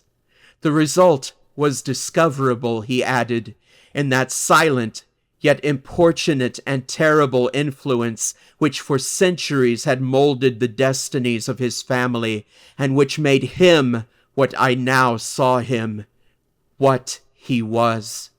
Such opinions need no comment, and I will make none. Our books, the books which, for years, had formed no small portion of the mental existence of the invalid, were, as might be supposed, in strict keeping with the character of the phantasm. We pored together over such works as the Viveur et Chartreux of Gresset, the Belphegor of Machiavelli, the Heaven and Hell of Swedenborg, the Subterranean Voyage of Nicholas Clem by Holberg, the Chiromancy of Robert Flood, of Jean de Anagenet, and of de la Chambre, the Journey into the Blue Distance of Tyack, and the City of the Sun of Campanella. One favorite volume was a small octavo edition of the Directorium Inquisitorium by the Dominican Emeric de Herane, and there were passages in Pomponius Mela about the old African satyrs and Egyptians, over which Usher would sit dreaming for hours. His chief delight, however, was found in the perusal of an exceedingly rare and curious book in quarto Gothic, the manual of a forgotten church, the Vigili Mortorum Secundum Coram Ecclesiae Majuntinae. I could not help thinking of the wild ritual of this work, and of its probable influence upon the hypochondriac, when, one evening, having informed me abruptly that the Lady Madeline was no more, he stated his intention of preserving her corpse for a fortnight, previously to its final interment, in one of the numerous vaults within the main walls of the building. The worldly reason, however, assigned for this singular proceeding was one which I did not feel at liberty to dispute. The brother had been led to his resolution, so he told me, by consideration of the unusual character of the malady of the deceased, of certain obtrusive and eager inquiries on the part of her medical men, and of the remote and exposed situation of the burial ground of the family. I will not deny that when I called to mind the sinister countenance of the person whom I met upon the staircase on the day of my arrival at the house, I had no desire to oppose what I regarded as, at best, but a harmless, and by no means an unnatural, precaution. At the request of Usher, I personally aided him in the arrangements for the temporary entombment. The body having been encoffined, we two alone bore it to its rest. The vault in which we placed it, and which had been so long unopened that our torches, half smothered in its oppressive atmosphere, gave us little opportunity for investigation, was small, damp, and entirely without means of admission for light, lying at great depth immediately beneath that portion of the building in which was my own sleeping apartment. It had been used, apparently, in remote feudal times for the worst purposes of a dungeon keep, and, in later times, as a place of deposit for powder, or some other highly combustible substance, as a portion of its floor and the whole interior of a long archway through which we reached it were carefully sheathed with copper. The door, of massive iron, had been also similarly protected. Its immense weight caused an unusually sharp grating sound as it moved upon its hinges. Having deposited our mournful burden upon trestles within this region of horror, we partially turned aside the yet unscrewed lid of the coffin and looked upon the face of the tenant. A striking similitude between the brother and sister now first arrested my attention, and Usher, divining perhaps my thoughts, murmured out some few words from which I learned that the deceased and himself had been twins, and that sympathies of a scarcely intelligible nature had always existed between them.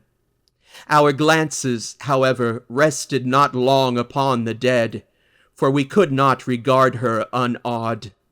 The disease which had thus entombed the lady in the maturity of youth had left, as usual in all maladies of a strictly cataleptical character, the mockery of a faint blush upon the bosom and the face, and that suspiciously lingering smile upon the lip which is so terrible in death. We replaced and screwed down the lid, and, having secured the door of iron, we made our way, with toil, into the scarcely less gloomy apartments of the upper portion of the house. And now, some days of bitter grief having elapsed, an observable change came over the features of the mental disorder of my friend. His ordinary manner had vanished. His ordinary occupations were neglected or forgotten. He roamed from chamber to chamber with hurried, unequal, and objectless step. The pallor of his countenance had assumed, if possible, a more ghastly hue, but the luminousness of his eye had utterly gone out. The once occasional huskiness of his tone was heard no more, and a tremulous quaver, as if of extreme terror, habitually characterized his utterance. There were times, indeed, when I thought his unceasingly agitated mind was laboring with some oppressive secret, to divulge which he struggled for the necessary courage. At times, again, I was obliged to resolve all into the mere inexplicable vagaries of madness, for I beheld him gazing upon vacancy for long hours in an attitude of the profoundest attention, as if listening to some imaginary sound. It was by no wonder that his condition terrified, that it infected me. I felt creeping upon me, by slow yet certain degrees, the wild influences of his own fantastic yet impressive superstitions. It was, especially, upon retiring to bed late in the night of the 7th or 8th day after the placing of the Lady Madeline within the dungeon, that I experienced the full power of such feelings. Sleep came not near my couch, while the hours waned and waned away. I struggled to reason off the nervousness which had dominion over me. I endeavored to believe that much, if not all, of what I felt was due to the bewildering influence of the gloomy furniture of the room, of the dark and tattered draperies which, tortured into motion by the breath of a rising tempest, swayed fitfully to and fro upon the walls, and rustled uneasily about the decorations of the bed. But my efforts were fruitless. An irrepressible tremor gradually pervaded my frame, and, at length, there sat upon my very heart an incubus of utterly causeless alarm. Shaking this off with a gasp and a struggle, I uplifted myself upon the pillows and, peering earnestly within the intense darkness of the chamber, hearkened, I know not why, except that an instinctive spirit prompted me, to certain low and indefinite sounds which came through the pauses of the storm at long intervals, I knew not whence.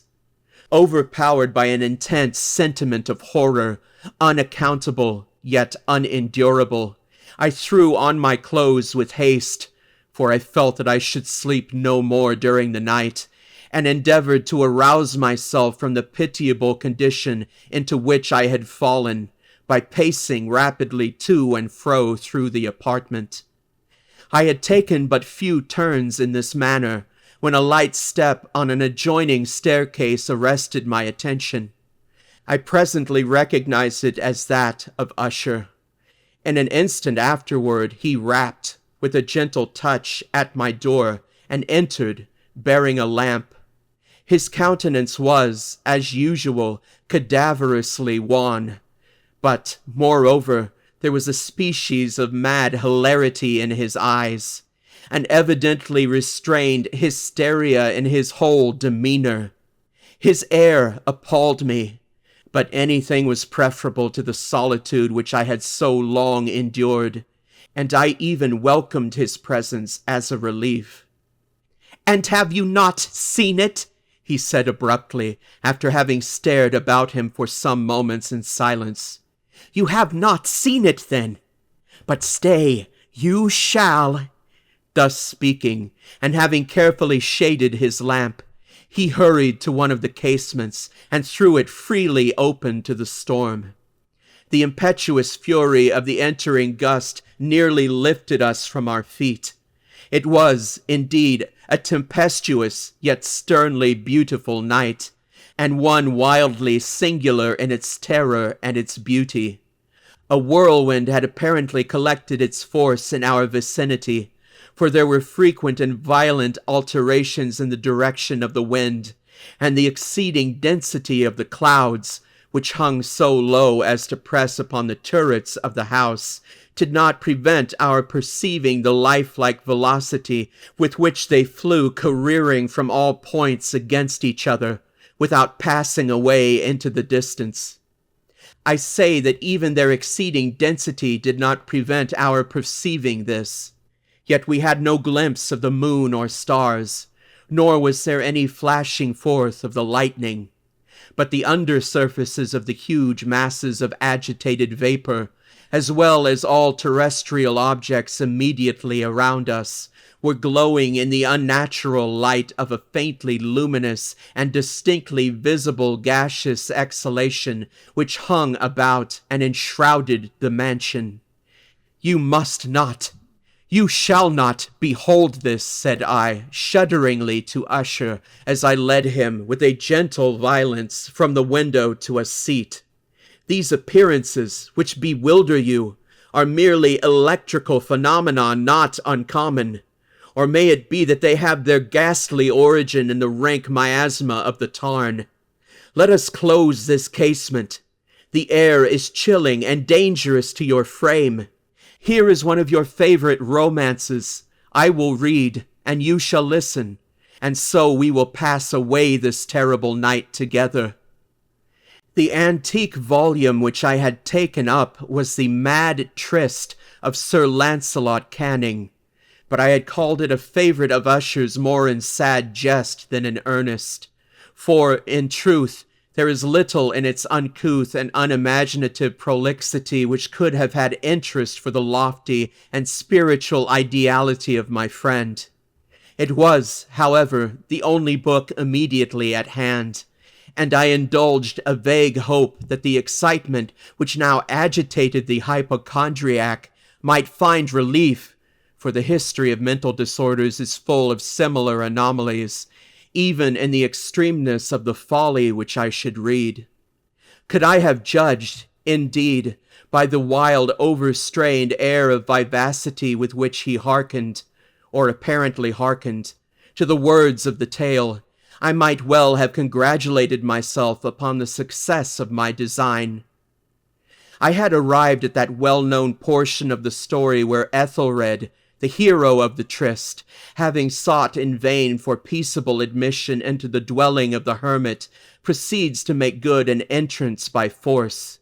Here, it will be remembered, the words of the narrative run thus: "And Ethelred, who was by nature of a doughty heart, and who was now mighty withal, on account of the powerfulness of the wine which he had drunken, waited no longer to hold parley with the hermit, who, in sooth, was of an obstinate and maliceful turn, but, feeling the rain upon his shoulders, and fearing the rising of the tempest, uplifted his mace outright, and with blows made quickly room in the plankings of the door for his gauntleted hand.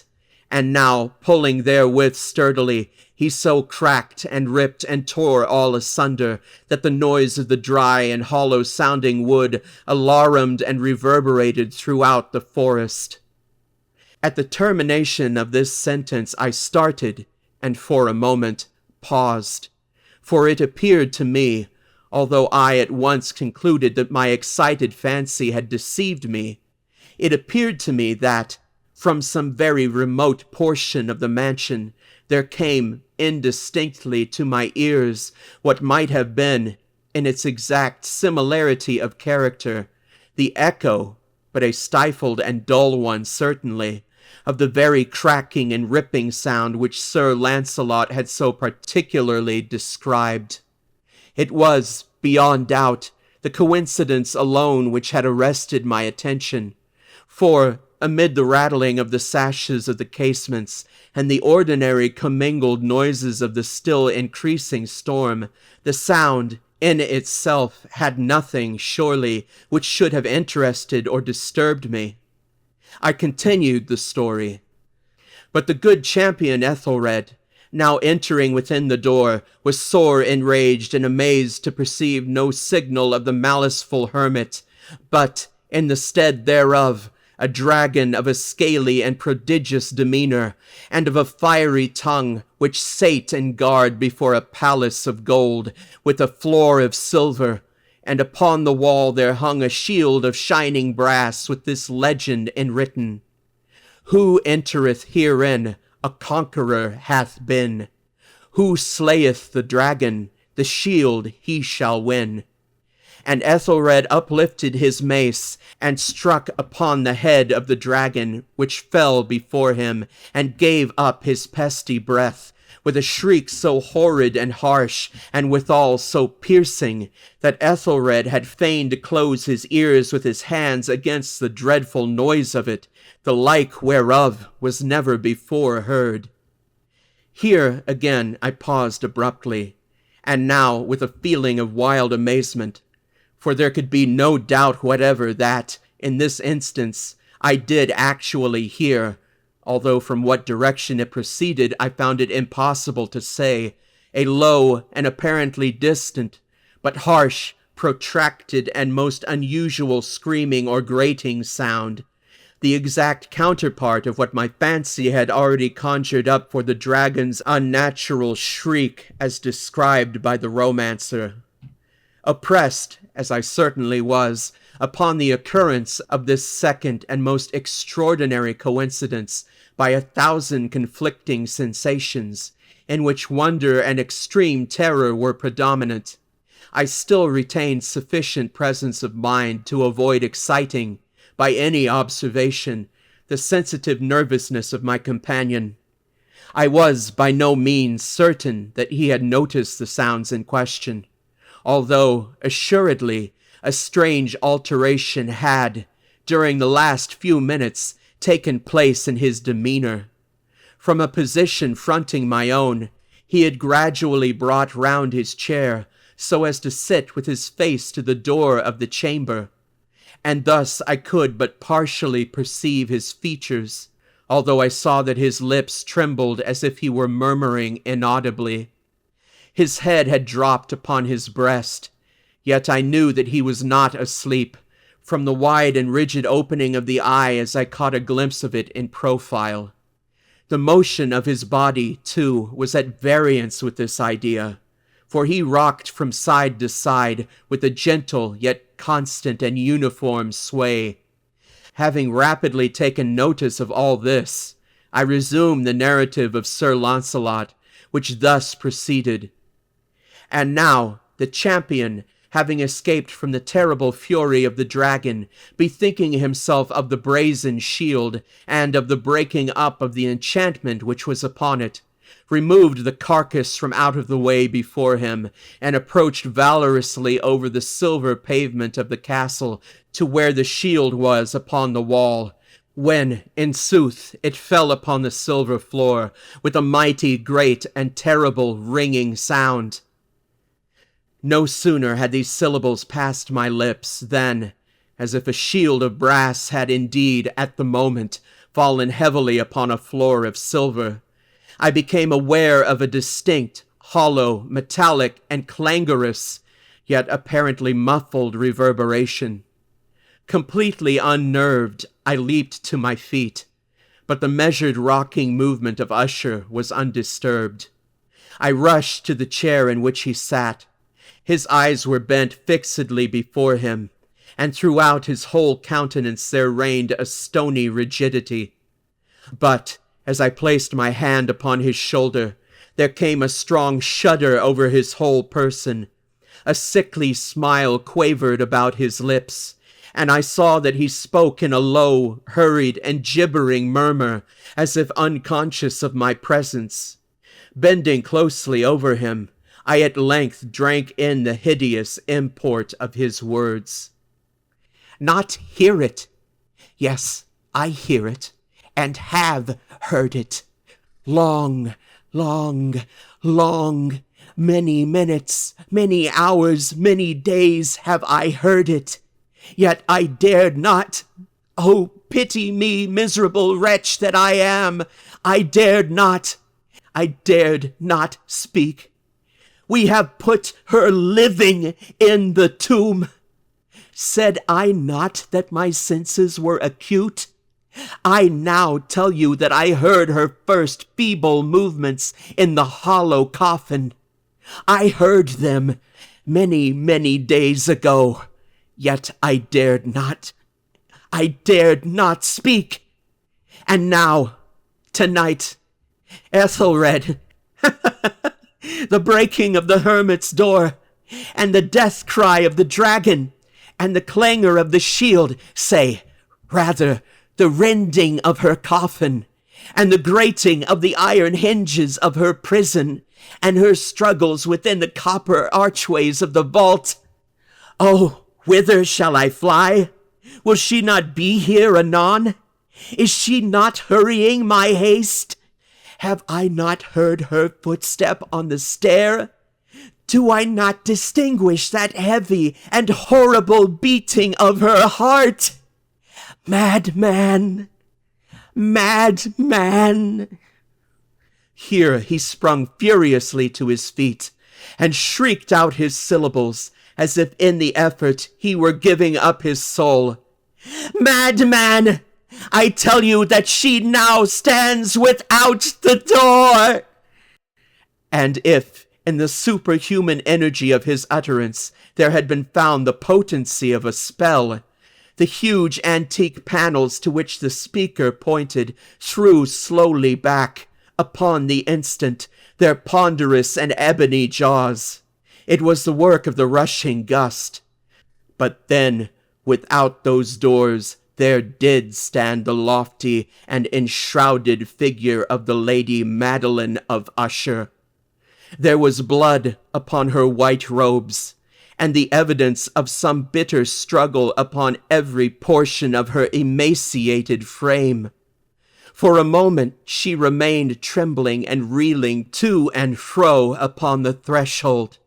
Then, with a low moaning cry, fell heavily inward upon the person of her brother, and in her violent and now final death agonies bore him to the floor a corpse, and a victim to the terrors he had anticipated.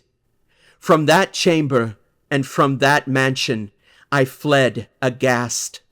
The storm was still abroad in all its wrath as I found myself crossing the old causeway. Suddenly there shot along the path a wild light, and I turned to see whence a gleam so unusual could have issued. For the vast house and its shadows were alone behind me. The radiance was that of the full, setting, and blood-red moon, which now shone vividly through that once barely discernible fissure, of which I have before spoken as extending from the roof of the building in a zigzag direction to the base. While I gazed, this fissure rapidly widened. There came a fierce breath of the whirlwind. The entire orb of the satellite burst at once upon my sight. My brain reeled as I saw the mighty walls rushing asunder. There was a loud, tumultuous shouting sound like the voice of 1,000 waters, and the dark and dank turn at my feet closed sullenly and silently over the fragments of the house of Usher.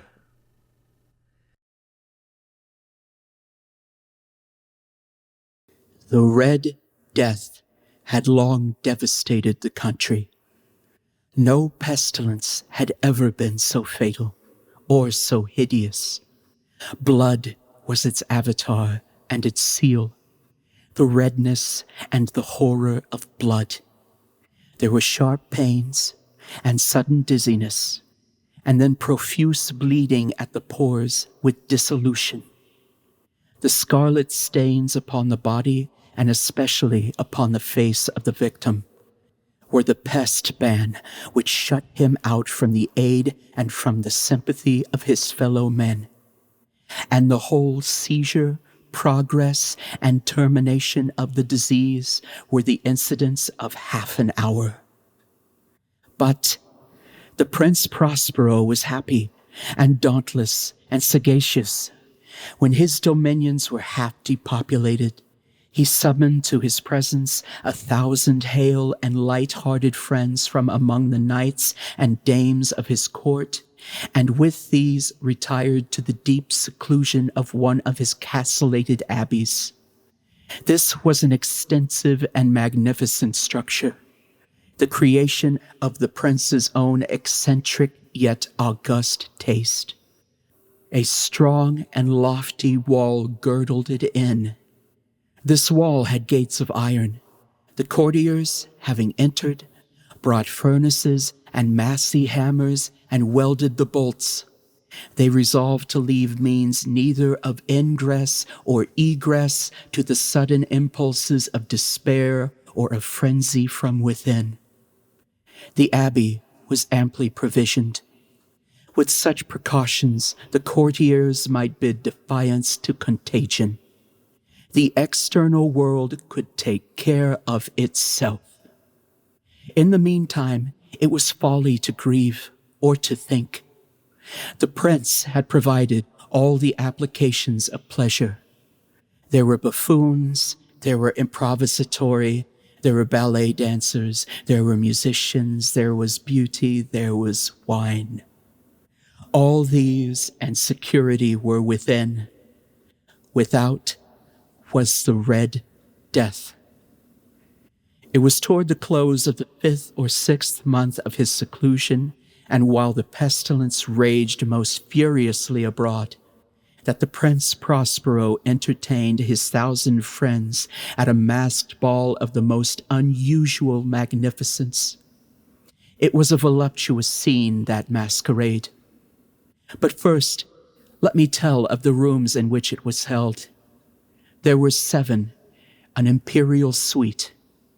In many palaces, however, such suites form a long and straight vista, while the folding doors slide back nearly to the walls on either side, so that the view of the whole extent is scarcely impeded.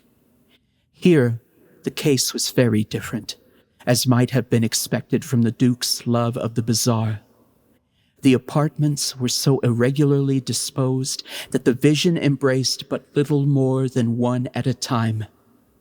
There was a sharp turn at every 20 or 30 yards, and at each turn a novel effect.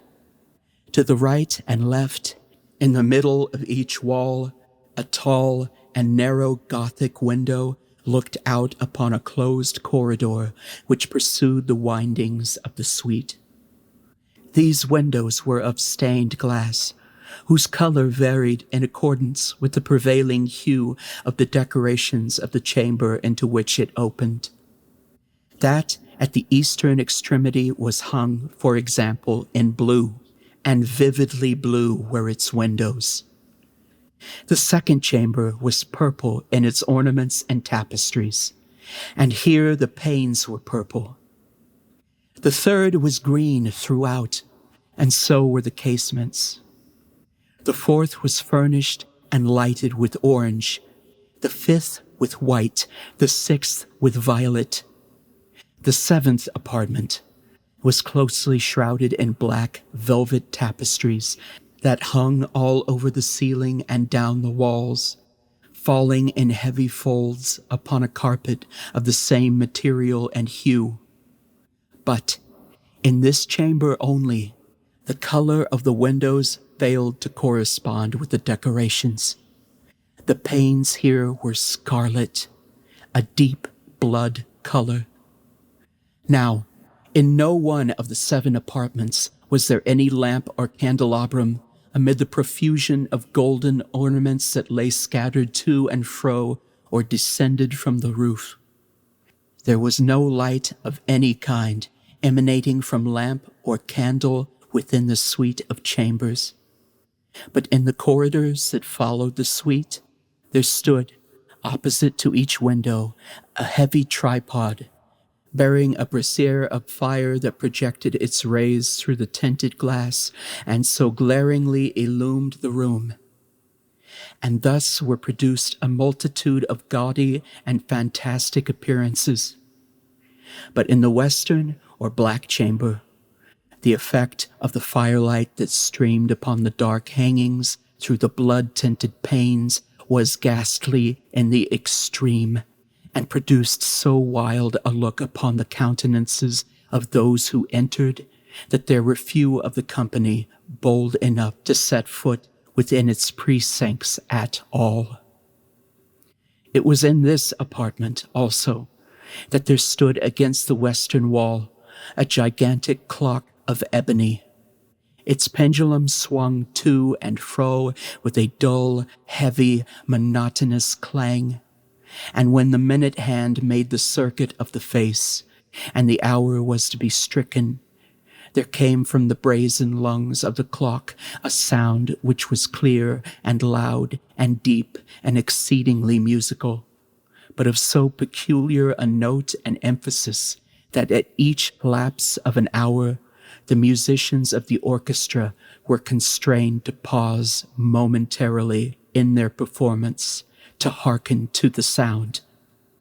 And thus the waltzers perforce ceased their evolutions, and there was a brief disconcert of the whole gay company, And while the chimes of the clock yet rang, it was observed that the giddiest grew pale, and the more aged and sedate passed their hands over their brows, as if in confused reverie or meditation.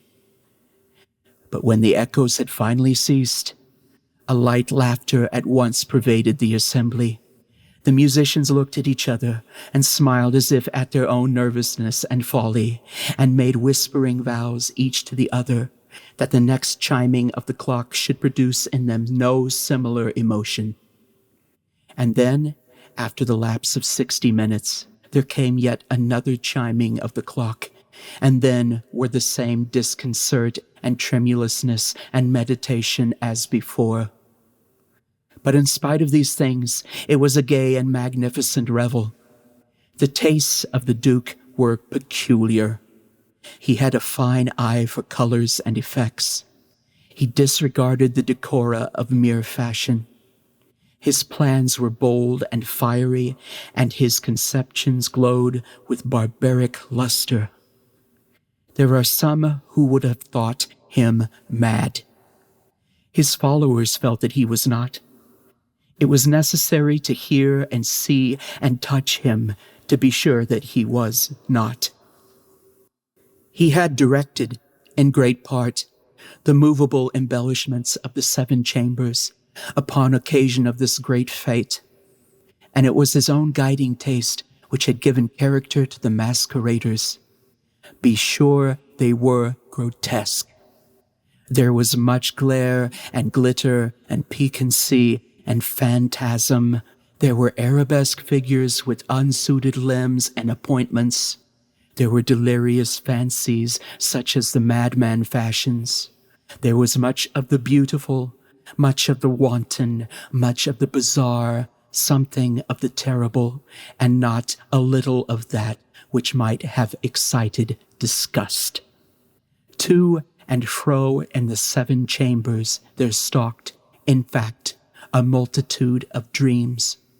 And these, the dreams, writhed in and about, taking hue from the rooms, and causing the wild music of the orchestra to seem as the echo of their steps. And, anon, there strikes the ebony clock which stands in the hall of the velvet, and then, for a moment, all is still and all is silent, save the voice of the clock. The dreams are stiff frozen as they stand. But the echoes of the chime die away. They have endured but an instant, and a light, half-subdued laughter floats after them as they depart. And now again the music swells, and the dreams live and writhe to and fro more merrily than ever, taking hue from the many-tinted windows through which stream the rays from the tripods. But to the chamber which lies most westwardly of the 7, there are now none of the maskers who venture, for the night is waning away, and there flows a ruddier light through the blood-colored panes, and the blackness of the sable drapery appalls. And to him whose foot falls upon the sable carpet, there comes from the near clock of ebony a muffled peal more solemnly emphatic than any which reaches their ears who indulge in the more remote gaieties of the other apartments. But these other apartments were densely crowded, and in them beat feverishly the heart of life. And the revel went whirlingly on, until at length there commenced the sounding of midnight upon the clock, and then the music ceased, as I have told, and the evolutions of the waltzers were quieted, and there was an uneasy cessation of all things as before. But now there were 12 strokes to be sounded by the bell of the clock, and thus it happened, perhaps, that more of thought crept, with more of time, into the meditations of the thoughtful among those who revelled. And thus, too, it happened, perhaps, that before the last echoes of the last chime had utterly sunk into silence, there were many individuals in the crowd who had found leisure to become aware of the presence of a masked figure which had arrested the attention of no single individual before. And the rumor of this new presence having spread itself whisperingly around, there arose at length from the whole company a buzz or murmur, expressive of disapprobation and surprise, then finally of terror, of horror, and of disgust. In an assembly of phantasms such as I have painted, it may well be supposed that no ordinary appearance could have excited such sensation. In truth, the masquerade license of the night was nearly unlimited, but the figure in question had out-Heroded Herod, and had gone beyond the bounds of even the prince's indefinite decorum. There are chords in the hearts of the most reckless which cannot be touched without emotion. Even with the utterly lost, to whom life and death are equally jests, there are matters of which no jest can be made. The whole company, indeed, seemed now deeply to feel that in the costume and bearing of the stranger neither wit nor propriety existed. The figure was tall and gaunt, and shrouded from head to foot in the habiliments of the grave. The mask which concealed the visage, which made so nearly to resemble the countenance of a stiffened corpse that the closest scrutiny must have had difficulty in detecting the cheat.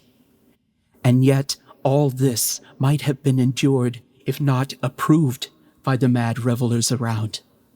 But the mummer had gone so far as to assume the type of the Red Death. His vesture was dabbled in blood, and his broad brow, with all the features of the face, was besprinkled with the scarlet horror. When the eyes of Prince Prospero fell upon this spectral image, which, with a slow and solemn movement, as if more fully to sustain its role, stalked to and fro among the waltzers, he was seen to be convulsed, in the first moment with a strong shudder either of terror or distaste, but in the next, his brow reddened with rage. "Who dares?" he demanded hoarsely of the courtiers who stood near him. "Who dares insult us with this blasphemous mockery? Seize him and unmask him, that we may know whom we have to hang at sunrise from the battlements." It was in the eastern or blue chamber in which stood the Prince Prospero as he uttered these words. They rang throughout the 7 rooms loudly and clearly, for the prince was a bold and robust man, and the music had become hushed at the waving of his hand. It was in the blue room where stood the prince, with a group of pale courtiers by his side. At first, as he spoke, there was a slight rushing movement of this group in the direction of the intruder, who at the moment was also near at hand, and now, with deliberate and stately step, made closer approach to the speaker. But from a certain nameless awe with which the mad assumptions of the mummer had inspired the whole party, there was found none who put forth hand to seize him, so that, unimpeded, he passed within a yard of the prince's person. And while the vast assembly, as if with one impulse, shrank from the centers of the rooms to the walls, he made his way uninterruptedly, but with the same solemn and measured step which had distinguished him from the first, through the blue chamber to the purple, through the purple to the green, through the green to the orange, through this again to the white, and even thence to the violet, ere a decided movement had been made to arrest him. It was then, however, that the Prince Prospero, maddening with rage and the shame of his own momentary cowardice, rushed hurriedly through the 6 chambers, while none followed him on account of a deadly terror that had seized upon all. He bore aloft a drawn dagger, and had approached in rapid impetuosity to within 3 or 4 feet of the retreating figure, when the latter, having attained the extremity of the velvet apartment, turned suddenly and confronted his pursuer, there was a sharp cry, and the dagger dropped, gleaming upon the sable carpet, upon which, instantly afterwards, fell prostrate in death the Prince Prospero. Then, summoning the wild courage of despair, a throng of the revelers at once threw themselves into the black apartment, and, seizing the mummer, whose tall figure stood erect and motionless within the shadow of the ebony clock, gasped in unutterable horror at finding the grave cerements and corpse-like mask which they handled with so violent a rudeness, untenanted by any tangible form. And now was acknowledged the presence of the Red Death. He had come like a thief in the night, and one by one dropped the revelers in the blood-bedewed halls of their revel, and died each in the despairing posture of his fall. And the life of the ebony clock went out with that of the last of the gay, and the flames of the tripods expired, and darkness and decay and the Red Death held illimitable dominion over all.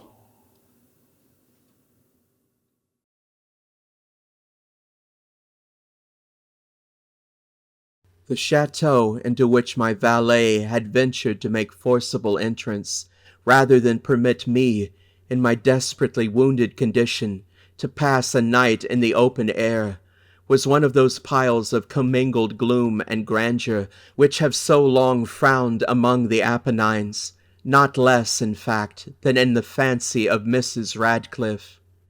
To all appearance, it had been temporarily and very lately abandoned.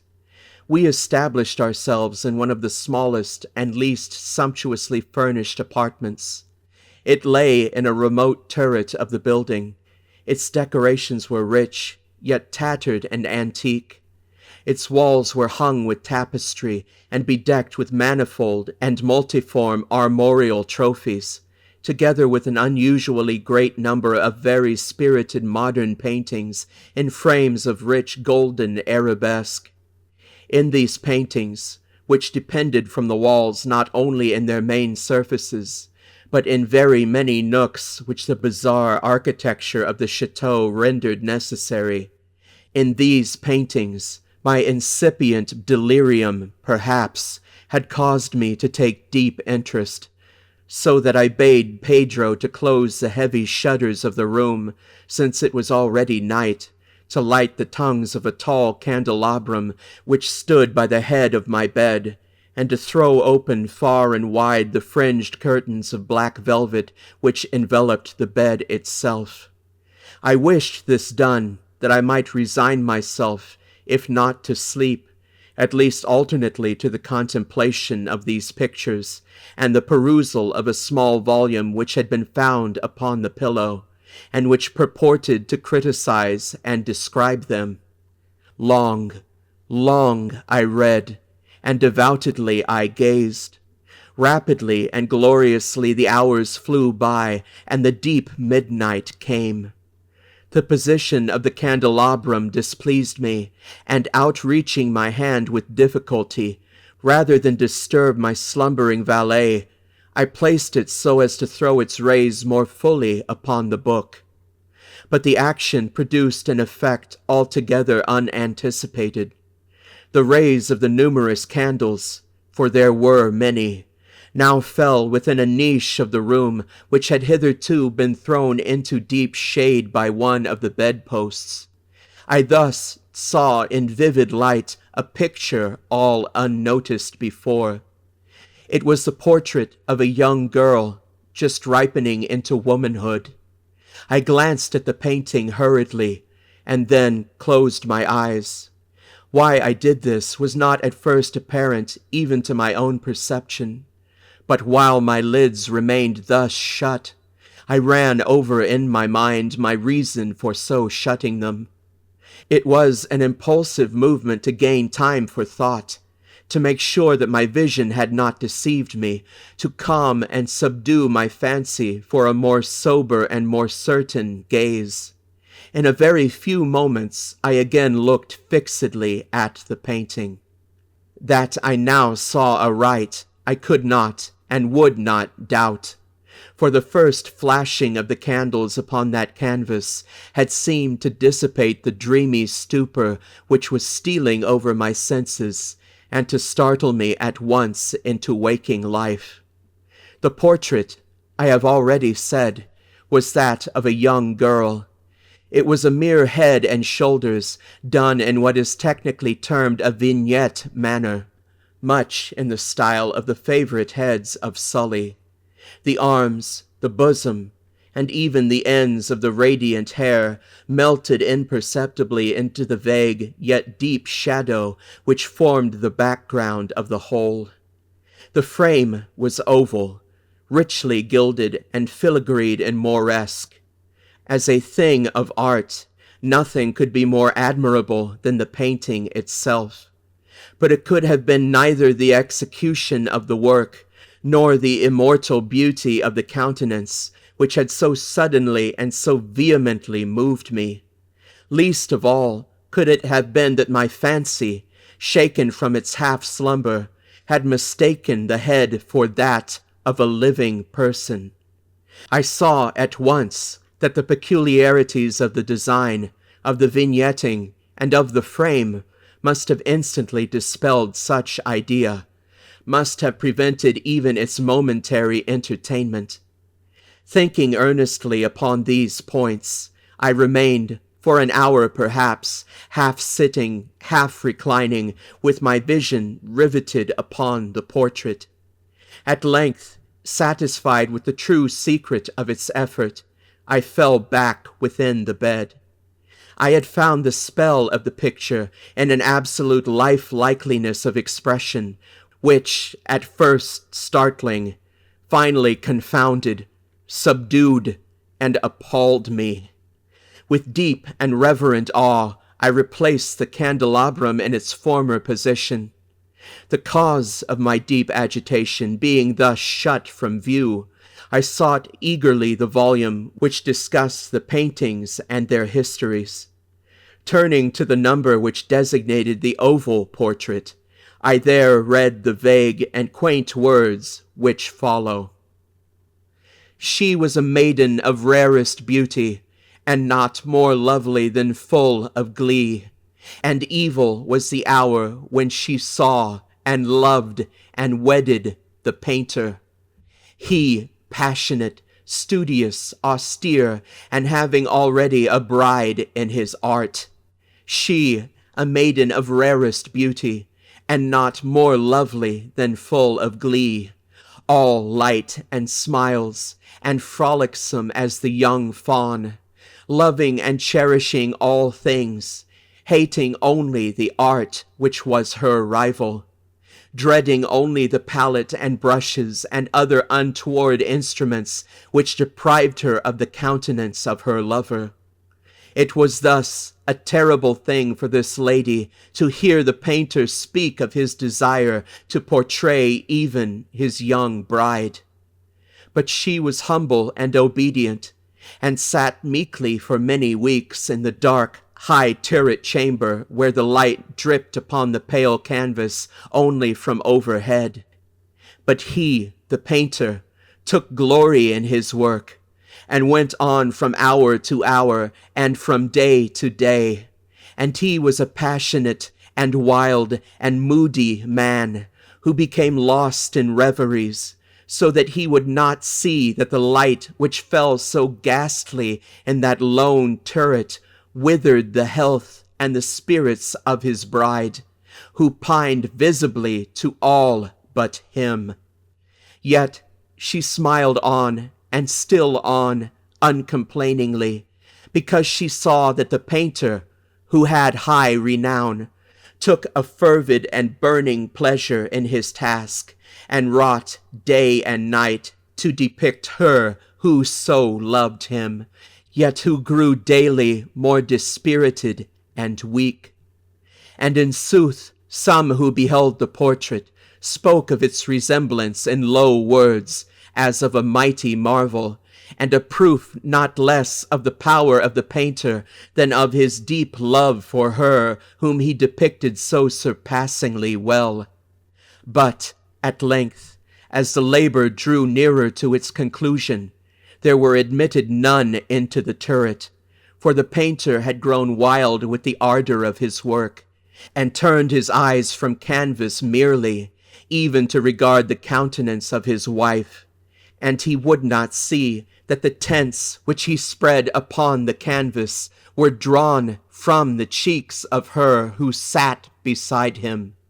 And when many weeks had passed, and but little remained to do, save one brush upon the mouth and one tint upon the eye, the spirit of the lady again flickered up as the flame within the socket of the lamp. And then the brush was given, and then the tint was placed, and, for one moment, the painter stood entranced before the work which he had wrought. But in the next, while he yet gazed, he grew tremulous and very pallid, and aghast, and crying with a loud voice, "This is indeed life itself," turned suddenly to regard his beloved. She was dead.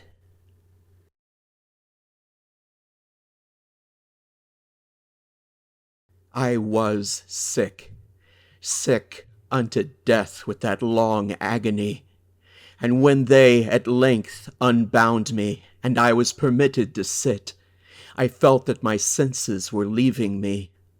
The sentence, the dread sentence of death, was the last of distinct accentuation which reached my ears. After that, the sound of the inquisitorial voices seemed merged in one dreamy, indeterminate hum. It conveyed to my soul the idea of revolution, perhaps from its association in fancy with the burr of a mill wheel. This only for a brief period, for presently I heard no more. Yet, for a while, I saw, but with how terrible an exaggeration! I saw the lips of the black-robed judges.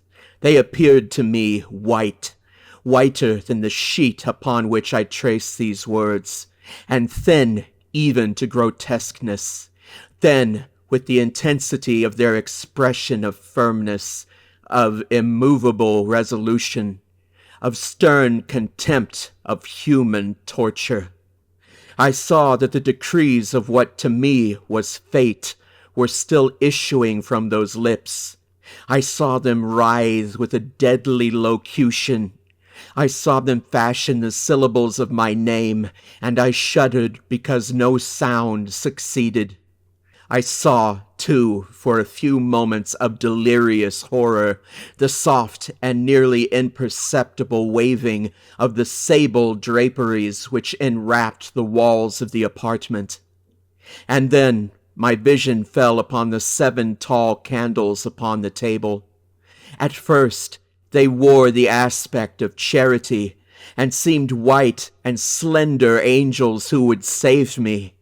But then, all at once, there came a most deadly nausea over my spirit, and I felt every fiber in my frame thrill as if I had touched the wire of a galvanic battery, while the angel forms became meaningless specters with heads of flame, and I saw that from them there would be no help. And then there stole into my fancy, like a rich musical note, the thought of what sweet rest there must be in the grave. The thought came gently and stealthily, and it seemed long before it attained full appreciation. But just as my spirit came at length properly to feel and entertain it, the figures of the judges vanished, as if magically from before me. The tall candles sank into nothingness. Their flames went out utterly. The blackness of darkness supervened. All sensations appeared swallowed up in a mad rushing descent as of the soul into Hades. Then silence and stillness. Night were the universe. I had swooned, but still will not say that all of consciousness was lost. What of it there remained I will not attempt to define or even to describe, yet all was not lost. In the deepest slumber, no. In delirium, no. In a swoon, no. In death, no. Even in the grave all is not lost, else there is no immortality for man. Arousing from the most profound of slumbers, we break the gossamer web of some dream. Yet, in a second afterward, so frail may that web have been, we remember not that we have dreamed. In the return to life from the swoon, there are two stages. First, that of the sense of mental or spiritual. Secondly, that of the sense of physical existence. It seems probable that if, upon reaching the second stage, we could recall the impressions of the first, we should find these impressions eloquent in memories of the gulf beyond. And that gulf is what? How at least shall we distinguish its shadows from those of the tomb? But if the impressions of what I have termed the first stage are not, at will, recalled, yet after long interval, do they not come unbidden, while we marvel whence they came? He who has never swooned is not he who finds strange places and wildly familiar faces in coals that glow. Is not he who beholds floating in mid-air the sad visions that the many may not view. Is not he who ponders over the perfume of some novel flower. Is not he whose brain grows bewildered with the meaning of some musical cadence which has never before arrested his attention. Amid frequent and thoughtful endeavors to remember, amid earnest struggles to regather some token of the state of seeming nothingness into which my soul had lapsed, there have been moments when I have dreamed of success. There have been brief, very brief periods when I have conjured up remembrances which the lucid reason of a later epoch assures me could have had reference only to that condition of seeming unconsciousness. These shadows of memory tell indistinctly of tall figures that lifted and bore me in silence down, down, still down, till a hideous dizziness oppressed me at the mere idea of the interminableness of the descent. They tell also of a vague horror at my heart, on account of that heart's unnatural stillness. Then comes a sense of sudden motionlessness throughout all things, as if those who bore me, a ghastly train, had outrun in their descent the limits of the limitless, and paused from the weariness of their toil. After this, I called to mind flatness and dampness, and then all is madness. The madness of a memory which busies itself among forbidden things. Very suddenly, there came back to my soul motion and sound, the tumultuous motion of the heart, and, in my ears, the sound of its beating. Then a pause in which all is blank. Then again sound and motion and touch, a tingling sensation pervading my frame. Then the mere consciousness of existence without thought, a condition which lasted long. Then, very suddenly, thought and shuddering terror, an earnest endeavor to comprehend my true state. Then a strong desire to lapse into insensibility, then a rushing revival of soul and a successful effort to move, and now a full memory of the trial, of the judges, of the sable draperies, of the sentence, of the sickness, of the swoon, then entire forgetfulness of all that followed, and all that a later day and much earnestness of endeavor have enabled me vaguely to recall. So far, I had not opened my eyes. I felt that I lay upon my back, unbound. I reached out my hand, and it fell heavily upon something damp and hard. There I suffered it to remain for many minutes, while I strove to imagine where and what I could be. I longed, yet dared not to employ my vision. I dreaded the first glance at objects around me. It was not that I feared to look upon things horrible, but that I grew aghast lest there should be nothing to see. At length, with a wild desperation at heart, I quickly unclosed my eyes. My worst thoughts, then, were confirmed. The blackness of eternal night encompassed me. I struggled for breath. The intensity of the darkness seemed to oppress and stifle me. The atmosphere was intolerably close. I still lay quietly, and made effort to exercise my reason. I brought to mind the inquisitorial proceedings, and attempted from that point to deduce my real condition. The sentence had passed, and it appeared to me that a very long interval of time had since elapsed. Yet not for a moment did I suppose myself actually dead. Such a supposition, notwithstanding what we read in fiction, is altogether inconsistent with real existence. But where and in what state was I? The condemned to death, I knew, perished usually at the autos de fe, and one of these had been held on the very night of the day of my trial. Had I been remanded to my dungeon to await the next sacrifice, which would not take place for many months? This, I at once saw, could not be. Victims had been in immediate demand.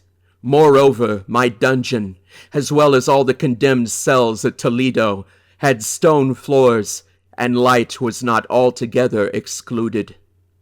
A fearful idea now suddenly drove the blood in torrents upon my heart, and for a brief period I once more relapsed into insensibility.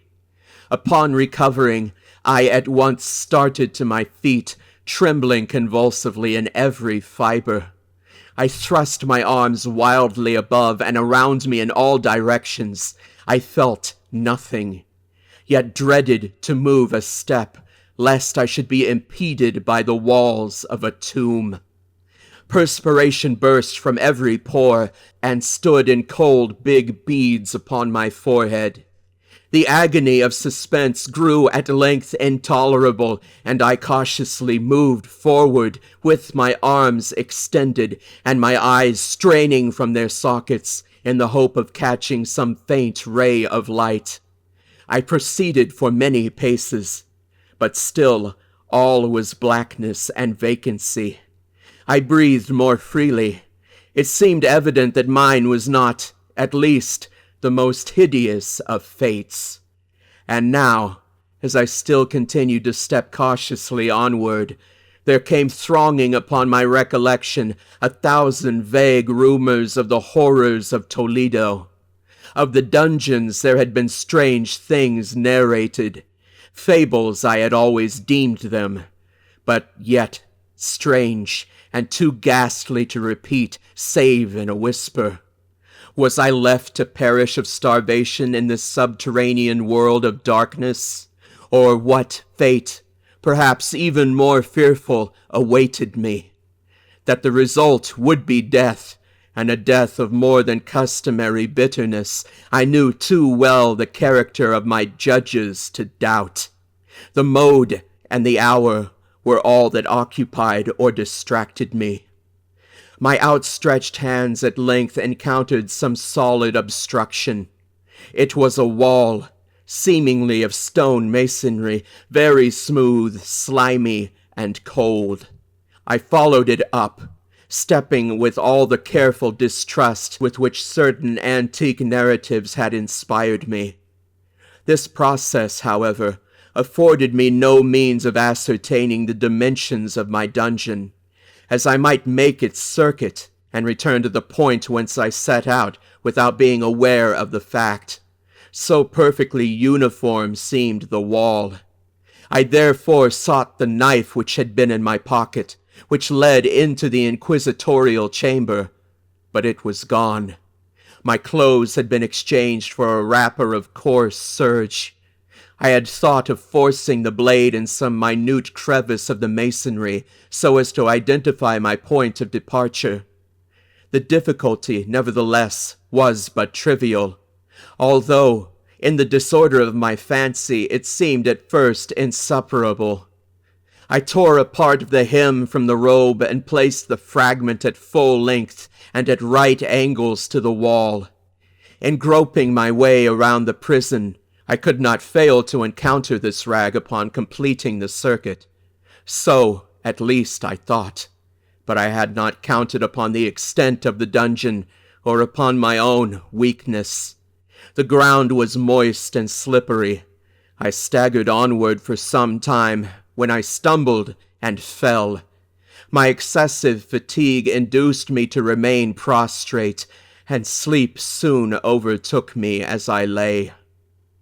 Upon awaking, and stretching forth an arm, I found beside me a loaf and a pitcher with water. I was too much exhausted to reflect upon this circumstance, but ate and drank with avidity. Shortly afterward, I resumed my tour around the prison, and with much toil came at last upon the fragment of the serge. Up to the period when I fell, I had counted 52 paces, and upon resuming my walk, I had counted 48 more. When I arrived at the rag, there were in all, then, 100 paces, and, admitting 2 paces to the yard, I presumed the dungeon to be 50 yards in circuit. I had met, however, with many angles in the wall, and thus I could form no guess at the shape of the vault. For vault I could not help supposing it to be. I had little object, certainly no hope these researches, but a vague curiosity prompted me to continue them. Quitting the wall, I resolved to cross the area of the enclosure. At first, I proceeded with extreme caution, for the floor, although seemingly of solid material, was treacherous with slime. At length, however, I took courage, and did not hesitate to step firmly, endeavoring to cross in as direct a line as possible. I had advanced some 10 or 12 paces in this manner, when the remnant of the torn hem of my robe became entangled between my legs. I stepped on it, and fell violently on my face. In the confusion attending my fall, I did not immediately apprehend a somewhat startling circumstance, which yet, in a few seconds afterward, and while I still lay prostrate, arrested my attention. It was this. My chin rested upon the floor of the prison, but my lips and the upper portion of my head, although seemingly at a less elevation than the chin, touched nothing. At the same time my forehead seemed bathed in a clammy vapor, and the peculiar smell of decayed fungus arose to my nostrils. I put forward my arm, and shuddered to find that I had fallen at the very brink of a circular pit, whose extent, of course, I had no means of ascertaining at the moment. Groping about the masonry just below the margin, I succeeded in dislodging a small fragment and let it fall into the abyss.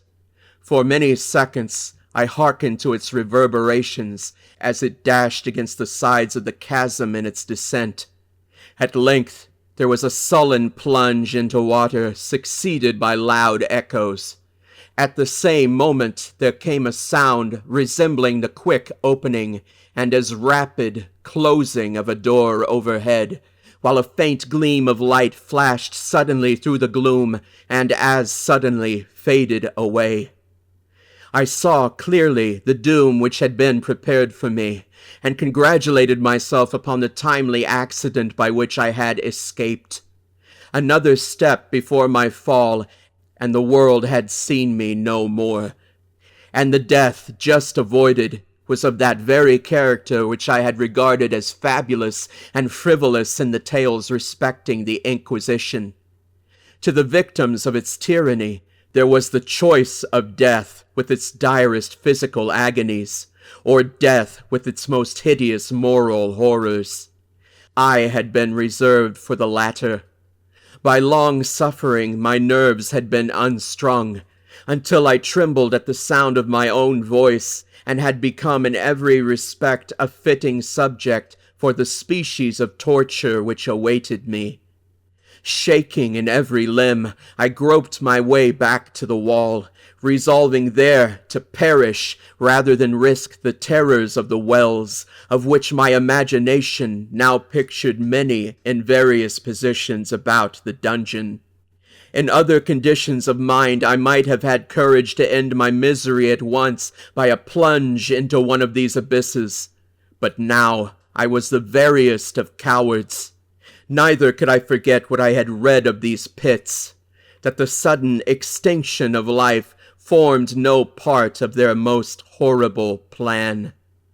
Agitation of spirit kept me awake for many long hours, but at length I again slumbered. Upon arousing, I found by my side, as before, a loaf and a pitcher of water. A burning thirst consumed me, and I emptied the vessel at a draught. It must have been drugged, for scarcely had I drunk before I became irresistibly drowsy. A deep sleep fell upon me, a sleep like that of death. How long it lasted, of course, I know not. But when, once again, I unclosed my eyes, the objects around me were visible. By a wild, sulphurous luster, the origin of which I could not at first determine, I was enabled to see the extent and aspect of the prison. In its size I had been greatly mistaken. The whole circuit of its walls did not exceed 25 yards. For some minutes this fact occasioned me a world of vain trouble. Vain, indeed!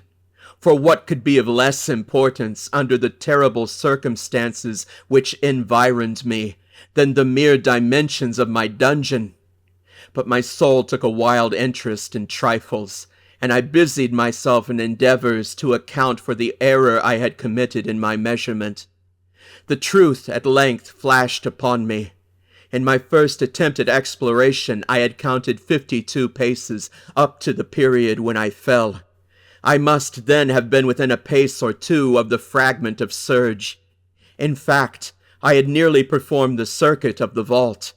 I then slept, and upon awaking, I must have returned upon my steps, thus supposing the circuit nearly double what it actually was. My confusion of mind prevented me from observing that I began my tour with the wall to the left, and ended it with the wall to the right. I had been deceived, too, in respect to the shape of the enclosure. In feeling my way, I had found many angles, and thus deduced an idea of great irregularity. So potent is the effect of total darkness upon one arousing from lethargy or sleep. The angles were simply those of a few slight depressions or niches at odd intervals. The general shape of the prison was square. What I had taken for masonry seemed now to be iron or some other metal in huge plates, whose sutures or joints occasioned the depression. The entire surface of this metallic enclosure was rudely daubed in all the hideous and repulsive devices to which the charnel superstitions of the monks had given rise. The figures of fiends and aspects of menace with skeleton forms, and other more really fearful images, overspread and disfigured the walls. I observed that the outlines of these monstrosities was sufficiently distinct, but that the colors seemed faded and blurred, as if from the effects of a damp atmosphere. I now noticed the floor, too, which was of stone. In the center yawned the circular pit from whose jaws I had escaped, but it was the only one in the dungeon. All this I saw indistinctly and by much effort, for my personal condition had been greatly changed during slumber. I now lay upon my back, and at full length, on a species of low framework of wood. To this I was securely bound by a long strap resembling a surcingle. It passed in many convolutions about my limbs and body, leaving at liberty only my head and my left arm to such an extent that I could, by dint of much exertion, supply myself with food from an earthen dish which lay by my side on the floor. I saw, to my horror, that the pitcher had been removed. I say to my horror, for I was consumed with intolerable thirst. This thirst it appeared to be the design of my persecutors to stimulate, for the food in the dish was meat pungently seasoned. Looking upward, I surveyed the ceiling of my prison. It was some 30 or 40 feet overhead, and constructed much as the side walls. In one of its panels, a very singular figure riveted my whole attention. It was the painted figure of Time as he is commonly represented, save that, in lieu of a scythe, he held what, at casual glance, I suppose to be the pictured image of a huge pendulum, such as we see on antique clocks. There was something, however, in the appearance of this machine which caused me to regard it more attentively. While I gazed directly upward at it, for its position was immediately over my own, I fancied that I saw it in motion. In an instant afterward, the fancy was confirmed. Its sweep was brief, and of course slow. I watched it for some minutes, somewhat in fear, but more in wonder. Wearied at length with observing its dull movement, I turned my eyes upon the other objects in the cell. A slight noise attracted my notice, and, looking to the floor, I saw several enormous rats traversing it. They had issued from the well, which lay just within view to my right. Even then, while I gazed, they came up in troops, hurriedly, with ravenous eyes, allured by the scent of the meat. From this it required much effort and attention to scare them away. It might have been half an hour, perhaps even an hour, for I could take but imperfect note of time, before I again cast my eyes upward. What I then saw confounded and amazed me. The sweep of the pendulum had increased in extent by nearly a yard. As a natural consequence, its velocity was also much greater. But what mainly disturbed me was the idea that it had perceptibly descended. I now observed, with what horror it is needless to say, that its nether extremity was formed of a crescent of glittering steel, about a foot in length from horn to horn, the horns upward, and the upper edge evidently as keen as that of a razor. Like a razor also, it seemed massy and heavy, tapering from the edge into a solid and broad structure above. It was appended to a weighty rod of brass, and the whole hissed as it swung through the air. I could no longer doubt the doom prepared for me by monkish ingenuity in torture. My cognizance of the pit had been known to the inquisitorial agents. The pit, whose horrors had been destined for so bold a recusant as myself. The pit, typical of hell, and regarded by rumor as the ultima thule of all their punishments. The plunge into this pit I had avoided by the merest of accidents. I knew that surprise, or entrapment into torment, formed an important portion of all the grotesquerie of these dungeon deaths. Having failed to fall, it was no part of the demon plan to hurl me into the abyss, and thus, there being no alternative, a different and a milder destruction awaited me. Milder! I half smiled in my agony as I thought of such application of such a term. What boots it to tell of the long, long hours of horror more than mortal, during which I counted the rushing vibrations of the steel, inch by inch, line by line, with a descent only appreciable at intervals that seemed ages, down and still down it came. Days passed. It might have been that many days passed, ere it swept so closely over me as to fan me with its acrid breath. The odor of the sharp steel forced itself into my nostrils. I prayed. I wearied heaven with my prayer for its more speedy descent. I grew frantically mad, and struggled to force myself upward against the sweep of the fearful scimitar. And then I fell suddenly calm, and lay smiling at the glittering death, as a child at some rare bauble. There was another interval of utter insensibility. It was brief, for, upon again lapsing into life, there had been no perceptible descent in the pendulum. But it might have been long, for I knew there were demons who took note of my swoon, and who could have arrested the vibration at pleasure. Upon my recovery, too, I felt very, inexpressibly sick and weak, as if through long inanition. Even amid the agonies of that period, the human nature craved food. With painful effort, I outstretched my left arm as far as my bonds permitted, and took possession of the small remnant which had been spared me by the rats. As I put a portion of it within my lips, there rushed to my mind a half-formed thought of joy, of hope. Yet, what business had I with hope? It was, as I say, a half-formed thought. Man has many such which are never completed. I felt that it was of joy, of hope, but felt also that it had perished in its formation. In vain I struggled to perfect, to regain it. Long suffering had nearly annihilated all my ordinary powers of mind. I was an imbecile, an idiot. The vibration of the pendulum was at right angles to my length. I saw that the crescent was designed to cross the region of the heart.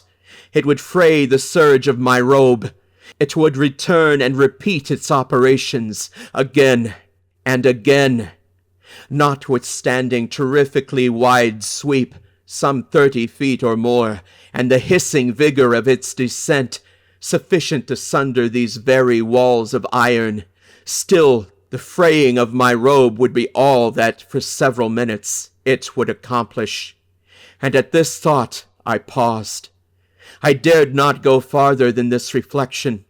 I dwelt upon it with a pertinacity of attention, as if, in so dwelling, I could arrest here the descent of the steel. I forced myself to ponder upon the sound of the crescent as it should pass across the garment, upon the peculiar thrilling sensation which the friction of cloth produces on the nerves. I pondered upon all this frivolity until my teeth were on edge. Down, steadily down, it crept. I took a frenzied pleasure in contrasting its downward with its lateral velocity. To the right, to the left, far and wide, with the shriek of a damned spirit. To my heart, with the stealthy pace of the tiger. I alternately laughed and howled as the one or the other idea grew predominant. Down, certainly, relentlessly down. It vibrated within 3 inches of my bosom. I struggled violently, furiously to free my left arm.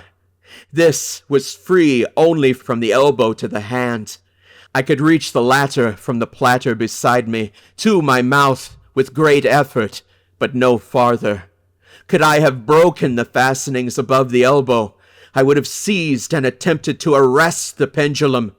I might as well have attempted to arrest an avalanche. Down, down, still, unceasingly, still inevitably down. I gasped and struggled at each vibration. I shrunk convulsively at its every sweep. My eyes followed its outward or upward whirls with the eagerness of the most unmeaning despair. They closed themselves spasmodically at the descent, although death would have been a relief. Oh, how unspeakable! Still, I quivered in every nerve to think how slight a sinking of the machinery would precipitate that keen, glistening axe upon my bosom. It was hope that prompted the nerve to quiver, the frame to shrink. It was hope, the hope that triumphs on the rack, that whispers to the death-condemned, even in the dungeons of the Inquisition. I saw that some 10 or 12 vibrations would bring the steel in actual contact with my robe, and with this observation there suddenly came over my spirit all the keen, collected calmness of despair. For the first time during many hours, or perhaps days, I thought. It now occurred to me that the bandage, or surcingle, which enveloped me was unique. I was tied by no separate cord. The first stroke of the razor-like crescent athwart any position of the band would so detach it that it might be unwound from my person by means of my left hand. But how fearful, in that case, the proximity of the steel! The result of the slightest struggle, how deadly! Was it likely, moreover, that the minions of the torturer had not foreseen and provided for this possibility? Was it probable that the bandage crossed my bosom in the track of the pendulum? Dreading to find myself faint, and, as it seemed, in last hope frustrated, I so far elevated my head as to obtain a distinct view of my breast. The surcingle enveloped my limbs and body close in all directions, save in the path of the destroying crescent. Scarcely had I dropped my head back into its original position, when there flashed upon my mind what I cannot better describe than as the unformed half of that idea of deliverance to which I had previously alluded, and of which a moiety only floated indeterminately through my brain when I raised food to my burning lips. The whole thought was now present, feeble, scarcely sane, scarcely definite, but still entire. I proceeded at once, with the nervous energy of despair, to attempt its execution. For many hours, the immediate vicinity of the low framework upon which I lay had been literally swarming with rats. They were wild, bold, ravenous, their red eyes glaring upon me as if they waited but for motionlessness on my part to make me their prey. To what food, I thought, have they been accustomed in the well? They had devoured, in spite of all my efforts to prevent them, all but a small remnant of the contents of the dish. I had fallen into a habitual seesaw, or wave of the hand about the platter, and, at length, the unconscious uniformity of the movement deprived it of effect. In their voracity, the vermin frequently fastened their sharp fangs in my fingers. With the particles of the oily and spicy viand which now remained, I thoroughly rubbed the bandage wherever I could reach it. Then, raising my hand from the floor, I lay breathlessly still. At first, the ravenous animals were startled and terrified at the change, at the cessation of movement. They shrank alarmedly back. Many sought the well. But this was only for a moment. I had not counted in vain upon their voracity. Observing that I remained without motion, one or two of the boldest leaped upon the framework and smelt at the surcingle. This seemed the signal for a general rush. Forth from the well they hurried in fresh troops. They clung to the wood, they overran it, and leaped in hundreds upon my person. The measured movement of the pendulum disturbed them not at all. Avoiding its strokes, they busied themselves with the anointed bandage. They pressed, they swarmed upon me in ever-accumulating heaps. They writhed upon my throat, their cold lips sought my own. I was half stifled by their thronging pressure. Disgust, for which the world has no name, swelled my bosom, and chilled with a heavy clamminess my heart. Yet 1 minute, and I felt that the struggle would be over. Plainly, I perceived the loosening of the bandage. I knew that in more than one place it must already be severed. With a more than human resolution, I lay still. Nor had I erred in my calculations, nor had I endured in vain. I at length felt that I was free. The surcingle hung in ribbons from my body, but the stroke of the pendulum already pressed upon my bosom. It had divided the serge of the robe. It had cut through the linen beneath. Twice again it swung, and a sharp sense of pain shot through every nerve. But the moment of escape had arrived.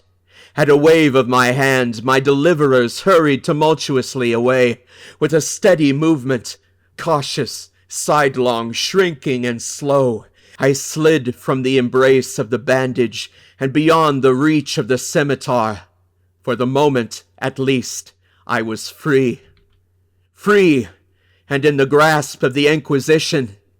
I had scarcely stepped from my wooden bed of horror upon the stone floor of the prison when the motion of the hellish machine ceased, and I beheld it drawn up by some invisible force through the ceiling.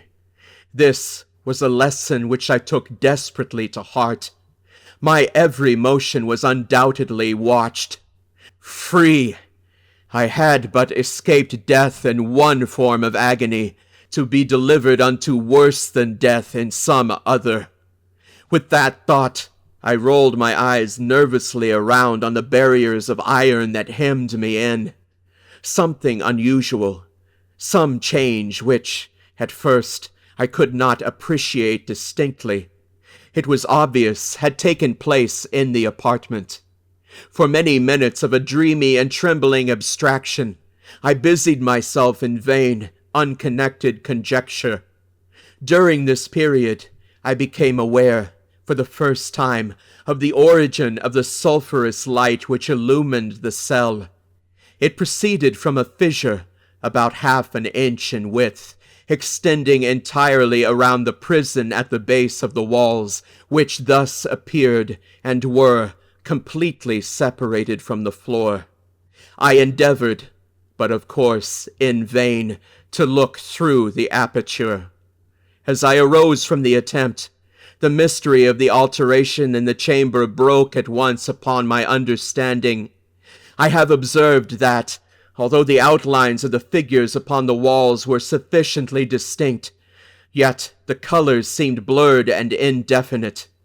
These colors had now assumed, and were momentarily assuming, a startling and most intense brilliancy that gave to the spectral and fiendish portraitures an aspect that might have thrilled even firmer nerves than my own.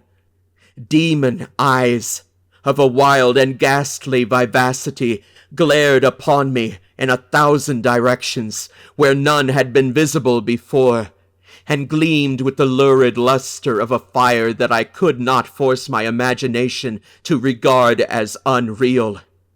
Unreal. Even while I breathed, there came to my nostrils the breath of the vapor of heated iron. A suffocating odor pervaded the prison. A deeper glow settled each moment in the eyes that glared at my agonies. A richer tint of crimson diffused itself over the pictured horrors of blood. I panted. I gasped for breath. There could be no doubt of the design of my tormentors. Oh, most unrelenting. Oh, most demonic of men. I shrank from the glowing metal to the center of the cell. Amid the thought of the fiery destruction that impended, the idea of the coolness of the well came over my soul like balm. I rushed to its deadly brink. I threw my straining vision below. The glare from the enkindled roof illumined its inmost recesses. Yet, for a wild moment, did my spirit refuse to comprehend the meaning of what I saw. At length it wrestled its way into my soul. It burned itself in upon my shuddering reason. Oh, for a voice to speak! Oh, horror! Oh, any horror but this! With a shriek, I rushed from the margin and buried my face in my hands, weeping bitterly. The heat rapidly increased, and once again I looked up, shuddering as with a fit of the ague. There had been a second change in the cell, and now the change was obviously in the form. As before, it was in vain that I, at first, endeavored to appreciate or understand what was taking place. But not long was I left in doubt.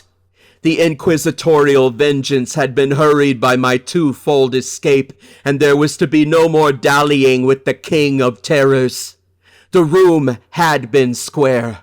I saw that 2 of its iron angles were now acute, 2, consequently, obtuse. The fearful difference quickly increased with a low rumbling or moaning sound. In an instant the apartment had shifted its form into that of a lozenge. But the alteration stopped not here. I neither hoped nor desired it to stop. I could have clasped the red walls to my bosom as a garment of eternal peace. Death, I said. Any death but that of the pit. Fool! Might I have not known that into the pit it was the object of the burning iron to urge me? Could I resist its glow? Or, if even that, could I withstand its pressure? And now, flatter and flatter grew the lozenge, with a rapidity that left no time for contemplation. Its center, and of course, its greatest width, came just over the yawning gulf. I shrank back, but the closing walls pressed me resistlessly onward. At length, for my seared and writhing body, there was no longer an inch of foothold on the firm floor of the prison. I struggled no more, but the agony of my soul found vent in one loud, long, and final scream of despair. I felt that I tottered upon the brink. I averted my eyes. There was the discordant hum of human voices. There was a loud blast as of many trumpets. There was a harsh grating as of 1,000 thunders. The fiery walls rushed back. An outstretched arm caught my own as I fell, fainting into the abyss. It was that of General Lasalle. The French army had entered Toledo. The Inquisition was in the hands of its enemies.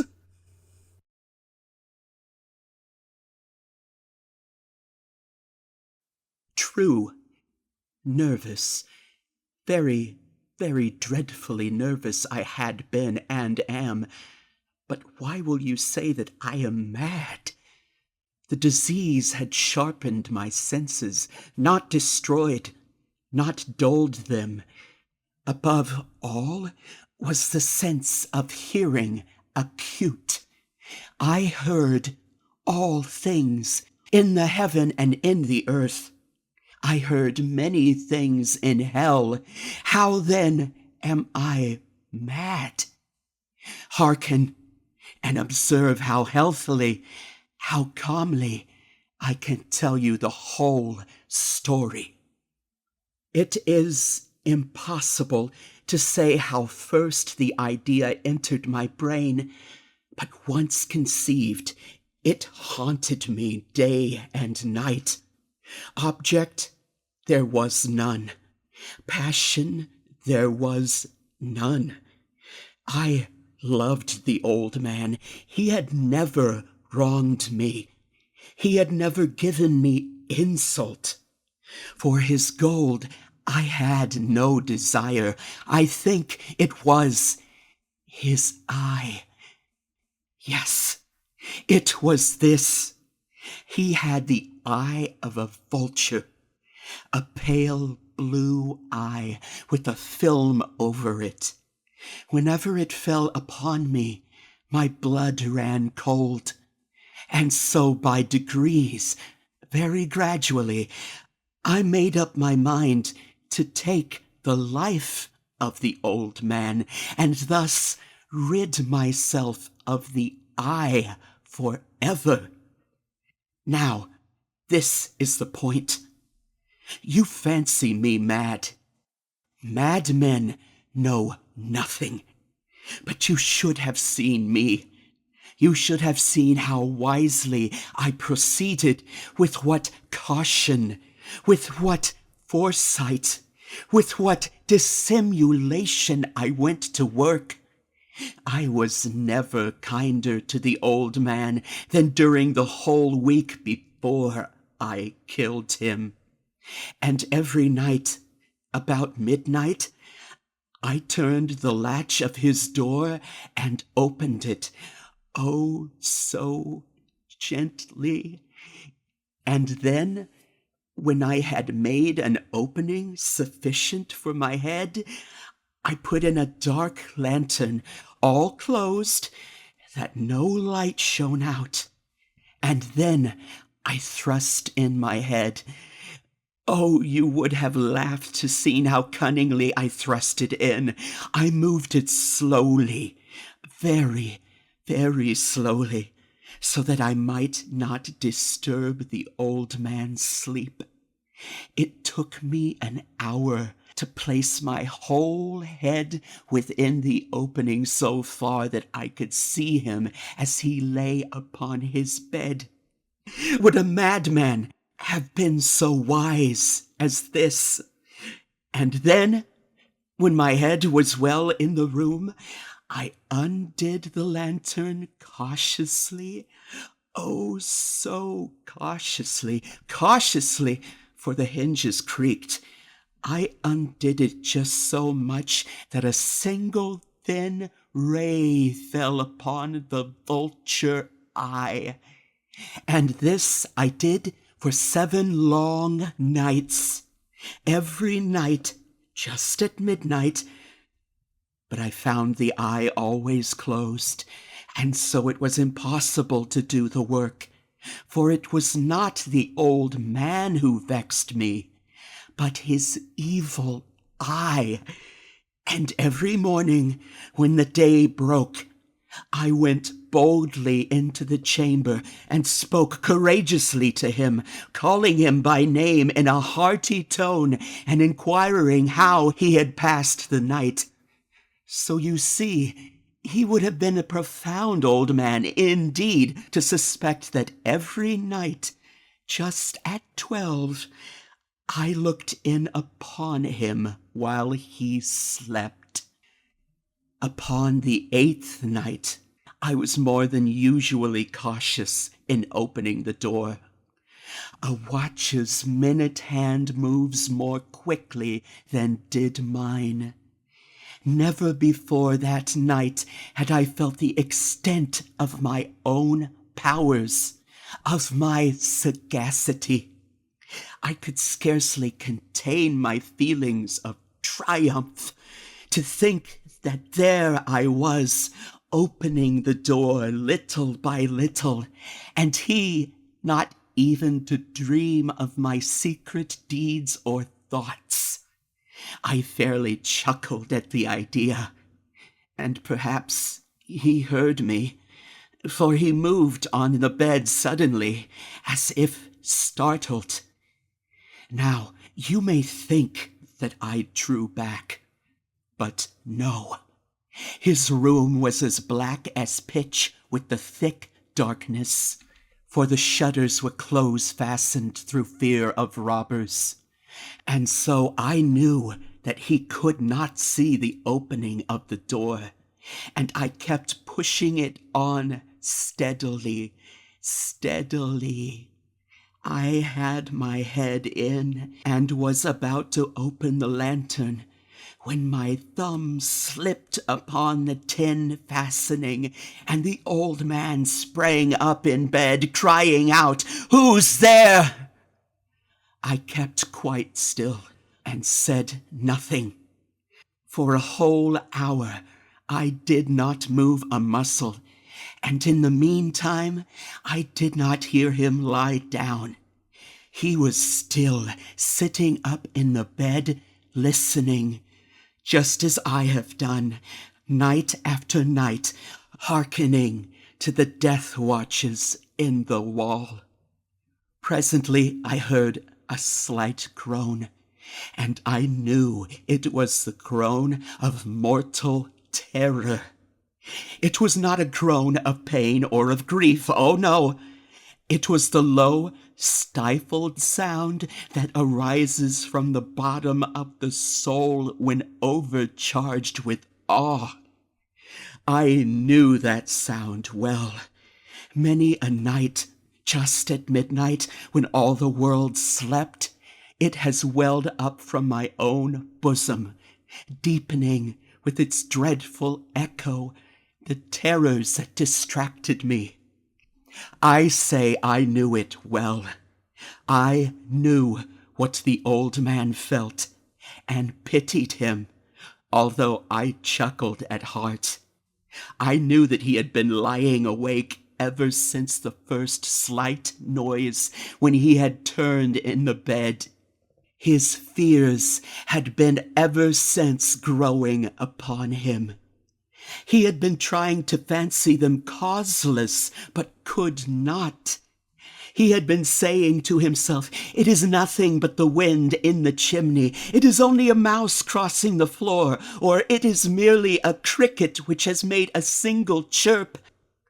Yes, he had been trying to comfort himself with these suppositions, but he had found all in vain.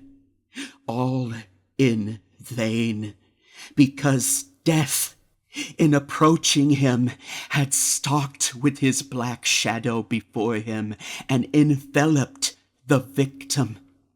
And it was the mournful influence of the unperceived shadow that caused him to feel, although he neither saw nor heard, to feel the presence of my head within the room.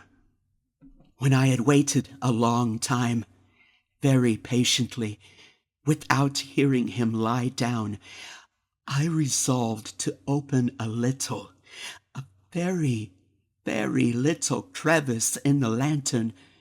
You cannot imagine how stealthily, until at length a simple dim ray, like the thread of the spider, shot from out the crevice and fell full upon the vulture eye. It was open, wide open, and I grew furious as I gazed upon it. I saw it with perfect distinctness, all a dull blue, with a hideous veil over it that chilled the very marrow in my bones.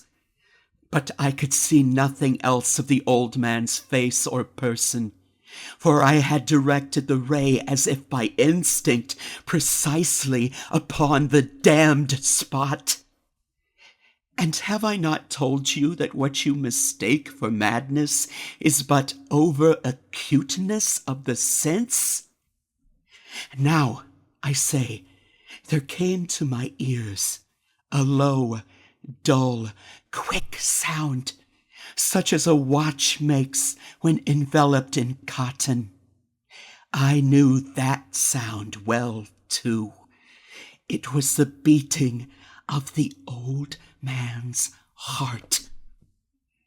It increased my fury, as the beating of a drum stimulates the soldier into courage. But even yet I refrained and kept still. I scarcely breathed. I held the lantern motionless. I tried how steadily I could maintain the ray upon the eye. Meantime, the hellish tattoo of the heart increased. It grew quicker and quicker and louder every instant. The old man's terror must have been extreme. It grew louder, I say louder every moment. Do you mark me well? I have told you that I am nervous. So I am. And now, at the dead hour of the night, amid the dreadful silence of that old house, so strange a noise as this excited me to uncontrollable terror.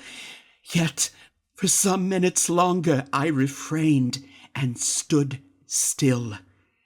But the beating grew louder.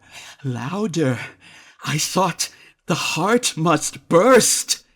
And now a new anxiety seized me. The sound would be heard by a neighbor. The old man's hour had come. With a loud yell, I threw open the lantern and leaped into the room. He shrieked once only. In an instant, I dragged him to the floor and pulled the heavy bed over him. I then smiled gaily to find the deed so far done. But for many minutes the heart beat on with a muffled sound. This, however, did not vex me. It would not be heard through the wall. At length it ceased. The old man was dead. I removed the bed and examined the corpse. Yes, he was stone dead. I placed my hand upon the heart and held it there many minutes. There was no pulsation. He was stone dead. His eye would trouble me no more. If still you think me mad, you will think so no longer when I describe the wise precautions I took for the concealment of the body. The night waned, and I worked hastily, but in silence. First of all, I dismembered the corpse. I cut off the head, and the arms, and the legs. I then took up 3 planks from the flooring of the chamber and deposited all between the scantlings. I then replaced the boards so cleverly, so cunningly, that no human eye, not even his, could have detected anything wrong. There was nothing to wash out, no stain of any kind, no blood spot whatsoever. I had been too wary for that. A tub had caught all. When I had made an end of these labors, it was 4 o'clock, still dark as midnight. As the bell sounded the hour, there came a knocking at the street door. I went down to open it with a light heart, for what had I now to fear? There entered 3 men who introduced themselves with perfect suavity as officers of the police. A shriek had been heard by a neighbor during the night. Suspicion of foul play had been aroused. Information had been lodged at the police office, and they, the officers, had been deputed to search the premises. I smiled, for what had I to fear? I bade the gentleman welcome. The shriek, I said, was my own in a dream. The old man, I mentioned, was absent in the country. I took my visitors all over the house. I bade them search well. I led them at length to his chamber. I showed them his treasures, secure, undisturbed. In the enthusiasm of my confidence, I brought chairs into the room and desired them here to rest from their fatigues, while I myself, in the wild audacity of my perfect triumph, placed my own seat upon the very spot beneath which reposed the corpse of the victim. The officers were satisfied. My manner had convinced them. I was singularly at ease. They sat, and while I answered cheerily, they chatted of familiar things. But ere long, I felt myself getting pale and wished them gone. My head ached, and I fancied a ringing in my ears. But still they sat and still chatted. The ringing became more distinct. I talked more freely to get rid of the feeling, but it continued and gained definiteness until, at length, I found that the noise was not within my ears. No doubt I now grew very pale, but I talked more fluently and with a heightened voice. Yet the sound increased, and what could I do? It was a low, dull, quick sound, much such a sound as a watch makes when enveloped in cotton. I gasped for breath, and yet the officers heard it not. I talked more quickly, more vehemently, but the noise steadily increased. I arose and argued about trifles in a high key and with violent gesticulations, but the noise steadily increased. Why would they not be gone? I paced the floor to and fro with heavy strides, as if excited to fury by the observations of the men, but the noise steadily increased. Oh God, what could I do? I foamed. I raved, I swore. I swung the chair upon which I had been sitting and grated it upon the boards. But the noise arose over all and continually increased. It grew louder, louder, louder, and still the men chatted pleasantly and smiled. Was it possible they heard not? Almighty God! No, they heard, they suspected, they knew. They were making a mockery of my horror. This I thought, and this I think. Oh, but anything was better than this agony. Anything was more tolerable than this derision. I could bear those hypocritical smiles no longer. I felt that I must scream or die. And now, again, hark! Louder, louder, louder, louder! Villains, I shrieked, dissemble no more. I admit the deed. Tear up the planks. Here. It is the beating of his hideous heart.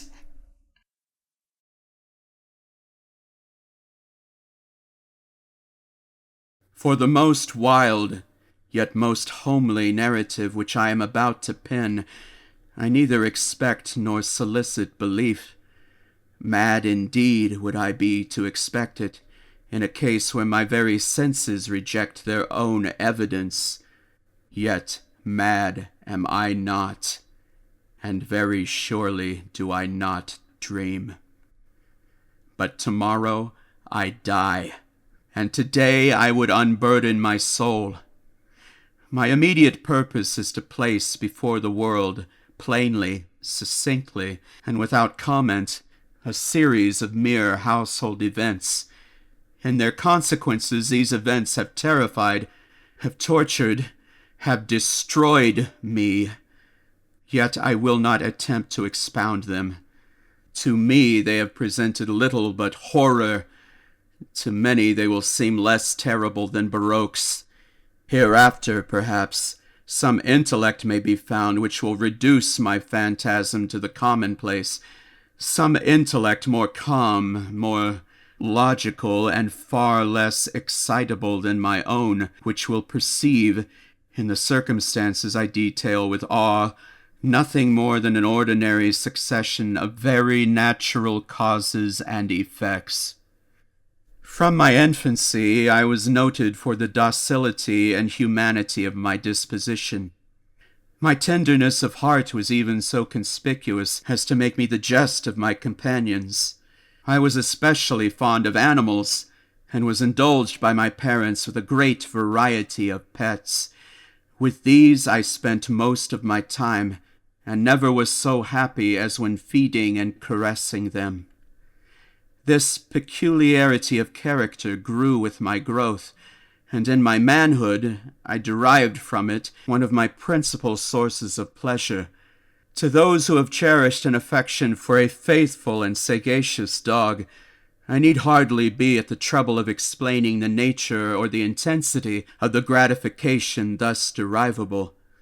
There is something in the unselfish and self-sacrificing love of a brute which goes directly to the heart of him who has had frequent occasion to test the paltry friendship and gossamer fidelity of mere man. I married early, and was happy to find in my wife a disposition not uncongenial with my own. Observing my partiality for domestic pets, she lost no opportunity of procuring those of the most agreeable kind. We had birds, goldfish, a fine dog, rabbits, a small monkey, and a cat. This latter was a remarkably large and beautiful animal, entirely black, and sagacious to an astonishing degree. In speaking of his intelligence, my wife, who at heart was not a little tinctured with superstition, made frequent allusion to the ancient popular notion which regarded all black cats as witches in disguise. Not that she was ever serious upon this point, and I mention the matter at all for no better reason than that it happens just now to be remembered. Pluto, this was the cat's name, was my favorite pet and playmate. I alone fed him, and he attended me wherever I went about the house. It was even with difficulty that I could prevent him from following me through the streets. Our friendship lasted, in this manner, for several years, during which my general temperament and character, through the instrumentality of the fiend intemperance, had, I blush to confess it, experienced a radical alteration for the worse. I grew, day by day, more moody, more irritable, more regardless of the feelings of others. I suffered myself to use intemperate language to my wife. At length, I even offered her personal violence. My pets, of course, were made to feel the change in my disposition. I not only neglected, but ill-used them.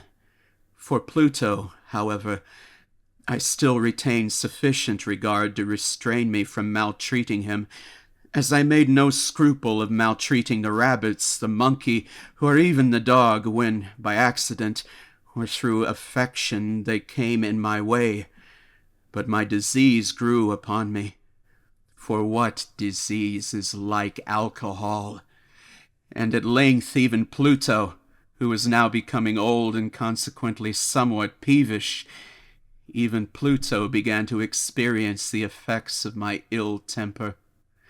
One night, returning home, much intoxicated, from one of my haunts about town, I fancied that the cat avoided my presence.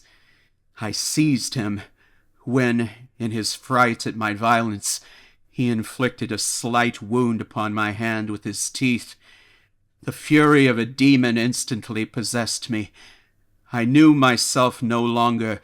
My original soul seemed, at once, to take its flight from my body, and a more than fiendish malevolence, gin-nurtured, thrilled every fibre of my frame. I took from my waistcoat pocket a penknife, opened it, grasped the poor beast by the throat, and deliberately cut one of its eyes from the socket.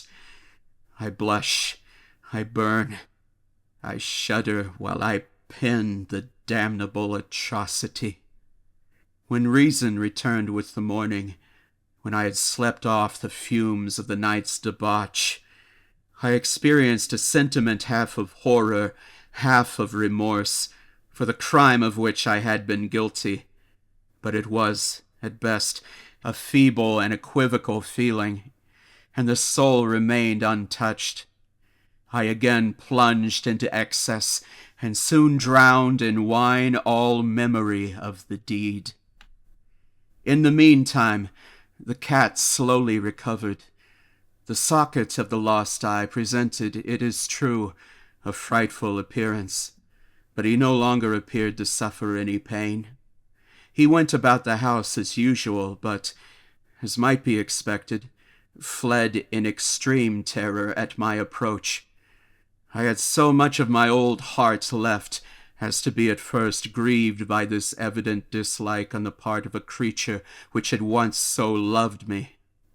But this feeling soon gave place to irritation, and then came, as if to my final and irrevocable overthrow, the spirit of perverseness. Of this spirit, philosophy takes no account. Yet I am not more sure that my soul lives than I am that perverseness is one of the primitive impulses of the human heart, one of the indivisible primary faculties or sentiments which give direction to the character of man. Who has not, 100 times, found himself committing a vile or a silly action for no other reason than because he knows he should not? Have we not a perpetual inclination, in the teeth of our best judgment, to violate that which is law, merely because we understand it to be such? This spirit of perverseness, I say, came to my final overthrow. It was this unfathomable longing of the soul to vex itself, to offer violence to its own nature, to do wrong for the wrong's sake only, that urged me to continue, and finally to consummate the injury I had inflicted upon the unoffending brute. One morning, in cool blood, I slipped a noose about its neck and hung it to the limb of a tree. Hung it with the tears streaming from my eyes and with the bitterest remorse at my heart. Hung it because I knew that it had loved me, and because I felt it had given me no reason of offense. Hung it because I knew that in doing so I was committing a sin, a deadly sin that would so jeopardize my immortal soul as to place it, if such a thing were possible, even beyond the reach of the infinite mercy of the most merciful and most terrible God. On the night of the day on which this cruel deed was done, I was aroused from sleep by the cry of fire. The curtains of my bed were in flames. The whole house was blazing. It was with great difficulty that my wife, a servant, and myself made our escape from the conflagration. The destruction was complete. My entire worldly wealth was swallowed up, and I resigned myself thenceforward to despair. I am above the weakness of seeking to establish a sequence of cause and effect between the disaster and the atrocity. But I am derailing a chain of facts and wish not to leave even a possible link imperfect. On the day succeeding the fire, I visited the ruins. The walls, with one exception, had fallen in. The exception was found in a compartment wall, not very thick, which stood about the middle of the house, and against which had rested the head of my bed. The plastering here had, in great measure, resisted the action of the fire, a fact which I attributed to its having been recently spread.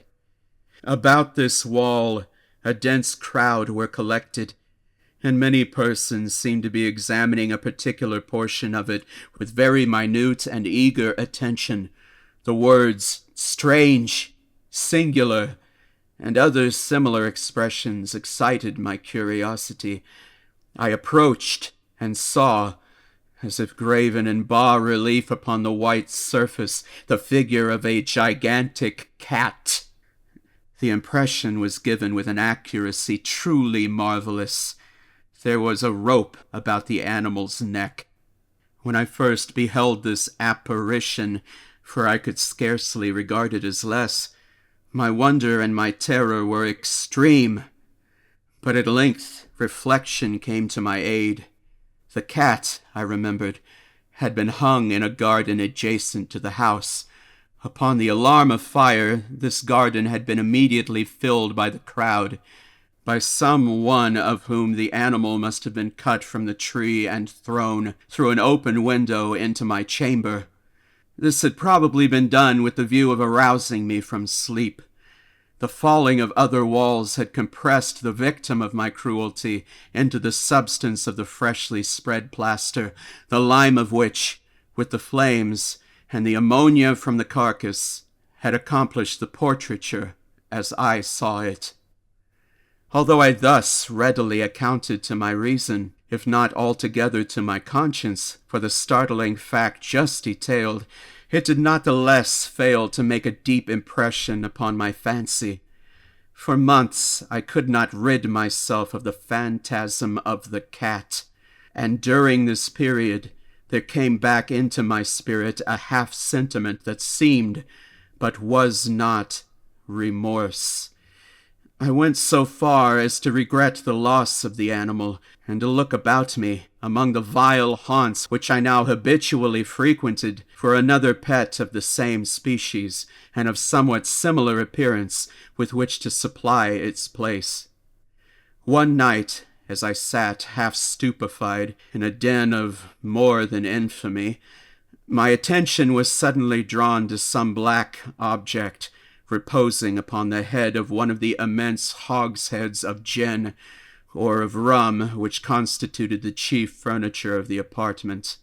I had been looking steadily at the top of this hogshead for some minutes, and what now caused me surprise was the fact that I had not sooner perceived the object thereupon.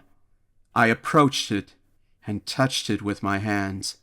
It was a black cat, a very large one, fully as large as Pluto, and closely resembling him in every respect but one.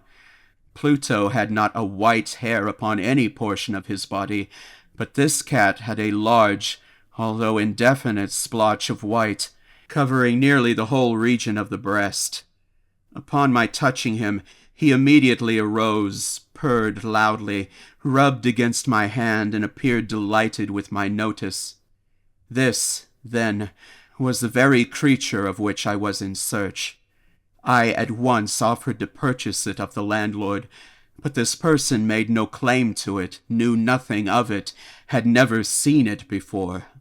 I continued my caresses, and when I prepared to go home, the animal evinced a disposition to accompany me. I permitted it to do so, occasionally stooping and patting it as I proceeded. When it reached the house, it domesticated itself at once, and became immediately a great favorite with my wife. For my own part, I soon found a dislike to it arising within me. This was just the reverse of what I had anticipated, but I know not how or why it was. Its evident fondness for myself rather disgusted and annoyed. By slow degrees, these feelings of disgust and annoyance rose into the bitterness of hatred. I avoided the creature, a certain sense of shame and the remembrance of my former deed of cruelty preventing me from physically abusing it.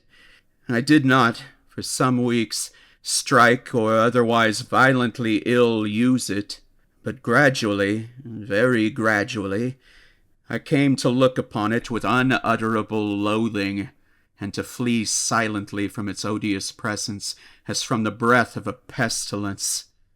What added, no doubt, to my hatred of the beast was the discovery, on the morning after I brought it home, that, like Pluto, it also had been deprived of one of its eyes.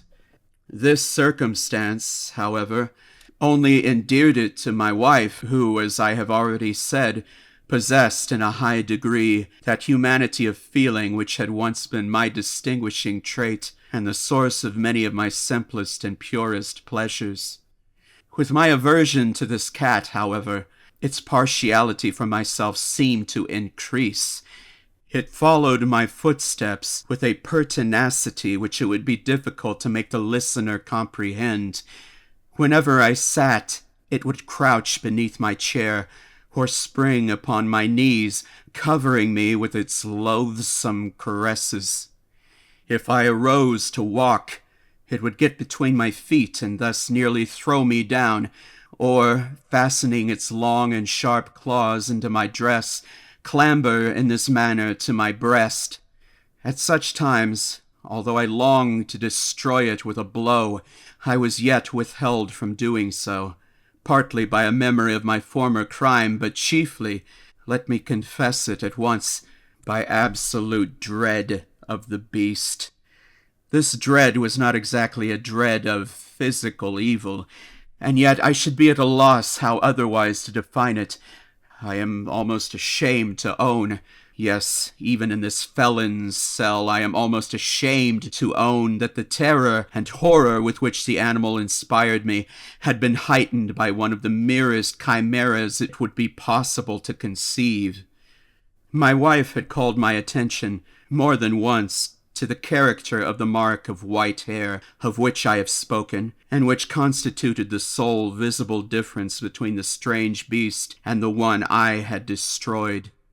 The listener will remember that this mark, although large, had been originally very indefinite, but by slow degrees nearly imperceptible, and which, for a long time, my reason struggled to reject as fanciful, it had, at length, assumed a rigorous distinctness of outline.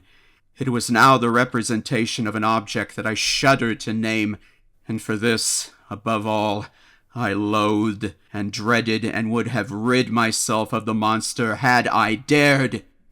It was now, I say, the image of a hideous, of a ghastly thing, of the gallows. Oh, mournful and terrible engine of horror and of crime, of agony and of death.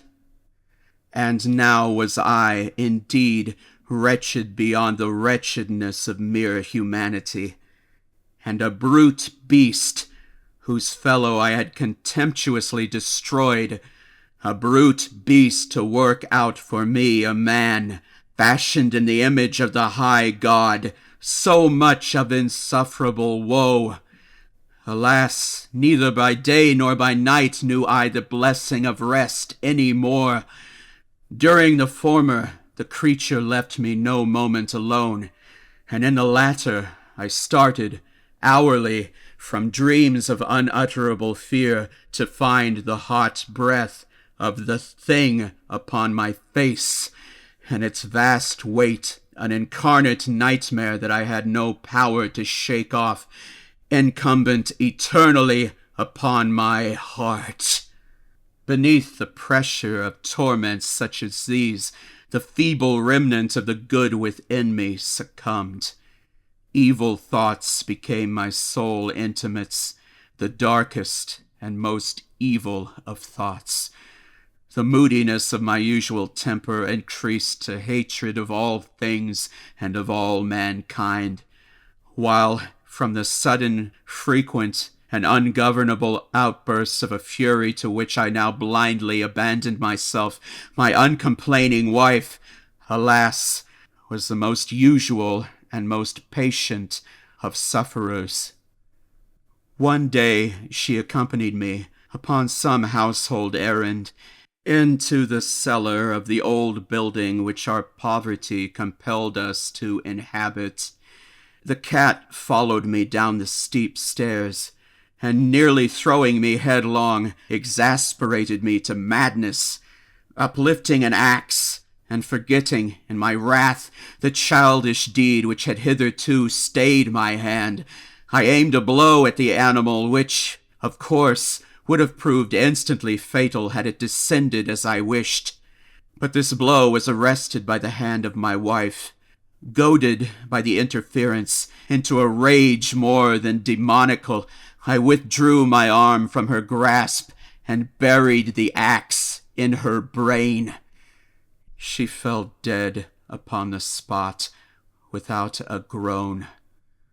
This hideous murder accomplished, I set myself forthwith, and with entire deliberation, to the task of concealing the body. I knew that I could not remove it from the house, either by day or by night, without the risk of being observed by the neighbors. Many projects entered my mind. At one period I thought of cutting the corpse into minute fragments and destroying them by fire. At another I resolved to dig a grave for it in the floor of the cellar. Again I deliberated about casting it into the well in the yard, about packing it in a box as if it were merchandise with the usual arrangements, and so getting a porter to take it from the house. Finally, I hit upon what I considered a far better expedient than either of these. I determined to wall it up in the cellar, as the monks of the Middle Ages are recorded to have walled up their victims. For a purpose such as this, the cellar was well adapted. Its walls were loosely constructed, and had lately been plastered throughout with a rough plaster, which the dampness of the atmosphere had prevented from hardening. Moreover, in one of the walls was a projection, caused by a false chimney, or fireplace that had been filled up, and made to resemble the red of the cellar. I made no doubt that I could readily displace the bricks at this point, insert the corpse, and wall the whole thing up as before, so that no eye could detect anything suspicious. And in this calculation I was not deceived. By means of a crowbar I easily dislodged the bricks, and, having carefully deposited the body against the inner wall, I propped it in that position while, with little trouble, I relaid the whole structure as it originally stood. Having procured mortar, sand, and hair, with every possible precaution, I prepared a plaster which could not be distinguished from the old, and with this I very carefully went over the new brickwork. When I had finished, I felt satisfied that all was right. The wall did not present the slightest appearance of having been disturbed. The rubbish on the floor was picked up with the minutest care. I looked around triumphantly and said to myself, here at least, then, my labor has not been in vain. My next step was to look for the beast which had been the cause of so much wretchedness, for I had, at length, firmly resolved to put it to death. Had I been able to meet with it at the moment, there could have been no doubt of its fate, but it appeared that the crafty animal had been alarmed at the violence of my previous anger, and forbore to present itself in my present mood. It is impossible to describe, or to imagine, the deep, the blissful sense of relief which the absence of the detested creature occasioned in my bosom. It did not make its appearance during the night, and thus for one night, at least, since its introduction into the house, I soundly and tranquilly slept. I slept even with the burden of murder upon my soul. The second and the third day passed, and still my tormentor came not. Once again I breathed as a free man. The monster, in terror, had fled the premises forever. I should behold it no more. My happiness was supreme. The guilt of my dark deed disturbed me but little. Some few inquiries had been made, but these had been readily answered. Even a search had been instituted, but of course nothing was to be discovered. I looked upon my future felicity as secured. Upon the fourth day of the assassination, a party of the police came very unexpectedly into the house and proceeded again to make rigorous investigation of the premises. Secure, however, in the inscrutability of my place of concealment, I felt no embarrassment whatsoever. The officers bade me accompany them in their search. They left no nook or corner unexplored. At length, for the third or fourth time, they descended into the cellar. I quivered not in a muscle. My heart beat calmly, as that of one who slumbers in innocence. I walked the cellar from end to end. I folded my arms upon my bosom and roamed easily to and fro. The police were thoroughly satisfied and prepared to depart. The glee at my heart was too strong to be restrained. I burned to say, if but one word, by way of triumph, and to render doubly sure their assurance of my guiltlessness. "Gentlemen," I said at last, as the party ascended the steps, "I delight to have allayed your suspicions.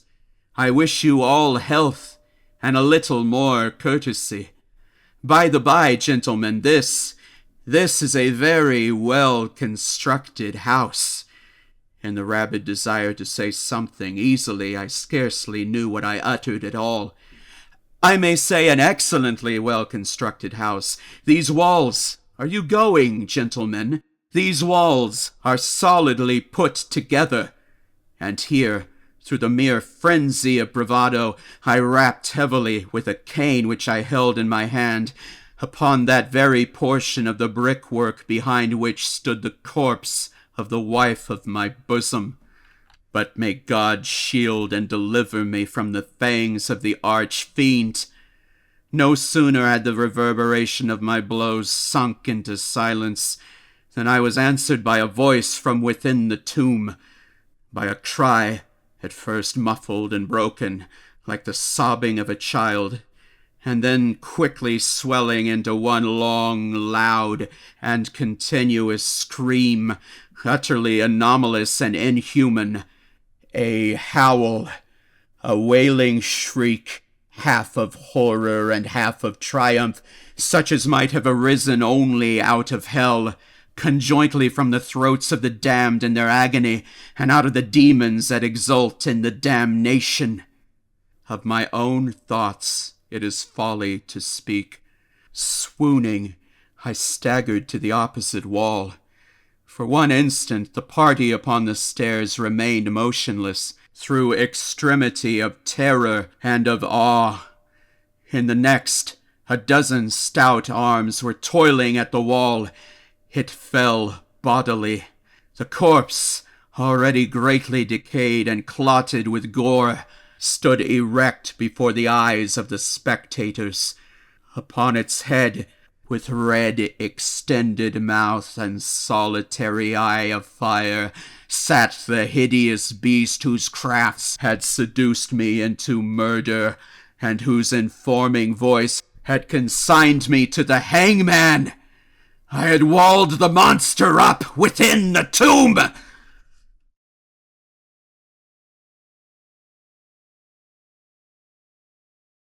There are certain themes of which the interest is all-absorbing, but which are too entirely horrible for the purposes of legitimate fiction. These the mere romanticist must eschew, if he do not wish to offend or to disgust. They are, with propriety, handled only when the severity and majesty of truth sanctify and sustain them.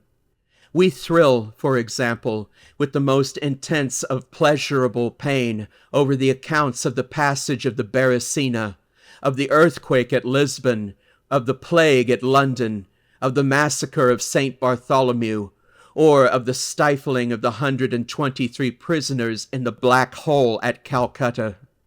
But in these accounts it is the fact, it is the reality, it is the history which excites. As inventions, we should regard them with simple abhorrence. I have mentioned some few of the more prominent and august calamities on record, but in these it is the extent, not less the character of the calamity, which so vividly impresses the fancy. I need not remind the reader that, from the long and weird catalogue of human miseries, I might have selected many individual instances more replete with essential suffering than any of these vast generalities of disaster. The true wretchedness, indeed, the ultimate woe, is particular, not diffuse. That the ghastly extremes of agony are endured by man the unit, and never by man the mass. For this let us thank a merciful God. To be buried while alive is beyond question the most terrific of these extremes which has ever fallen to the lot of mere mortality. That it has frequently, very frequently, so fallen will scarcely be denied by those who think. The boundaries which divide life from death are at best shadowy and vague. Who shall say where the one ends and where the other begins? We know that there are diseases in which occur total cessations of all the apparent functions of vitality, and yet in which these cessations are merely suspensions, properly so called. They are only temporary pauses in the incomprehensible mechanism. A certain period elapses, and some unseen mysterious principle again sets in motion the magic pinions and the wizard wheels. The silver cord was not forever loosed, nor the golden bowl irreparably broken. But where, meantime, was the soul? Apart, however, from the inevitable conclusion, a priori that such causes must produce such effects, that the well-known occurrence of such cases of suspended animation must naturally give rise now and then to premature interments.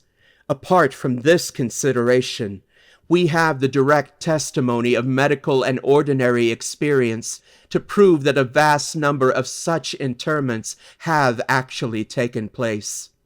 I might refer at once, if necessary, to 100 well-authenticated instances. One of very remarkable character, and of which the circumstances may be fresh in the memory of some of my readers, occurred not very long ago in the neighboring city of Baltimore, where it occasioned a painful, intense, and widely extended excitement. The wife of one of the most respectable citizens, a lawyer of eminence and a member of Congress, was seized with a sudden and unaccountable illness which completely baffled the skill of her physicians. After much suffering, she died, or was supposed to have died.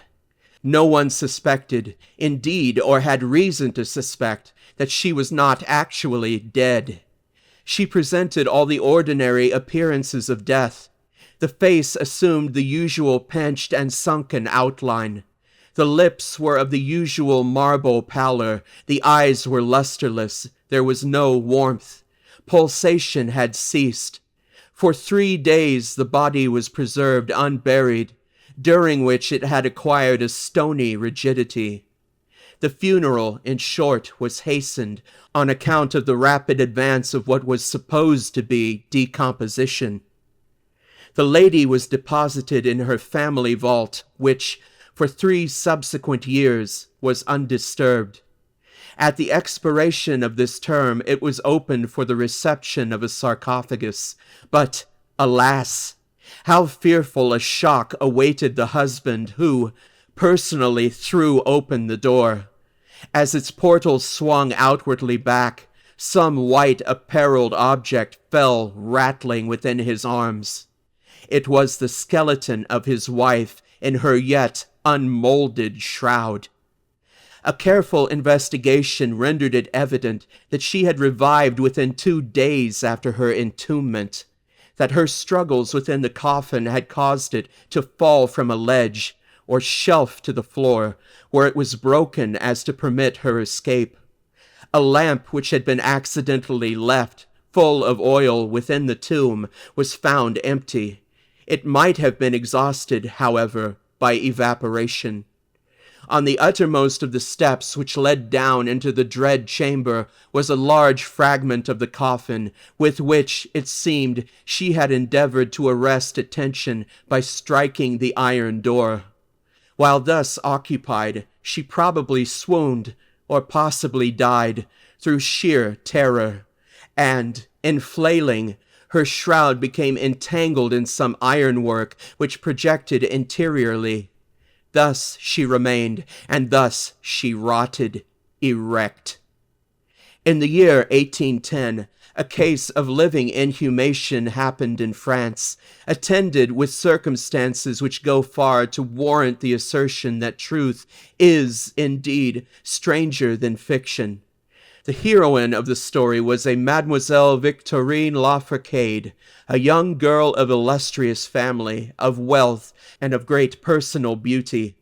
Among her numerous suitors was Julien Bossuet, a poor litterateur, or journalist of Paris. His talents and general amiability had recommended him to the notice of the heiress, by whom he seems to have been truly beloved. But her pride of birth decided her, finally, to reject him and to wed a Monsieur René, a banker and a diplomatist of some eminence. After marriage, however, this gentleman neglected, and perhaps even more positively ill-treated her. Having passed with him some wretched years, she died. At least her condition so closely resembled death as to deceive everyone who saw her. She was buried, not in a vault, but in an ordinary grave in the village of her nativity. Filled with despair, and still inflamed by the memory of a profound attachment, the lover journeys from the capital to the remote province in which the village lies, with the romantic purpose of disinterring the corpse and possessing himself of its luxuriant tresses. He reaches the grave. At midnight, he unearths the coffin, opens it, and is in the act of detaching the hair when he is arrested by the unclosing of the beloved eyes. In fact, the lady had been buried alive. Vitality had not altogether departed, and she was aroused by the caresses of her lover from the lethargy which had been mistaken for death. He bore her frantically to his lodgings in the village. He employed certain powerful restoratives suggested by no little medical learning. In fine, she revived. She recognized her preserver. She remained with him until, by slow degrees, she fully recovered her original health. Her woman's heart was not adamant, and this last lesson of love sufficed to soften it. She bestowed it upon Bossuet. She returned no more to her husband, but, concealing from him her resurrection, fled with her lover to America. 20 years afterward, the two returned to France, in the persuasion that time had so greatly altered the lady's appearance that her friends would be unable to recognize her. They were mistaken, however, for, at the first meeting, Monsieur René did actually recognize and make claim to his wife. This claim she resisted, and a judicial tribunal sustained her in her resistance, deciding that the peculiar circumstances with the long lapse of years had extinguished, not only equitably, but legally, the authority of the husband. The Chirurgical Journal of Leipzig, a periodical of high authority and merit, which some American bookseller would do well to translate and republish, records in a late number a very distressing event of the character in question. An officer of artillery, a man of gigantic stature and of robust health, being thrown from an unmanageable horse, received a very severe contusion upon the head, which rendered him insensible at once. The skull was slightly fractured, but no immediate danger was apprehended. Trepanning was accomplished successfully. He was bled, and many others of the ordinary means of relief were adopted. Gradually, however, he fell into a more and more helpless state of stupor, and finally it was thought that he died. The weather was warm, and he was buried with indecent haste in one of the public cemeteries. His funeral took place on Thursday. On the Sunday following, the grounds of the cemetery were, as usual, much thronged with visitors, and about noon an intense excitement was created by the declaration of a peasant that, while sitting upon the grave of the officer, he had distinctly felt a commotion of the earth, as if occasioned by someone struggling beneath. At first, little attention was paid to the man's asseveration, but his evident terror and the dogged obstinacy with which he persisted in his story had, at length, their natural effect upon the crowd. Spades were hurriedly procured, and the grave, which was shamefully shallow, was, in a few minutes, so far thrown open that the head of its occupant appeared. He was then seemingly dead, but he sat nearly erect within his coffin, the lid of which, in his furious struggles, he had partially uplifted. He was forthwith conveyed to the nearest hospital, and there pronounced to be still living, although in an asphyctic condition.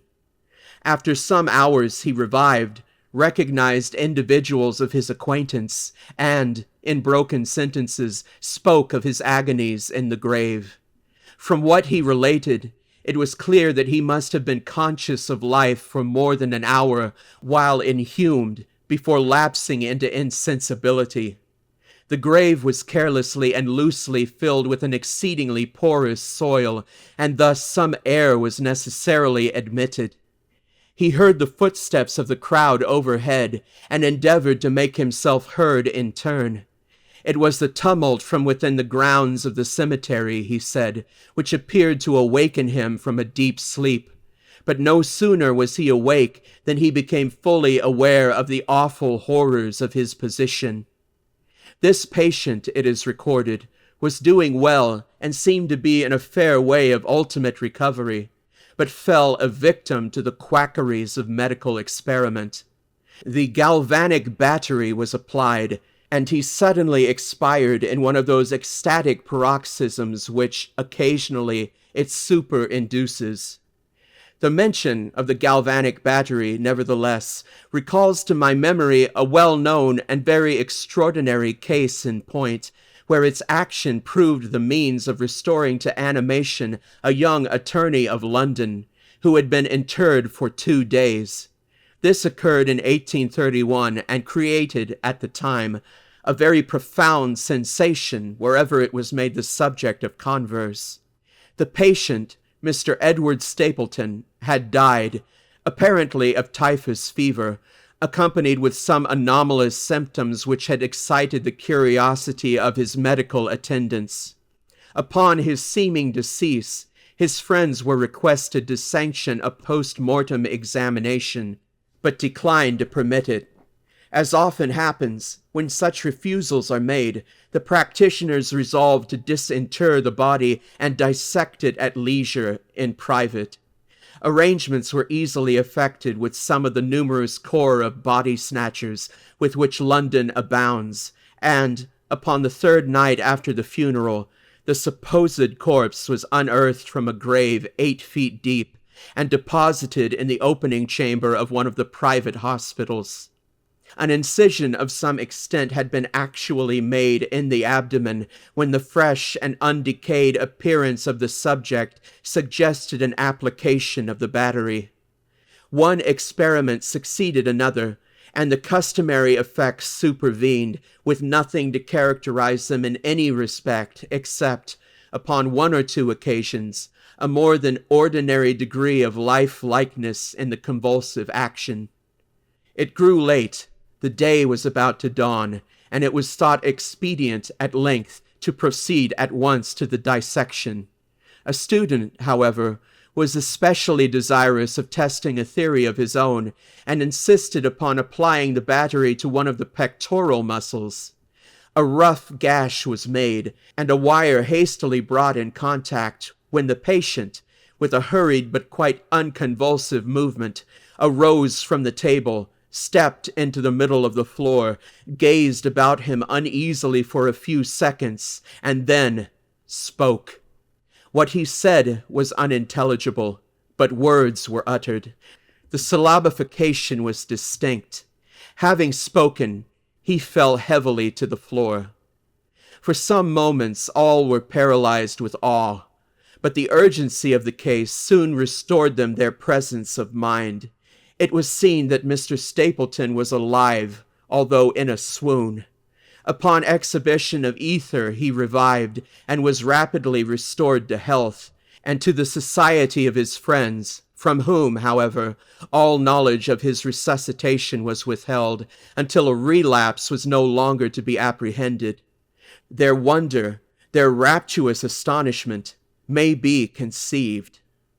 The most thrilling peculiarity of this incident, however, is involved in what Mr. S. himself asserts. He declares that at no period was he altogether insensible, that, dully and confusedly, he was aware of everything which happened to him, from the moment in which he was pronounced dead by his physicians to that in which he fell swooning to the floor of the hospital. "I am alive," were the uncomprehended words which, upon recognizing the locality of the dissecting room, he had endeavored in his extremity to utter. It were an easy matter to multiply such histories as these, but I forbear, for, indeed, we have no need of such to establish the fact that premature interments occur. When we reflect how very rarely, from the nature of the case, we have it in our power to detect them, we must admit that they may frequently occur without our cognizance. Scarcely, in truth, is a graveyard ever encroached upon, for any purpose, to any great extent, that skeletons are not found in positions which suggest the most fearful of suspicions. Fearful, indeed, the suspicion, but more fearful the doom. It may be asserted, without hesitation, that no event is so terribly well adapted to inspire the supremeness of bodily and mental distress as is burial before death. The unendurable oppression of the lungs, the stifling fumes from the damp earth, the clinging to the death garments, the rigid embrace of the narrow house, the blackness of the absolute night, the silence like a sea that overwhelms, the unseen but palpable presence of the conqueror worm. These things, with the thoughts of the air and grass above, with memory of dear friends who would fly to save us if but informed of our fate, and with consciousness that of this fate they can never be informed, that our hopeless portion is that of the really dead. These considerations, I say, carry into the heart which still palpitates a degree of appalling and intolerable horror from which the most daring imagination must recoil. We know of nothing so agonizing upon earth. We can dream of nothing half so hideous in the realms of the nethermost hell. And thus all narratives upon this topic have an interest profound, an interest, nevertheless, which, through the sacred awe of the topic itself, very properly and very peculiarly depends upon our conviction of the truth of the matter narrated. What I have now to tell is of my own actual knowledge, of my own positive and personal experience. For several years, I had been subject to attacks of the singular disorder which physicians have agreed to term catalepsy, in default of a more definitive title. Although both the immediate and the predisposing causes, and even the actual diagnosis of this disease, are still mysterious, its obvious and apparent character is sufficiently well understood. Its variations seem to be chiefly of degree. Sometimes the patient lies, for a day only, or even for a shorter period, in a species of exaggerated lethargy. He is senseless and externally motionless, but the pulsation of the heart is still faintly perceptible.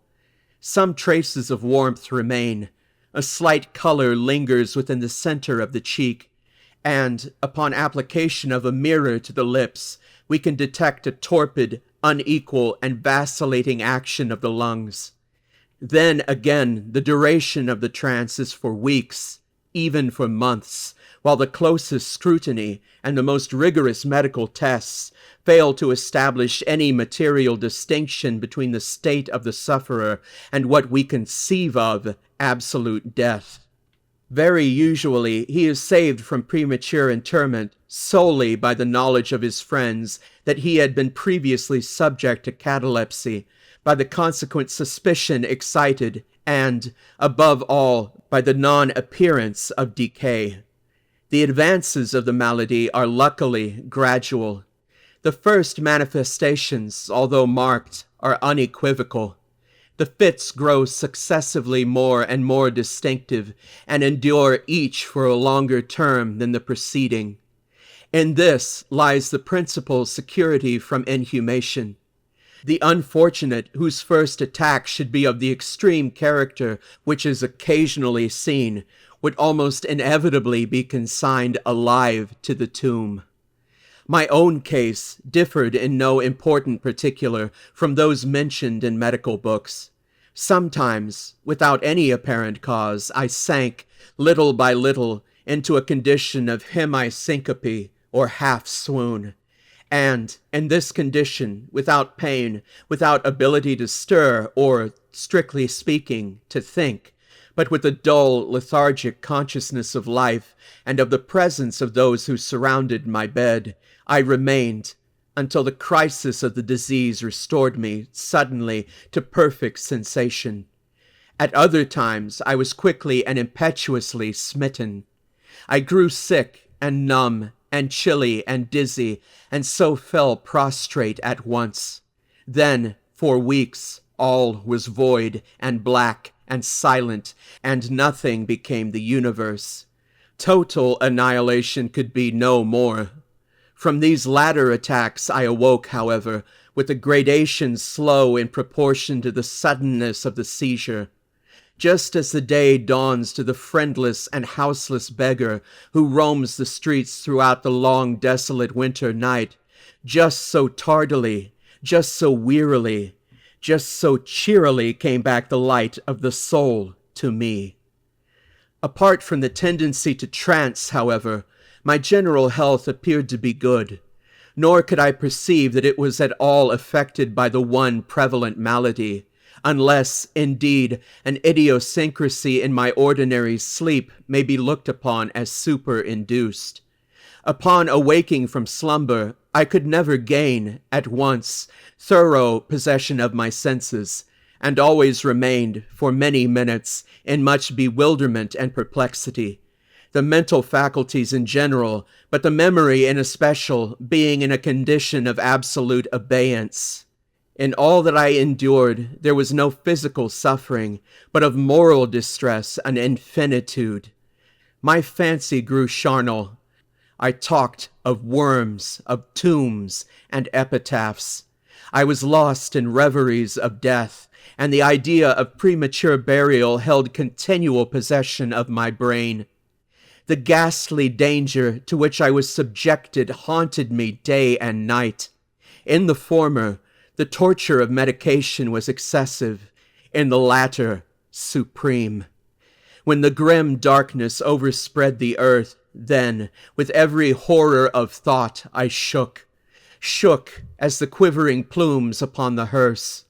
When nature could endure wakefulness no longer, it was with a struggle that I consented to sleep, for I shuddered to reflect that, upon awaking, I might find myself the tenant of a grave.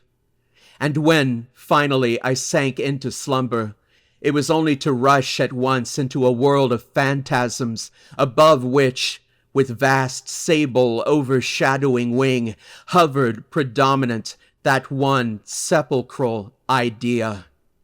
From the innumerable images of gloom which thus oppressed me in dreams, I select for record but a solitary vision.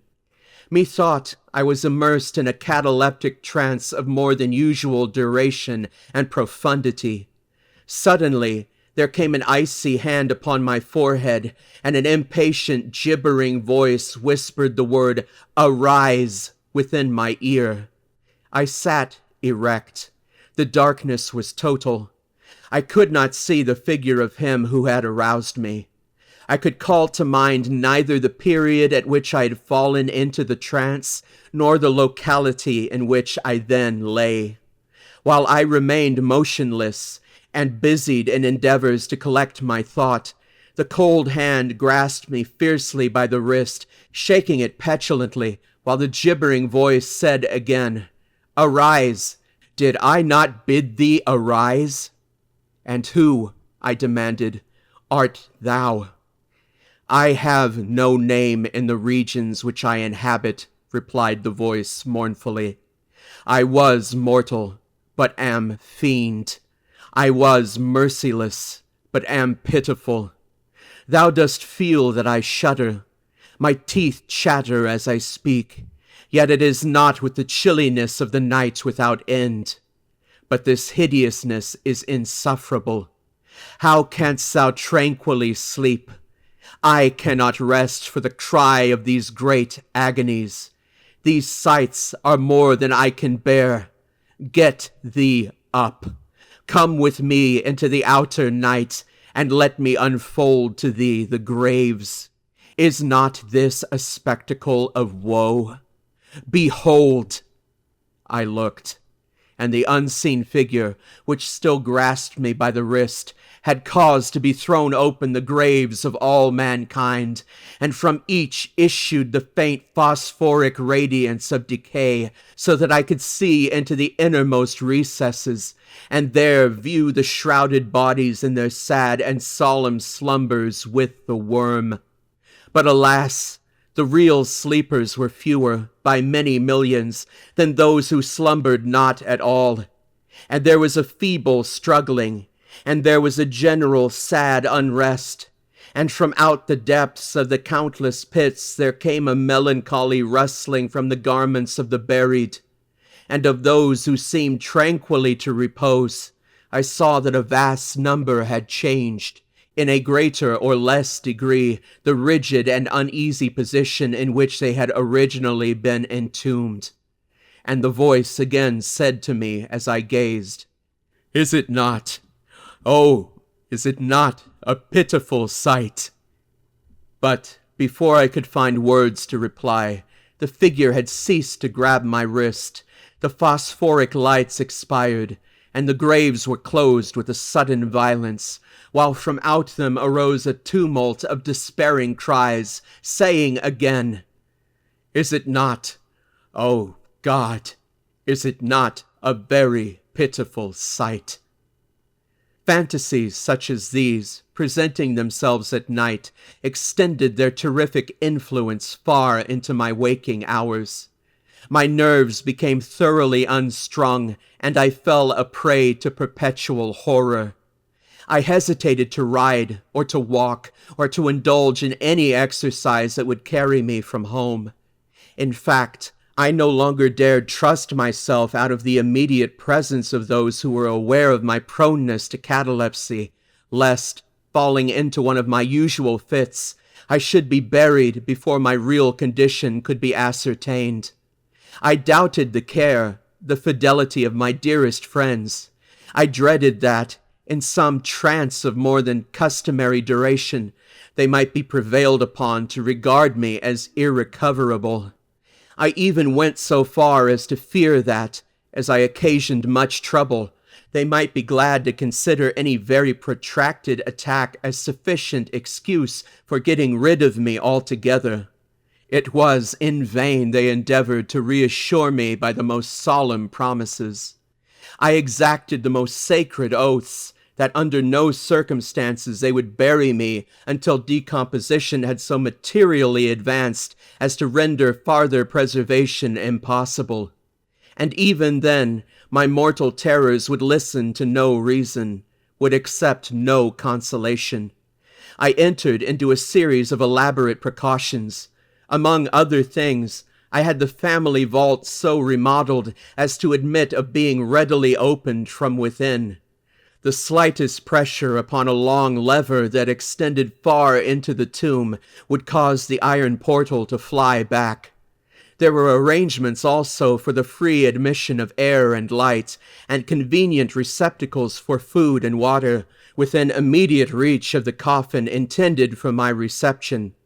This coffin was warmly and softly padded, and was provided with a lid fashioned upon the principle of the vault door, with the addition of springs so contrived that the feeblest movement of the body would be sufficient to set it at liberty. Besides all this, there was suspended from the roof of the tomb a large bell, the rope of which, it was designed, should extend through a hole in the coffin, and so be fastened to one of the hands of the corpse.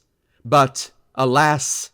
What avails vigilance against the destiny of man?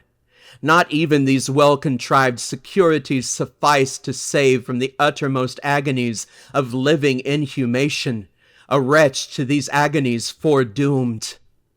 There arrived an epoch, as often before there had arrived, in which I found myself emerging from total unconsciousness into the first feeble and indefinite sense of existence.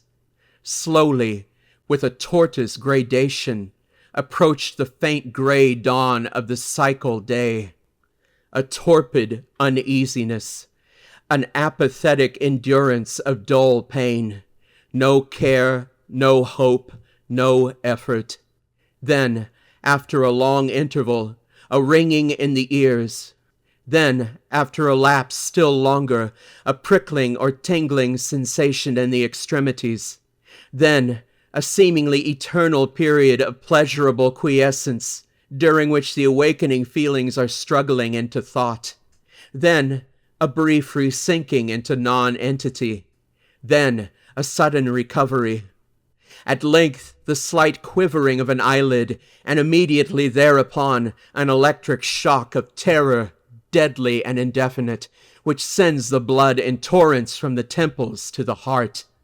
And now the first positive effort to think, and now the first endeavor to remember, and now a partial and evanescent success. And now the memory has so far regained its dominion that, in some measure, I am cognizant of my state. I feel that I am not awaking from ordinary sleep. I recollect that I have been subject to catalepsy. And now, at last, as if by the rush of an ocean, my shuddering spirit is overwhelmed by the one grim danger, by the one spectral and ever-prevalent idea. For some minutes after this fancy possessed me, I remained without motion. And why? I could not summon courage to move. I dared not make the effort which was to satisfy me of my fate. And yet there was something at my heart which whispered me it was sure. Despair, such as no other species of wretchedness ever calls into being, despair alone urged me, after long irresolution, to uplift the heavy lids of my eyes. I uplifted them. It was dark, all dark. I knew that the fit was over. I knew that the crisis of my disorder had long passed. I knew that I had now fully recovered the use of my visual faculties. And yet it was dark, all dark, the intense and utter raylessness of the night that endureth for evermore. I endeavored to shriek, and my lips and my parched tongue moved convulsively together in the attempt. but no voice issued from the cavernous lungs, which, oppressed as if by the weight of some incumbent mountain, gasped and palpitated with the heart at every elaborate and struggling inspiration. The movement of the jaws, in this effort to cry aloud, showed me that they were bound up, as is usual with the dead. I felt, too, that I lay upon some hard substance, and by something similar my sides were, also, closely compressed. So far, I had not ventured to stir any of my limbs, but now I violently threw up my arms, which had been lying at length, with the wrists crossed. They struck a solid wooden substance, which extended above my person at an elevation of not more than 6 inches from my face. I could no longer doubt, at last, that I reposed within a coffin. And now, amid all my infinite miseries, came sweetly the cherub hope, for I thought of my precautions. I writhed and made spasmodic exertions to force open the lid. It would not move. I felt my wrists for the bell rope. It was not to be found. And now the comforter fled forever, and a still sterner despair reigned triumphant, for I could not help perceiving the absence of the paddings which I had so carefully prepared. And then, too, there came suddenly to my nostrils the strong, peculiar odor of moist earth. The conclusion was irresistible. I was not within the vault. I had fallen into a trance while absent from home, while among strangers. When or how I could not remember, and it was they who had buried me as a dog, nailed up in some common coffin, and thrust deep, deep, and forever into some ordinary and nameless grave. As this awful conviction forced itself, thus, into the innermost chambers of my soul, I once again struggled to cry aloud, and in this second endeavor, I succeeded. A long, wild, and continuous shriek or yell of agony resounded through the realms of the subterranean night. "Hello? Hello there," said a gruff voice in reply. "What the devil's the matter now?" said a second. "Get out of that," said a third. "What do you mean by yowling in that 'ere kind of style like a catty-mount?" said a fourth. And hereupon I was seized and shaken without ceremony for several minutes by a junto of very rough-looking individuals. They did not arouse me from my slumber, for I was wide awake when I screamed, but they restored me to the full possession of my memory. This adventure occurred near Richmond, in Virginia. Accompanied by a friend, I had proceeded upon a gunning expedition some miles down the banks of the James River. Night approached, and we were overtaken by a storm. The cabin of a small sloop lying at anchor in the stream and laden with garden mold afforded us the only available shelter. We made the best of it and passed the night on board. I slept in one of the only 2 berths in the vessel, and the berths of a sloop of 60 or 20 tons need scarcely be described. That which I occupied had no bedding of any kind. Its extreme width was 18 inches. The distance of its bottom from the deck overhead was precisely the same. I found it a matter of exceeding difficulty to squeeze myself in. Nevertheless, I slept soundly, and the whole of my vision, for it was no dream and no nightmare, arose naturally from the circumstances of my position, from my ordinary bias of thought, and from the difficulty to which I have alluded of collecting my senses, and especially of regaining my memory for a long time after awaking from slumber. The men who shook me were the crew of the sloop and some laborers engaged to unload it. From the load itself came the earthly smell. The bandage about the jaws was a silk handkerchief in which I had bound up my head in default of my customary nightcap. The tortures endured, however, were indubitably quite equal for the time to those of actual sepulture. They were inconceivably hideous. But out of evil proceeded good, for the very excess wrought in my spirit an inevitable revulsion. My soul acquired tone, acquired temper. I went abroad. I took vigorous exercise. I breathed the free air of heaven. I thought upon other subjects than death. I discarded my medical books. Buchan I burned. I read no night thoughts. No fustian about churchyards, no bugaboo tales such as this. In short, I became a new man, and lived a man's life. From that memorable night I dismissed forever my charnel apprehensions, and with them vanished the cataleptic disorder, of which, perhaps, they had been less the consequence than the cause. There are moments when, even to the sober eye of reason, the world of our sad humanity may assume the semblance of a hell. But the imagination of man is no Carathis to explore with impunity its every cavern.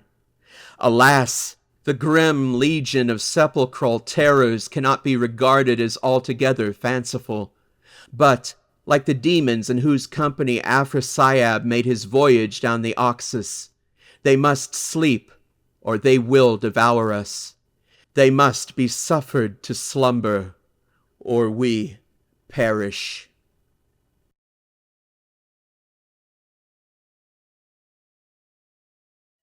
The 1,000 injuries of Fortunato I had borne as I best could, but when he ventured upon insult, I vowed revenge. You, who so well know the nature of my soul, will not suppose, however, that I gave utterance to a threat. At length I would be avenged.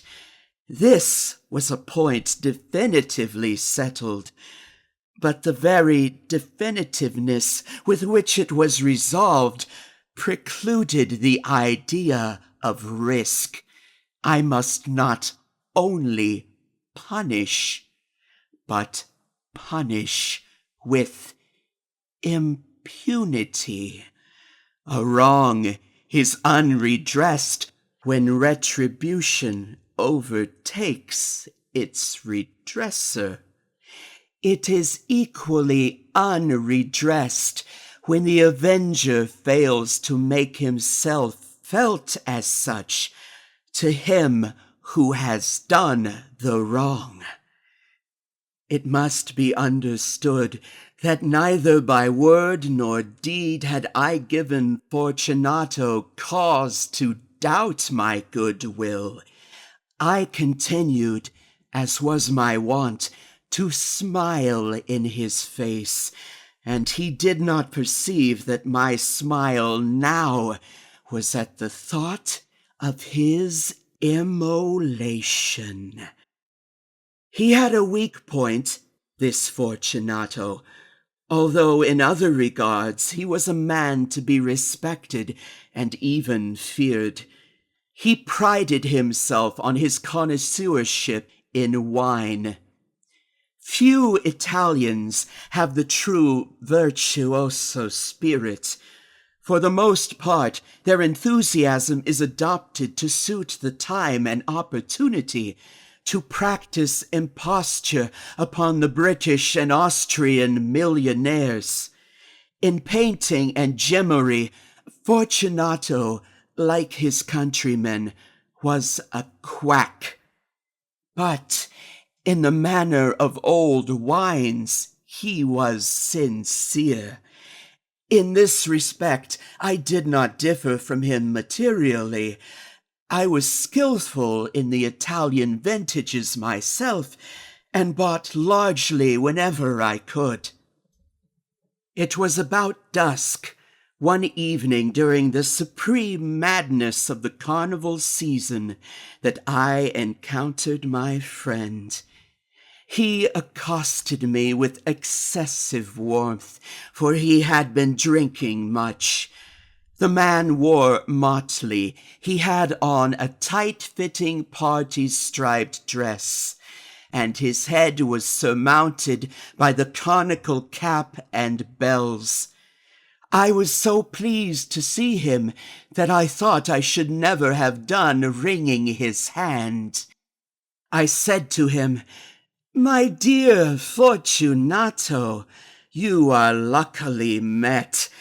How remarkably well you are looking today. But I have received a pipe of what passes for Amontillado, and I have my doubts." "How?" said he. "Amontillado, a pipe? Impossible. In the middle of the carnival." "I have my doubts," I replied, "and I was silly enough to pay the full Amontillado price without consulting you in the matter. You were not to be found, and I was fearful of losing a bargain." "Amontillado? I have my doubts. Amontillado. And I must satisfy them. Amontillado. As you are engaged, I am on my way to Lucchese. If anyone has a critical turn, it is he. He will tell me. Lucchese cannot tell Amontillado from sherry. And yet some fools will have it that his taste is a match for your own. Come, let us go. Whither? To your vaults. Oh, my friends, no. I will not impose upon your good nature. I perceive you have an engagement. Lucchese. I have no engagement. Come. My friends, no. It is not the engagement, but the severe cold with which I perceive you are afflicted. The vaults are insufferably damp. They are encrusted with nitre. Let us go, nevertheless. The cold is merely nothing. Amontillado, you have been imposed upon. And as for Lucchese, he cannot distinguish sherry from Amontillado. Thus speaking, Fortunato possessed himself of my arm. Putting on a mask of black silk, and drawing a roquelaire closely about my person, I suffered him to hurry me to my palazzo. There were no attendants at home. They had absconded to make merry in honor of the time. I had told them that I should not return until the morning, and had given them explicit orders not to stir from the house. These orders were sufficient, I well knew, to ensure their immediate disappearance, one and all, as soon as my back was turned. I took from their sconces 2 flambeaux, and giving one to Fortunato, bowed him through several suites of rooms to the archway that led into the vaults. I passed down a long and winding staircase, requesting him to be cautious as he followed. We came at length to the foot of the descent, and stood together on the damp ground of the catacomb of the Montresors. The gait of my friend was unsteady, and the bells upon his cap jangled as he strode. "The pipe," said he. "It is farther on," said I, "but observe the white webwork which gleams from these cavern walls." He turned toward me, and looked into my eyes with 2 filmy orbs that distilled the rheum of intoxication. "Nitre?"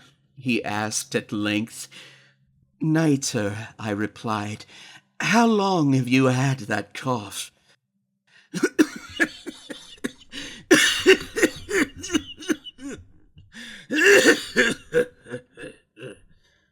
My poor friend found it impossible to reply for many minutes.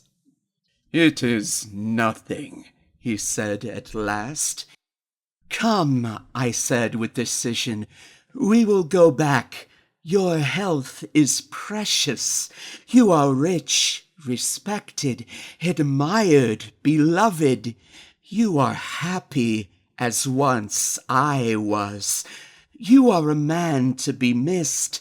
For me it is no matter. We will go back. You will be ill, and I cannot be responsible. Besides, there is Lucchese." "Enough," he said. "The cough is a mere nothing. It will not kill me. I shall not die of a cough." "True, true," I replied, "and indeed I had no intention of alarming you unnecessarily, but you should use all proper caution. A draught of this medoc will defend us from the damps." Here I knocked off the neck of a bottle, which I drew from a long row of its fellows that lay upon the mould. "Drink," I said, presenting him the wine. He raised it to his lips with a leer. He paused and nodded to me familiarly while his bells jingled. "I drink," he said, "to the buried that repose around us." "And I to your long life." He again took my arm, and we proceeded. "These vaults," he said, "are extensive." "The Montresors," I replied, "were a great and numerous family." "I forget your arms." "A huge human foot d'or in a field azure. The foot crushes a serpent rampant, whose fangs are embedded in the heel." "And the motto?" "Nemo me impune lacessit." No one harms me with impunity. "Good," he said. The wine sparkled in his eyes, and the bells jingled. My own fancy grew warm with the medoc. We had passed through walls of piled bones, with casks and puncheons intermingling, into the inmost recesses of the catacombs. I paused again, and this time I made bold to seize Fortunato by an arm above the elbow. "The nitre," I said, "see, it increases. It hangs like moss upon the vaults. We are below the river's bed. The drops of moisture trickle among the bones. Come, we will go back ere it is too late. Your cough—" "It is nothing," he said. "Let us go on. But first, another draught of the medoc." I broke and reached him a flagon of de Grave. He emptied it at a breath. His eyes flashed with a fierce light. He laughed and threw the bottle upwards with a gesticulation I did not understand. I looked at him in surprise. He repeated the movement, a grotesque one. "You do not comprehend," he said. "Not I replied. "Then you are not of the Brotherhood." "How?" "You are not of the Masons?" Yes, I said. Yes. "You, impossible, a Mason." "A Mason," I replied. "A sign," he said. "It is this," I answered, producing a trowel from beneath the folds of my rock lair. "You jest," he exclaimed, recoiling a few paces. "But let us proceed to the Amontillado." "Be it so," I said. Replacing the tool beneath the cloak, and again offering him my arm, he leaned upon it heavily. We continued our route in search of the Amontillado. We passed through a range of low arches, descended, passed on, and, descending again, arrived at a deep crypt in which the foulness of the air caused our flambeau rather to glow than flame. At the most remote end of the crypt there appeared another, less spacious. Its walls had been lined with human remains, piled to the vault overhead in the fashion of the great catacombs of Paris. 3 sides of this interior crypt were still ornamented in this manner. From the 4th, the bones had been thrown down and lay promiscuously upon the earth, forming at one point a mound of some size. Within the wall thus exposed by the displacing of the bones, we perceived a small interior recess, in depth about 4 feet, in width 3, in height 6 or 7. It seemed to have been constructed for no especial use in itself, but formed merely the interval between 2 of the colossal supports of the roof of the catacombs, and was backed by one of their circumscribing walls of solid granite.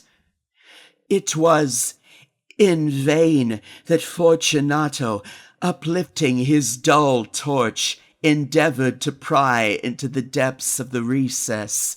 Its termination the feeble light did not enable us to see. "Proceed," I said. "Herein is the Amontillado. As for Lucchese—" "He is an ignoramus," interrupted my friend, as he stepped unsteadily forward, while I followed immediately at his heels. In an instant he had reached the extremity of the niche, and finding his progress arrested by the rock, stood stupidly bewildered. A moment more, and I had fettered him to the granite. In its surface were 2 iron staples, distinct from each other about 2 feet horizontally. From one of these depended a short chain, from the other a padlock. Throwing the links around his waist, it was but the work of a few seconds to secure it. He was too much astounded to resist. Withdrawing the key, I stepped back from the recess. "Pass your hand," I said, "over the wall. You cannot help feeling the nitre. Indeed, it is very damp. Once more, let me implore you to return." "No? Then I must positively leave you. But I must first render you all the little attentions in my power." "The Amontillado!" ejaculated my friend, not yet recovered from his astonishment. "True," I replied, "the Amontillado." As I said these words, I busied myself among the pile of bones of which I have before spoken. Throwing them aside, I soon uncovered a quantity of building stone and mortar. With these materials, and with the aid of my trowel, I began vigorously to wall up the entrance of the niche. I had scarcely laid the first tier of my masonry when I discovered that the intoxication of Fortunato had, in a great measure, worn off. The earliest indication I had of this was a low, moaning cry from the depth of the recess. It was not the cry of a drunken man. There was, then, a long and obstinate silence. I laid the second tier, and the third, and the fourth, and then I heard the furious vibrations of the chain. The noise lasted for several minutes, during which, that I might hearken to it with the more satisfaction, I ceased my labors and sat down upon the bones. When, at last, the clanking subsided, I resumed the trowel and finished without interruption the fifth, the sixth, and the seventh tier. The wall was now nearly upon a level with my breast. I again paused, and holding the flambeau over the mason-work, threw a few feeble rays upon the figure within. A succession of loud and shrill screams, bursting suddenly from the throat of the chained form, seemed to thrust me violently back. For a brief moment I hesitated. I trembled. Unsheathing my rapier, I began to grope with it about the recess, but the thought of an instant reassured me. I placed my hand upon the solid fabric of the catacombs and felt satisfied. I reapproached the wall. I replied to the yells of him who clamored. I re-echoed. I aided. I surpassed them in volume and in strength. I did this, and the clamorer grew still. It was now midnight, and my task was drawing to a close. I had completed the 8th, the 9th, the 10th tier. I had finished a portion of the last and the 11th. There remained but a single stone to be fitted and plastered in. I struggled with its weight. I placed it partially in its destined position. But now there came from out the niche a low laugh that erected the hairs upon my head.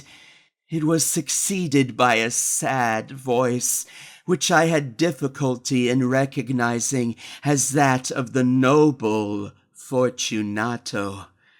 The voice said, "A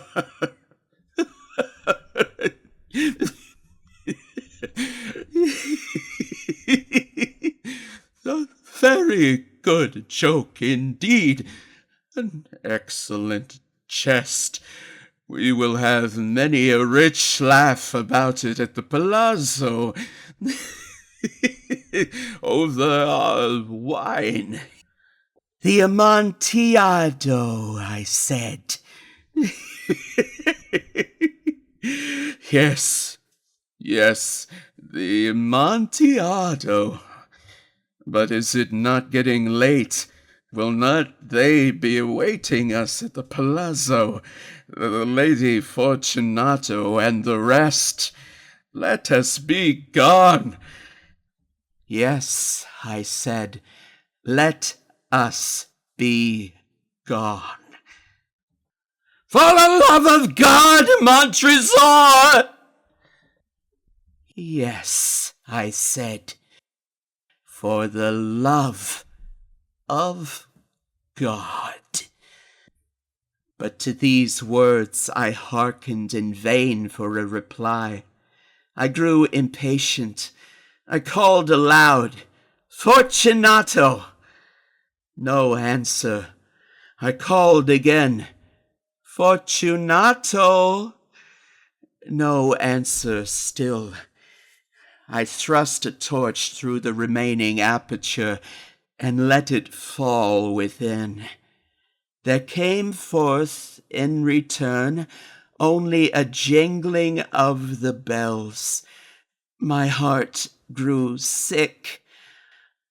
On account of the dampness of the catacombs, I hastened to make an end of my labor. I forced the last stone into its position.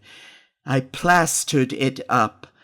Against the new masonry, I re-erected the old rampart of bones. For the half of a century, no mortal has disturbed them.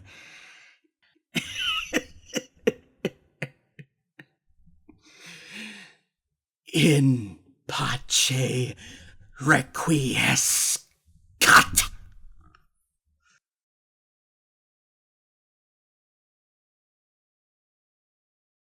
I never knew anyone so keenly alive to a joke as the king was. He seemed to live only for joking. To tell a good story of the joke kind, and to tell it well, was the surest road to his favor.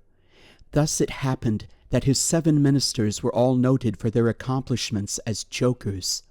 They all took after the king in being large, corpulent, oily men, as well as inimitable jokers. Whether people grow fat by joking, or whether there is something in fat itself which predisposes to a joke, I have never been quite able to determine. But certain it is that a lean joker is a rara avis in terris. About the refinements, or, as he called them, the ghost of wit, the king troubled himself very little. He had an especial admiration for breadth in a jest, and would often put up with length for the sake of it. Over-niceties wearied him, and upon the whole, practical jokes suited his taste far better than verbal ones. At the date of my narrative, professing jesters had not altogether gone out of fashion at court. Several of the great continental powers still retain their fools, who wore motley with caps and bells, and who were expected to always be ready with sharp witticisms at a moment's notice and consideration of the crumbs that fell from the royal table. Our king, as a matter of course, retained his fool. The fact is, he required something in the way of folly, if only to counterbalance the heavy wisdom of the 7 wise men who were his ministers, not to mention himself. His fool, or professional jester, was not only a fool, however. His value was trebled in the eyes of the king by the fact that he was also a dwarf and a cripple. Dwarfs were as common at court in those days as fools, and many monarchs would have found it difficult to get through their days are rather longer at court than elsewhere, without both a jester to laugh with and a dwarf to laugh at. But, as I have already observed, your jesters, in 99 cases out of 100, are fat, round, and unwieldy, so that it was no small source of self-gratulation with our king that, in Hop Frog, this was the fool's name, he possessed a triplicate treasure in one person.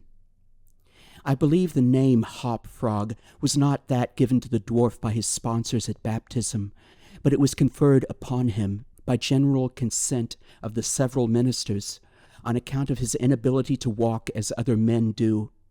In fact, Hop Frog could only get along by a sort of interjectional gait, something between a leap and a wriggle, a movement that afforded illimitable amusement and, of course, consolation to the king, for, notwithstanding the protuberance of his stomach and a constitutional swelling of the head, the king, by his whole court, was accounted a capital figure.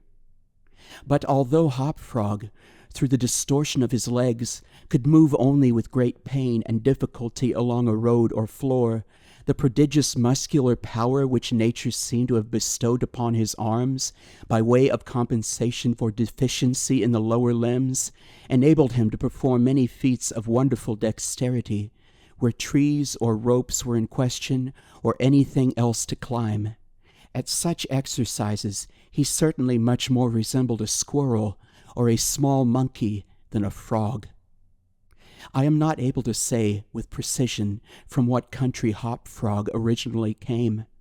It was from some barbarous region, however, that no person ever heard of, a vast distance from the court of our king. Hop Frog and a young girl very less dwarfish than himself, although of exquisite proportions and a marvelous dancer, had been forcibly carried off from their respective homes in adjoining provinces and sent as presents to the king by one of his ever-victorious generals. Under these circumstances, it is not to be wondered at that a close intimacy arose between the two little captives. Indeed, they soon became sworn friends. Hop Frog, who, although he made a great deal of sport, was by no means popular, had it not in his power to render Trippetta many services. But she, on account of her grace and exquisite beauty, was universally admired and petted, so she possessed much influence and never failed to use it whenever she could for the benefit of Hop Frog. On some grand state occasion, I forget which, the king determined to have a masquerade, and whenever a masquerade or anything of that kind occurred at our court, then the talents both of Hop Frog and Trippetta were sure to be called into play. Hop Frog, in especial, was so inventive in the way of getting up pageants, suggesting novel characters, and arranging costumes for masked balls, that nothing could be done, it seems, without his assistance. The night appointed had arrived. A gorgeous hall had been fitted up, under Trippetta's eye, with every kind of device which could possibly give eclat to a masquerade. The whole court was in a fever of expectation. As for costumes and characters, it might well be supposed that everybody had come to a decision on such points. Many had made up their minds as to what roles they should assume a week or even a month in advance, and, in fact, there was not a particle of indecision anywhere, except in the case of the king and his 7 ministers. Why they hesitated, I never could tell, unless they did it by way of a joke. More probably, they found it difficult, on account of being so fat, to make up their minds. At all events, time flew, and, as a last resort, they sent for Trippetta and Hop Frog.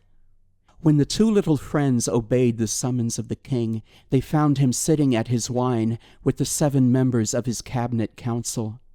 But the monarch appeared to be in a very ill humor. He knew that Hop Frog was not fond of wine, for it excited the poor cripple almost to madness, and madness is no comfortable feeling. But the king loved his practical jokes, and took pleasure in forcing Hop Frog to drink, and, as the king called it, to be merry. "Come here, Hop Frog," said he, as the jester and his friend entered the room. "Swallow this bumper to the health of your absent friends." Here Hop Frog sighed. "And then let us have the benefit of your invention. We want characters. Characters, man. Something novel. Out of the way. We are wearied with this everlasting sameness. Come, drink. The wine will brighten your wits." Hop Frog endeavored, as usual, to get up a jest in reply to these advances from the king. But the effort was too much. It happened to be the poor dwarf's birthday, and the command to drink to his absent friends forced the tears to his eyes. Many large, bitter drops fell into the goblet as he took it, humbly, from the hand of the tyrant. roared the latter, as the dwarf reluctantly drained the beaker.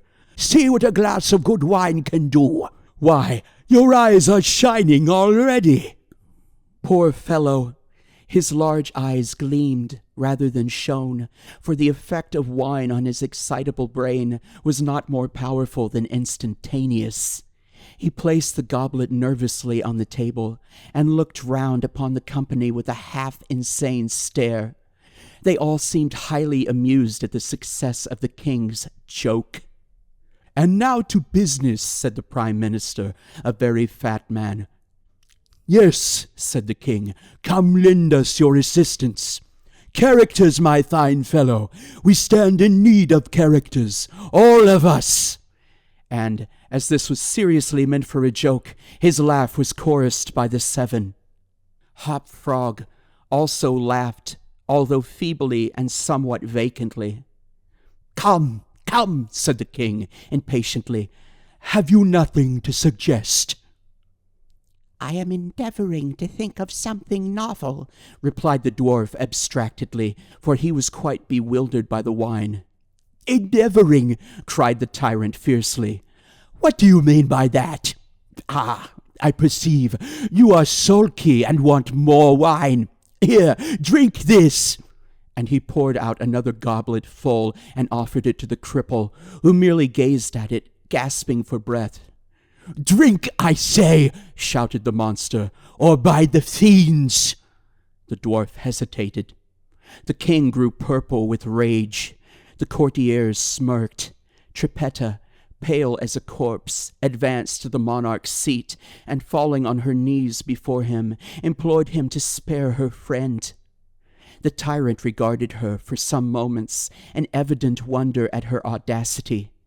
He seemed quite at a loss what to do or say, how most becomingly to express his indignation.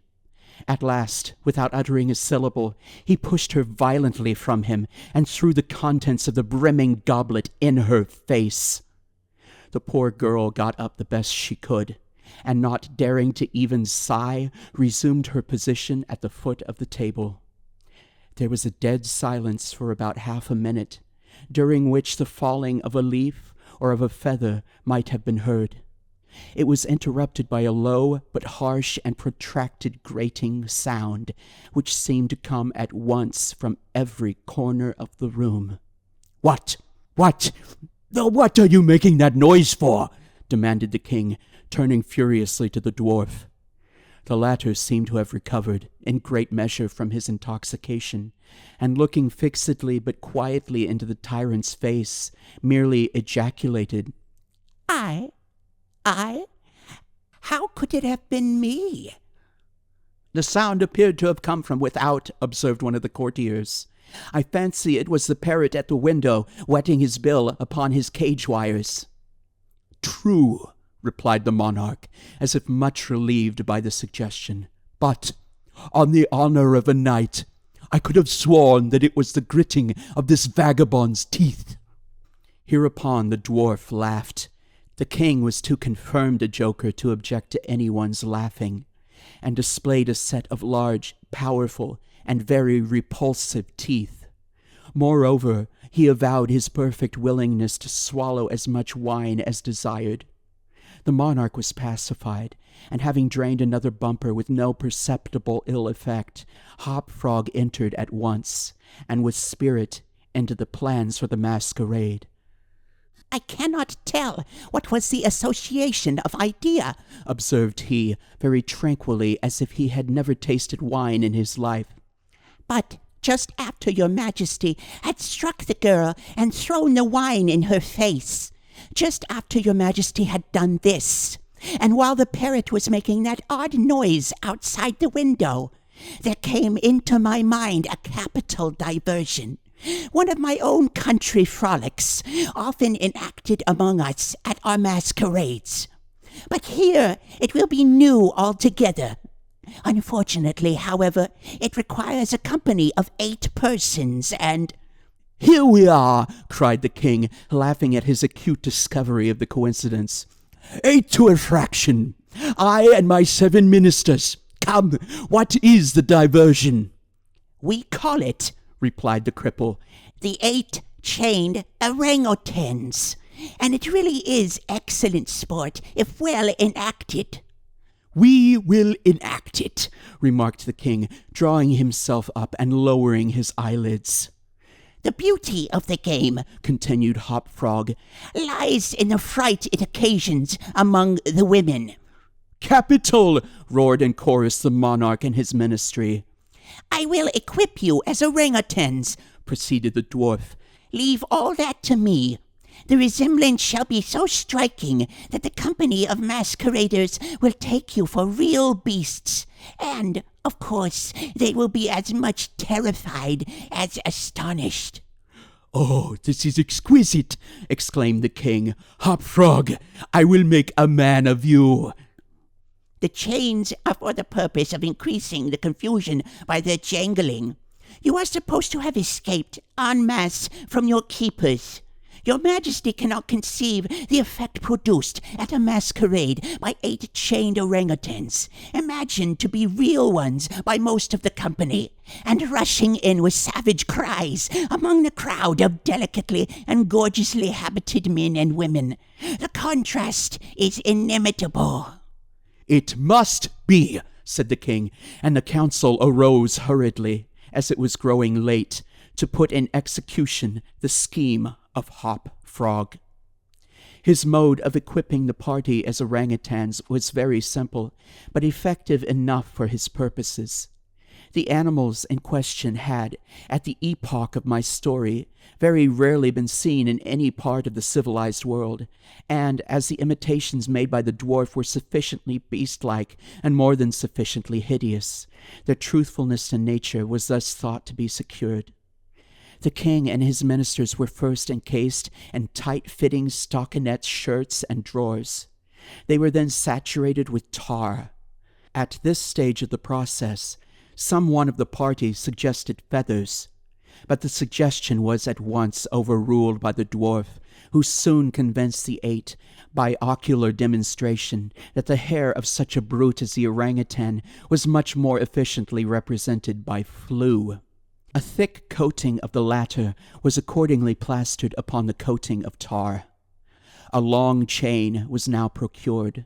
First it was passed about the waist of the king and tied, then about another of the party and also tied, then about all successively in the same manner. When this chaining arrangement was complete, and the parties stood as far apart from each other as possible, they formed a circle, and to make all things appear natural, Hop Frog passed the residue of the chain in 2 diameters at right angles across the circle after the fashion adopted at the present day by those who capture chimpanzees or other large apes in Borneo. The grand saloon in which the masquerade was to take place was a circular room, very lofty, and receiving the light of the sun only through a single window at top. At night, the season for which the apartment was especially designed, it was illumined principally by a large chandelier, depending by a chain from the center of the skylight, and lowered or elevated by means of a counterbalance as usual. But, in order not to look unsightly, this latter passed outside the cupola and over the roof. The arrangements of the room had been left to Trippetta's superintendence, but in some particulars, it seems, she had been guided by the calmer judgment of her friend the dwarf. At his suggestion, it was that, on this occasion, the chandelier was removed.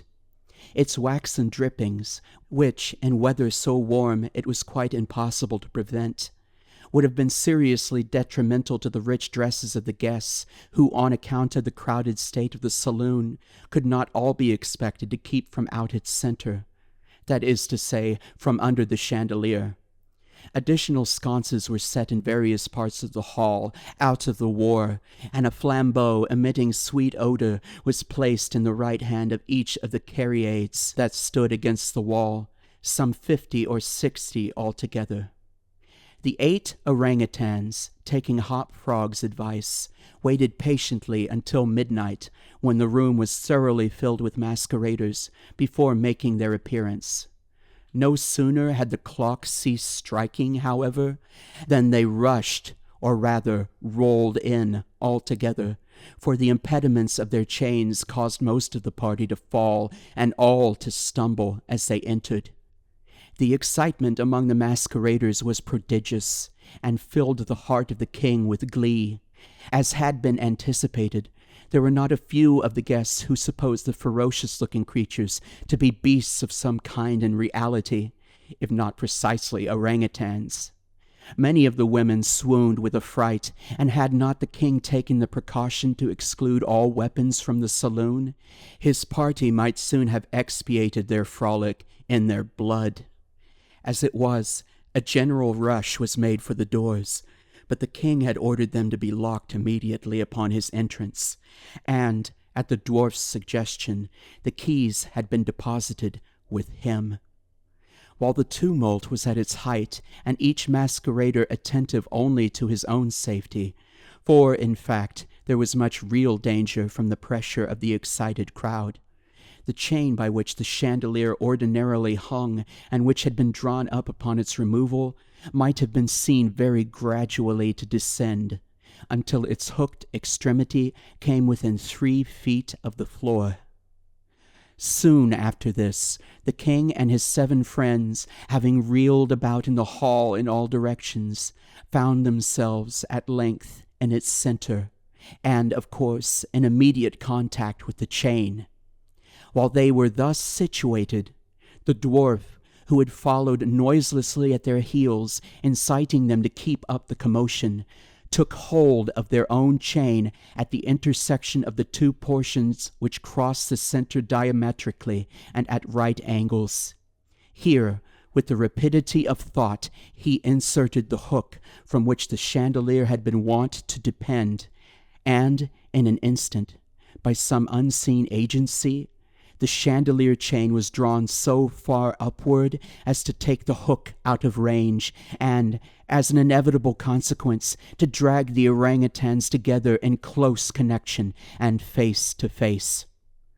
The masqueraders, by this time, had recovered in some measure from their alarm, and, beginning to regard the whole matter as a well-contrived pleasantry, set up a loud shout of laughter at the predicament of the apes.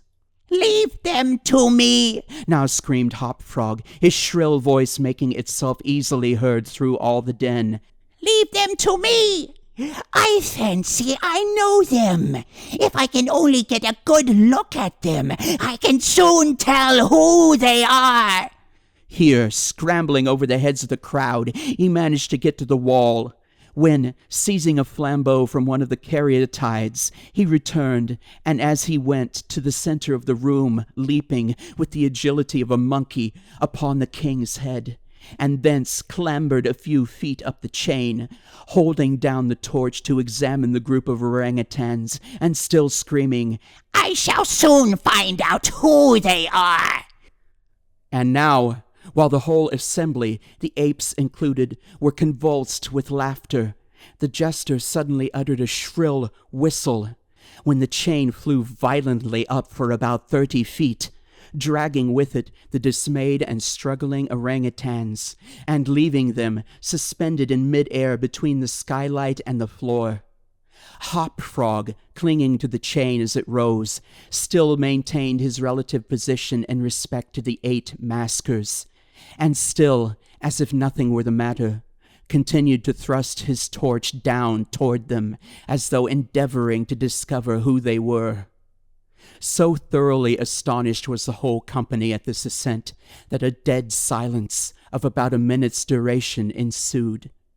It was broken by just such a low, harsh, grating sound as had been attracting the attention of the king and his counselors when the former threw the wine in the face of Trippetta. But on the present occasion, there could be no question as to whence the sound issued. It came from the fang-like teeth of the dwarf, who ground them and gnashed them as he foamed at the mouth, and glared with an expression of maniacal rage into the upturned countenances of the king and his 7 companions. "Aha!" said at length the infuriated jester. "I begin to see who these people are now." Here, pretending to scrutinize the king more closely, he held the flambeau to the flaxen coat which enveloped him, and which instantly burst into a sheet of vivid flame. In less than half a minute, the whole 8 orangutans were blazing fiercely, amid the shrieks of the multitude who gazed at them from below, horror-stricken, and without the power to render them the slightest assistance. At length the flames, suddenly increasing in virulence, forced the jester to climb higher up the chain to be out of their reach, and, as he made this movement, the crowd again sank for a brief instant into silence. The dwarf seized his opportunity and once more spoke. "I now see distinctly," he said, "what manner of people these maskers are. They are a great king and his 7 privy councillors.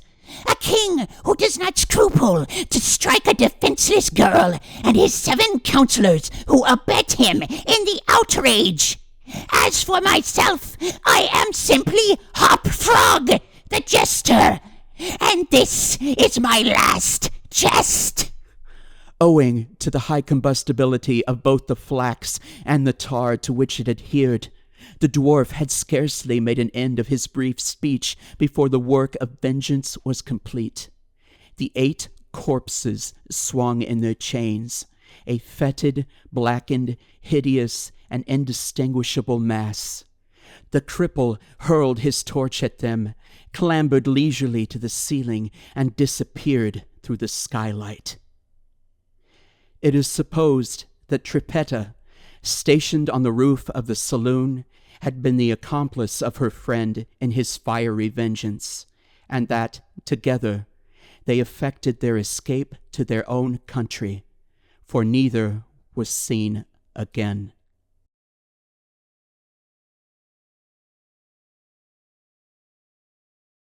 Once, upon a midnight dreary, while I pondered, weak and weary, over many a quaint and curious volume of forgotten lore, while I nodded, nearly napping, suddenly there came a tapping, as of someone gently rapping at my chamber door. "'Tis some visitor," I muttered, tapping at my chamber door. "Only this, and nothing more." Ah, distinctly I remember it was in the bleak December, and each separate dying ember wrought its ghost upon the floor. Eagerly I wished the morrow. Vainly I had sought to borrow from my books surcease of sorrow, sorrow for the lost Lenore, for the rare and radiant maiden whom the angels name Lenore, nameless here forevermore. And the silken, sad, uncertain rustling of each purple curtain thrilled me, filled me with fantastic terrors never felt before, so that now, to still the beating of my heart, I stood repeating, "'Tis some visitor entreating entrance at my chamber door, some late visitor entreating entrance at my chamber door. That it is, and nothing more." Presently my soul grew stronger.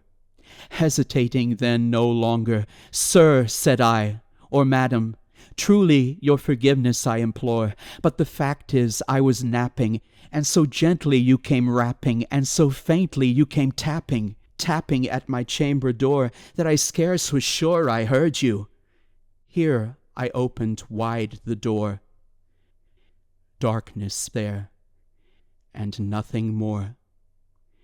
Deep into that darkness peering, long I stood there wondering, fearing, doubting, dreaming dreams no mortal ever dared to dream before.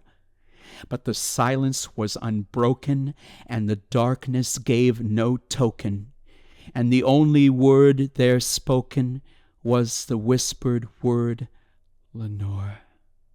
This I whispered, and an echo murmured back the word, "Lenore." Merely this, and nothing more. Back into the chamber turning, all my soul within me burning, soon I heard again a tapping somewhat louder than before.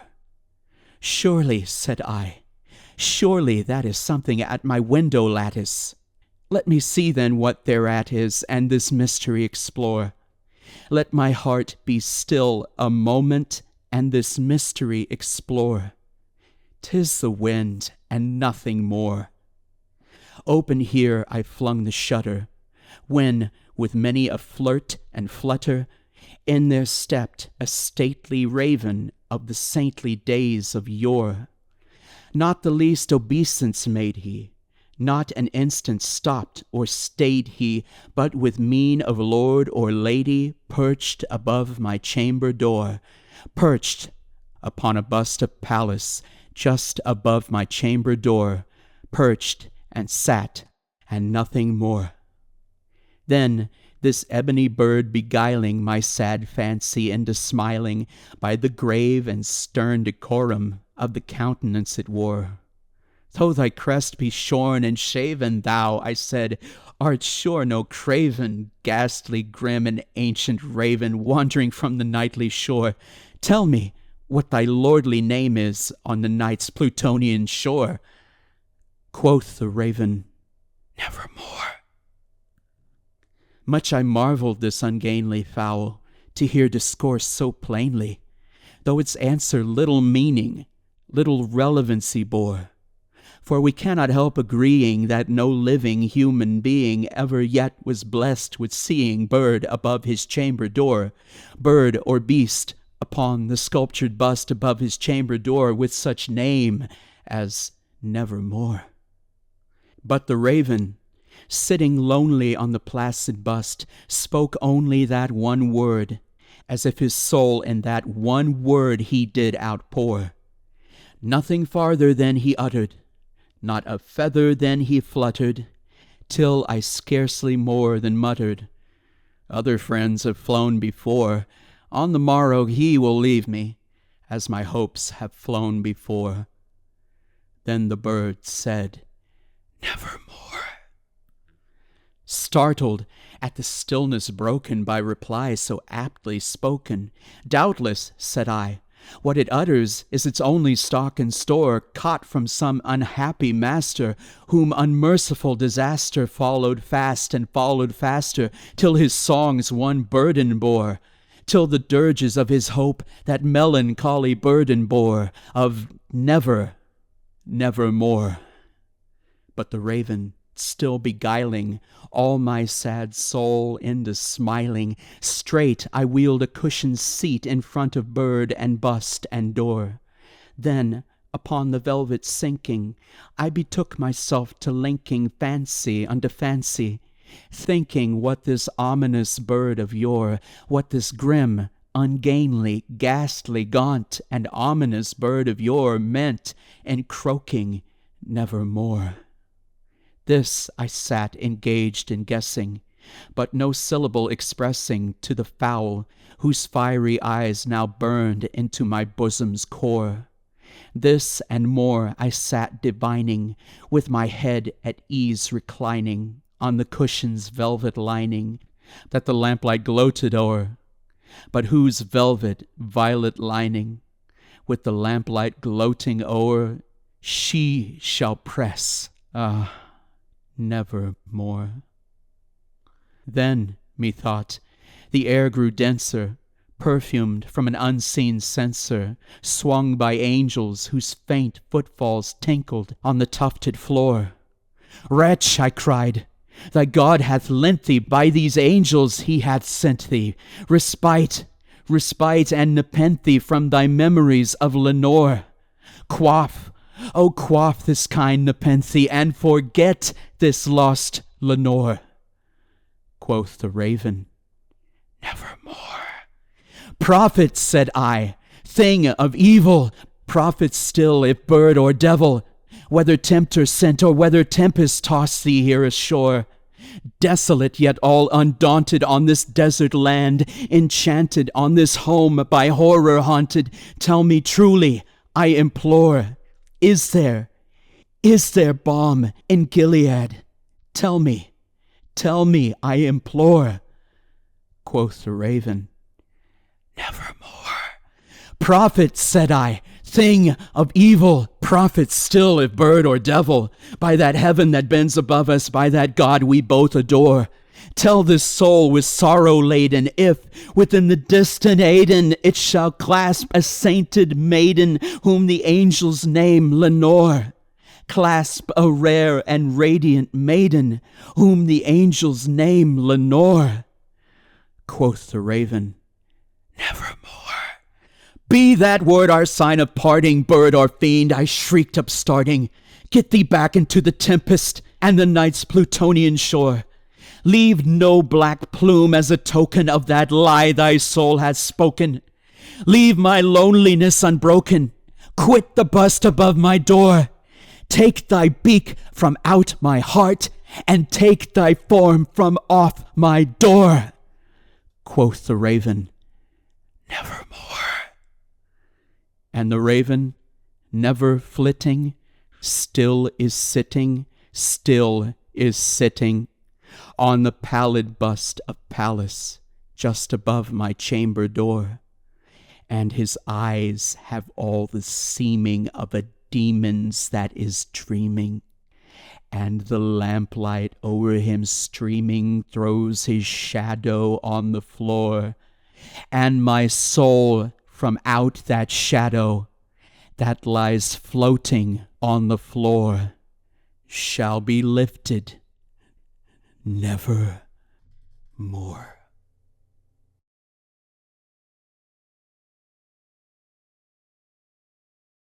It was many and many a year ago, in a kingdom by the sea, that a maiden there lived, whom you may know by the name of Annabel Lee.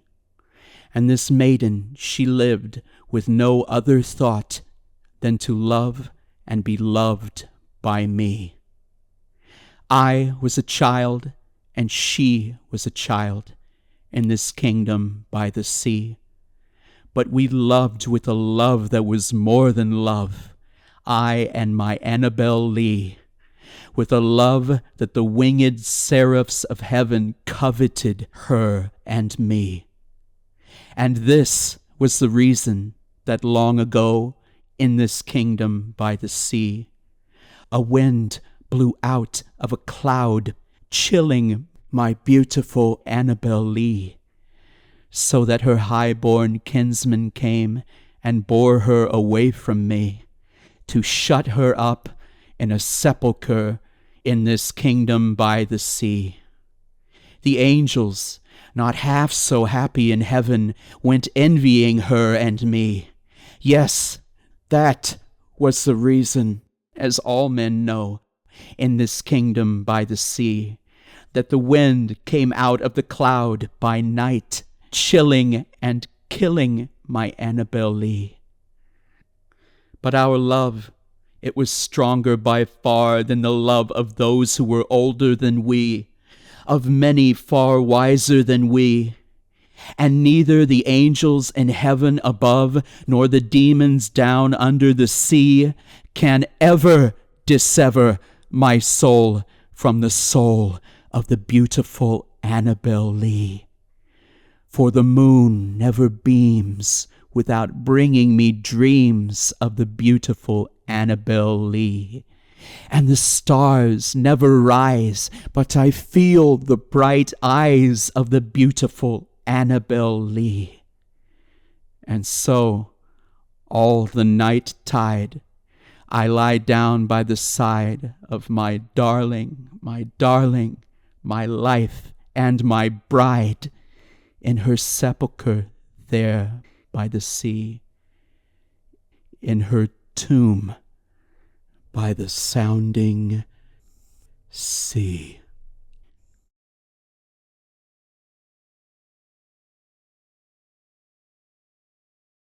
Gaily bedight, a gallant knight in sunshine and in shadow had journeyed long, singing a song in search of El Dorado. But he grew old, this knight so bold, and o'er his heart a shadow fell as he found no spot of ground that looked like El Dorado. And as his strength failed him at last, he met a pilgrim shadow. "Shadow," said he, "where can it be, this land of El Dorado?" "Over the mountains of the moon, down the valley of the shadow. Ride, boldly ride," the shade replied, "if you seek for El Dorado."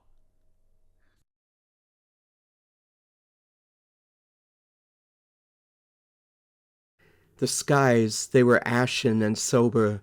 The leaves, they were crisped and sere. The leaves, they were withering and sere. It was night in the lonesome October of my most immemorial year. It was hard by the dim lake of Auber, in the misty mid-region of Weir.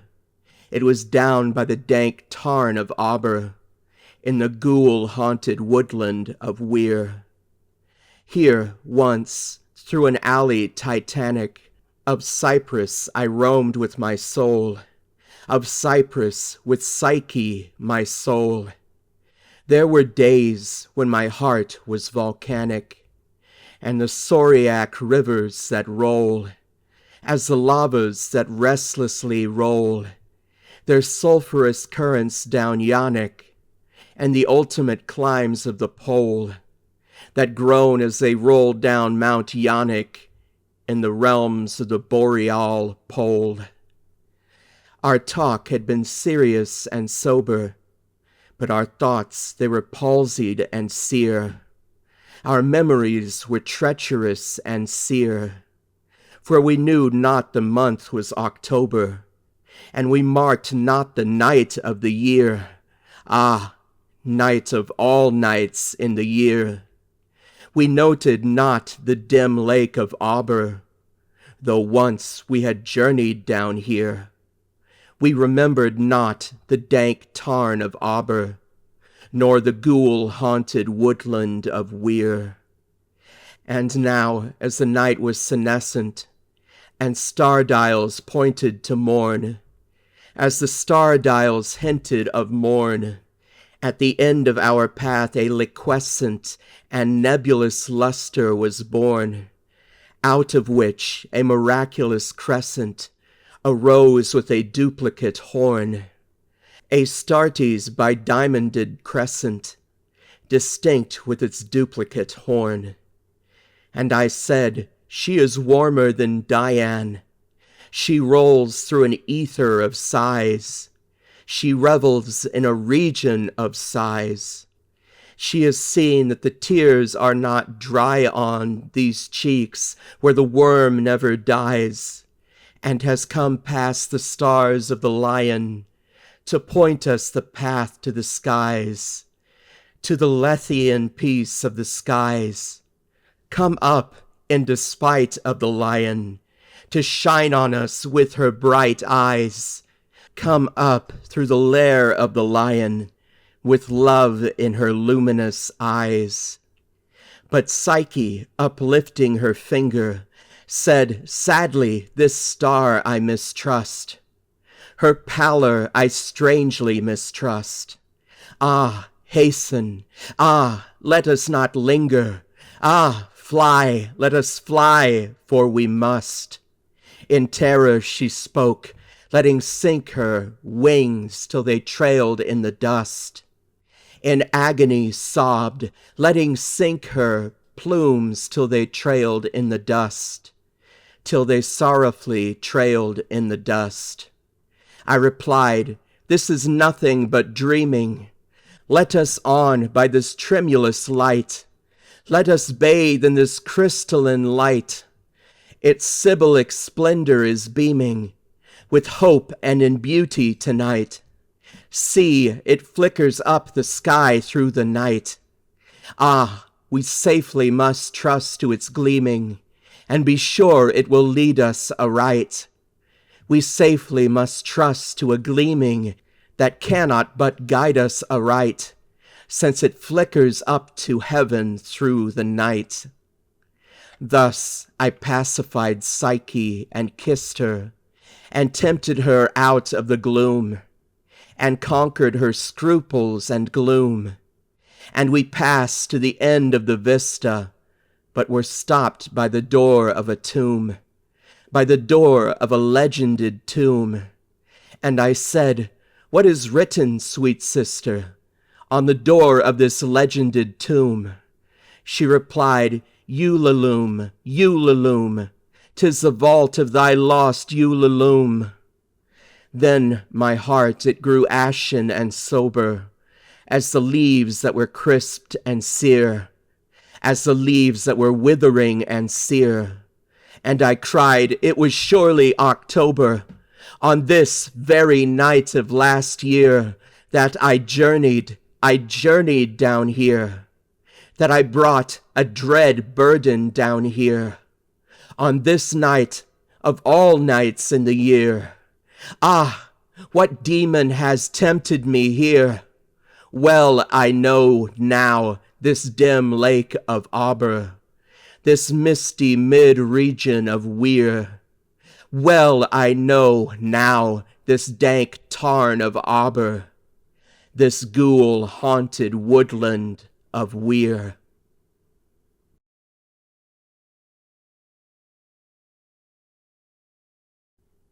Hear the sledges with the bells, silver bells. What a world of merriment their melody foretells! How they tinkle, tinkle, tinkle in the icy air of night, while the stars that oversprinkle all the heavens seem to twinkle with a crystalline delight, keeping time, time, time, in a sort of runic rhyme, to the tintinnabulation that so musically wells from the bells, bells, bells, bells, bells, bells, bells, from the jingling and the tinkling of the bells. Hear the mellow wedding bells, golden bells. What a world of happiness their harmony foretells. Through the balmy air of night, how they ring out their delight.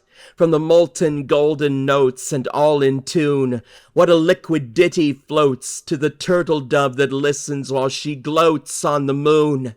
Oh, from out the sounding cells, what a gush of euphony voluminously wells, how it swells, how it dwells on the future, how it tells of the rapture that impels to the swinging and the ringing of the bells, bells, bells, of the bells, bells, bells, bells, bells, bells, bells, to the rhyming and the chiming of the bells.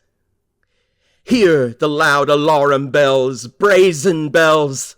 What tale of terror now their turbulency tells, in the startled ear of night, how they scream out their affright. Too much horrified to speak, they can only shriek, shriek out of tune, in a clamorous appealing to the mercy of the fire, in a mad expostulation with a deaf and frantic fire, leaping higher, higher, higher with a desperate desire, and a resolute endeavor now to sit or never by the side of the pale-faced moon.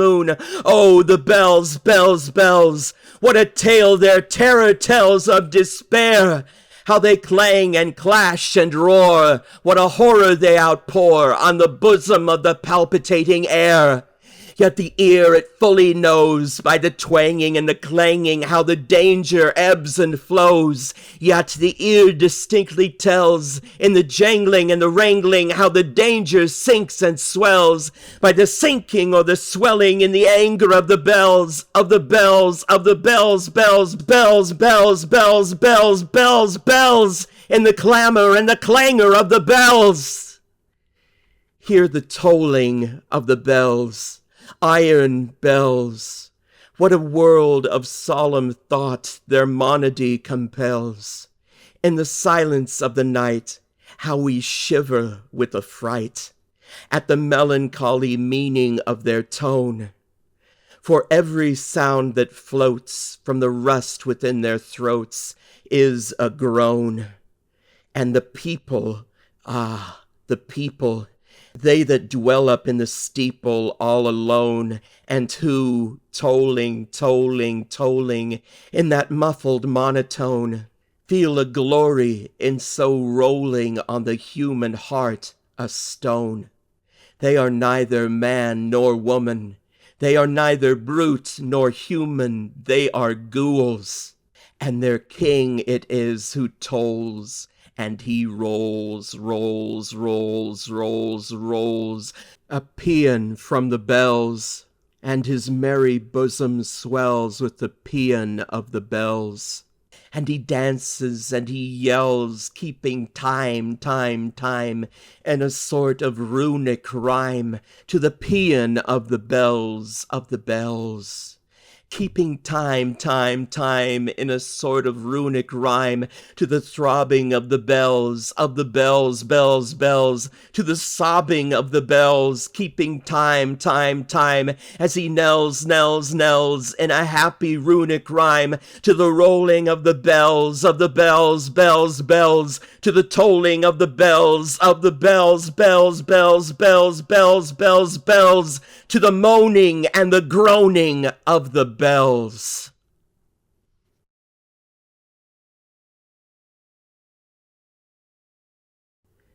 From childhood's hour I have not been as others were. I have not seen as others saw. I could not bring my passions from a common spring.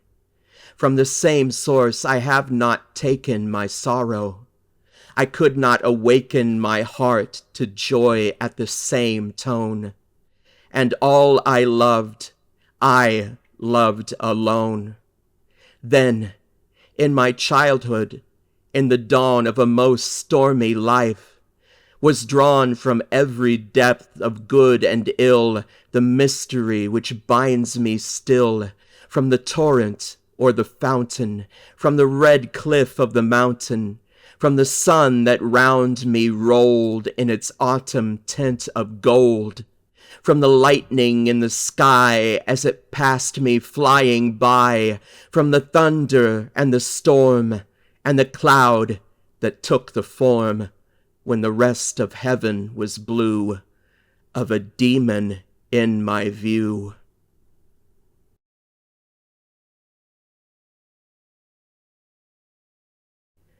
Take this kiss upon the brow, and, in parting from you now, thus much let me avow. You are not wrong, who deem that my days have been a dream.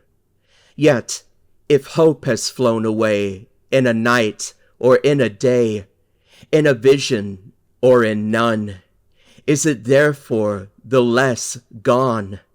All that we see or seem is but a dream within a dream.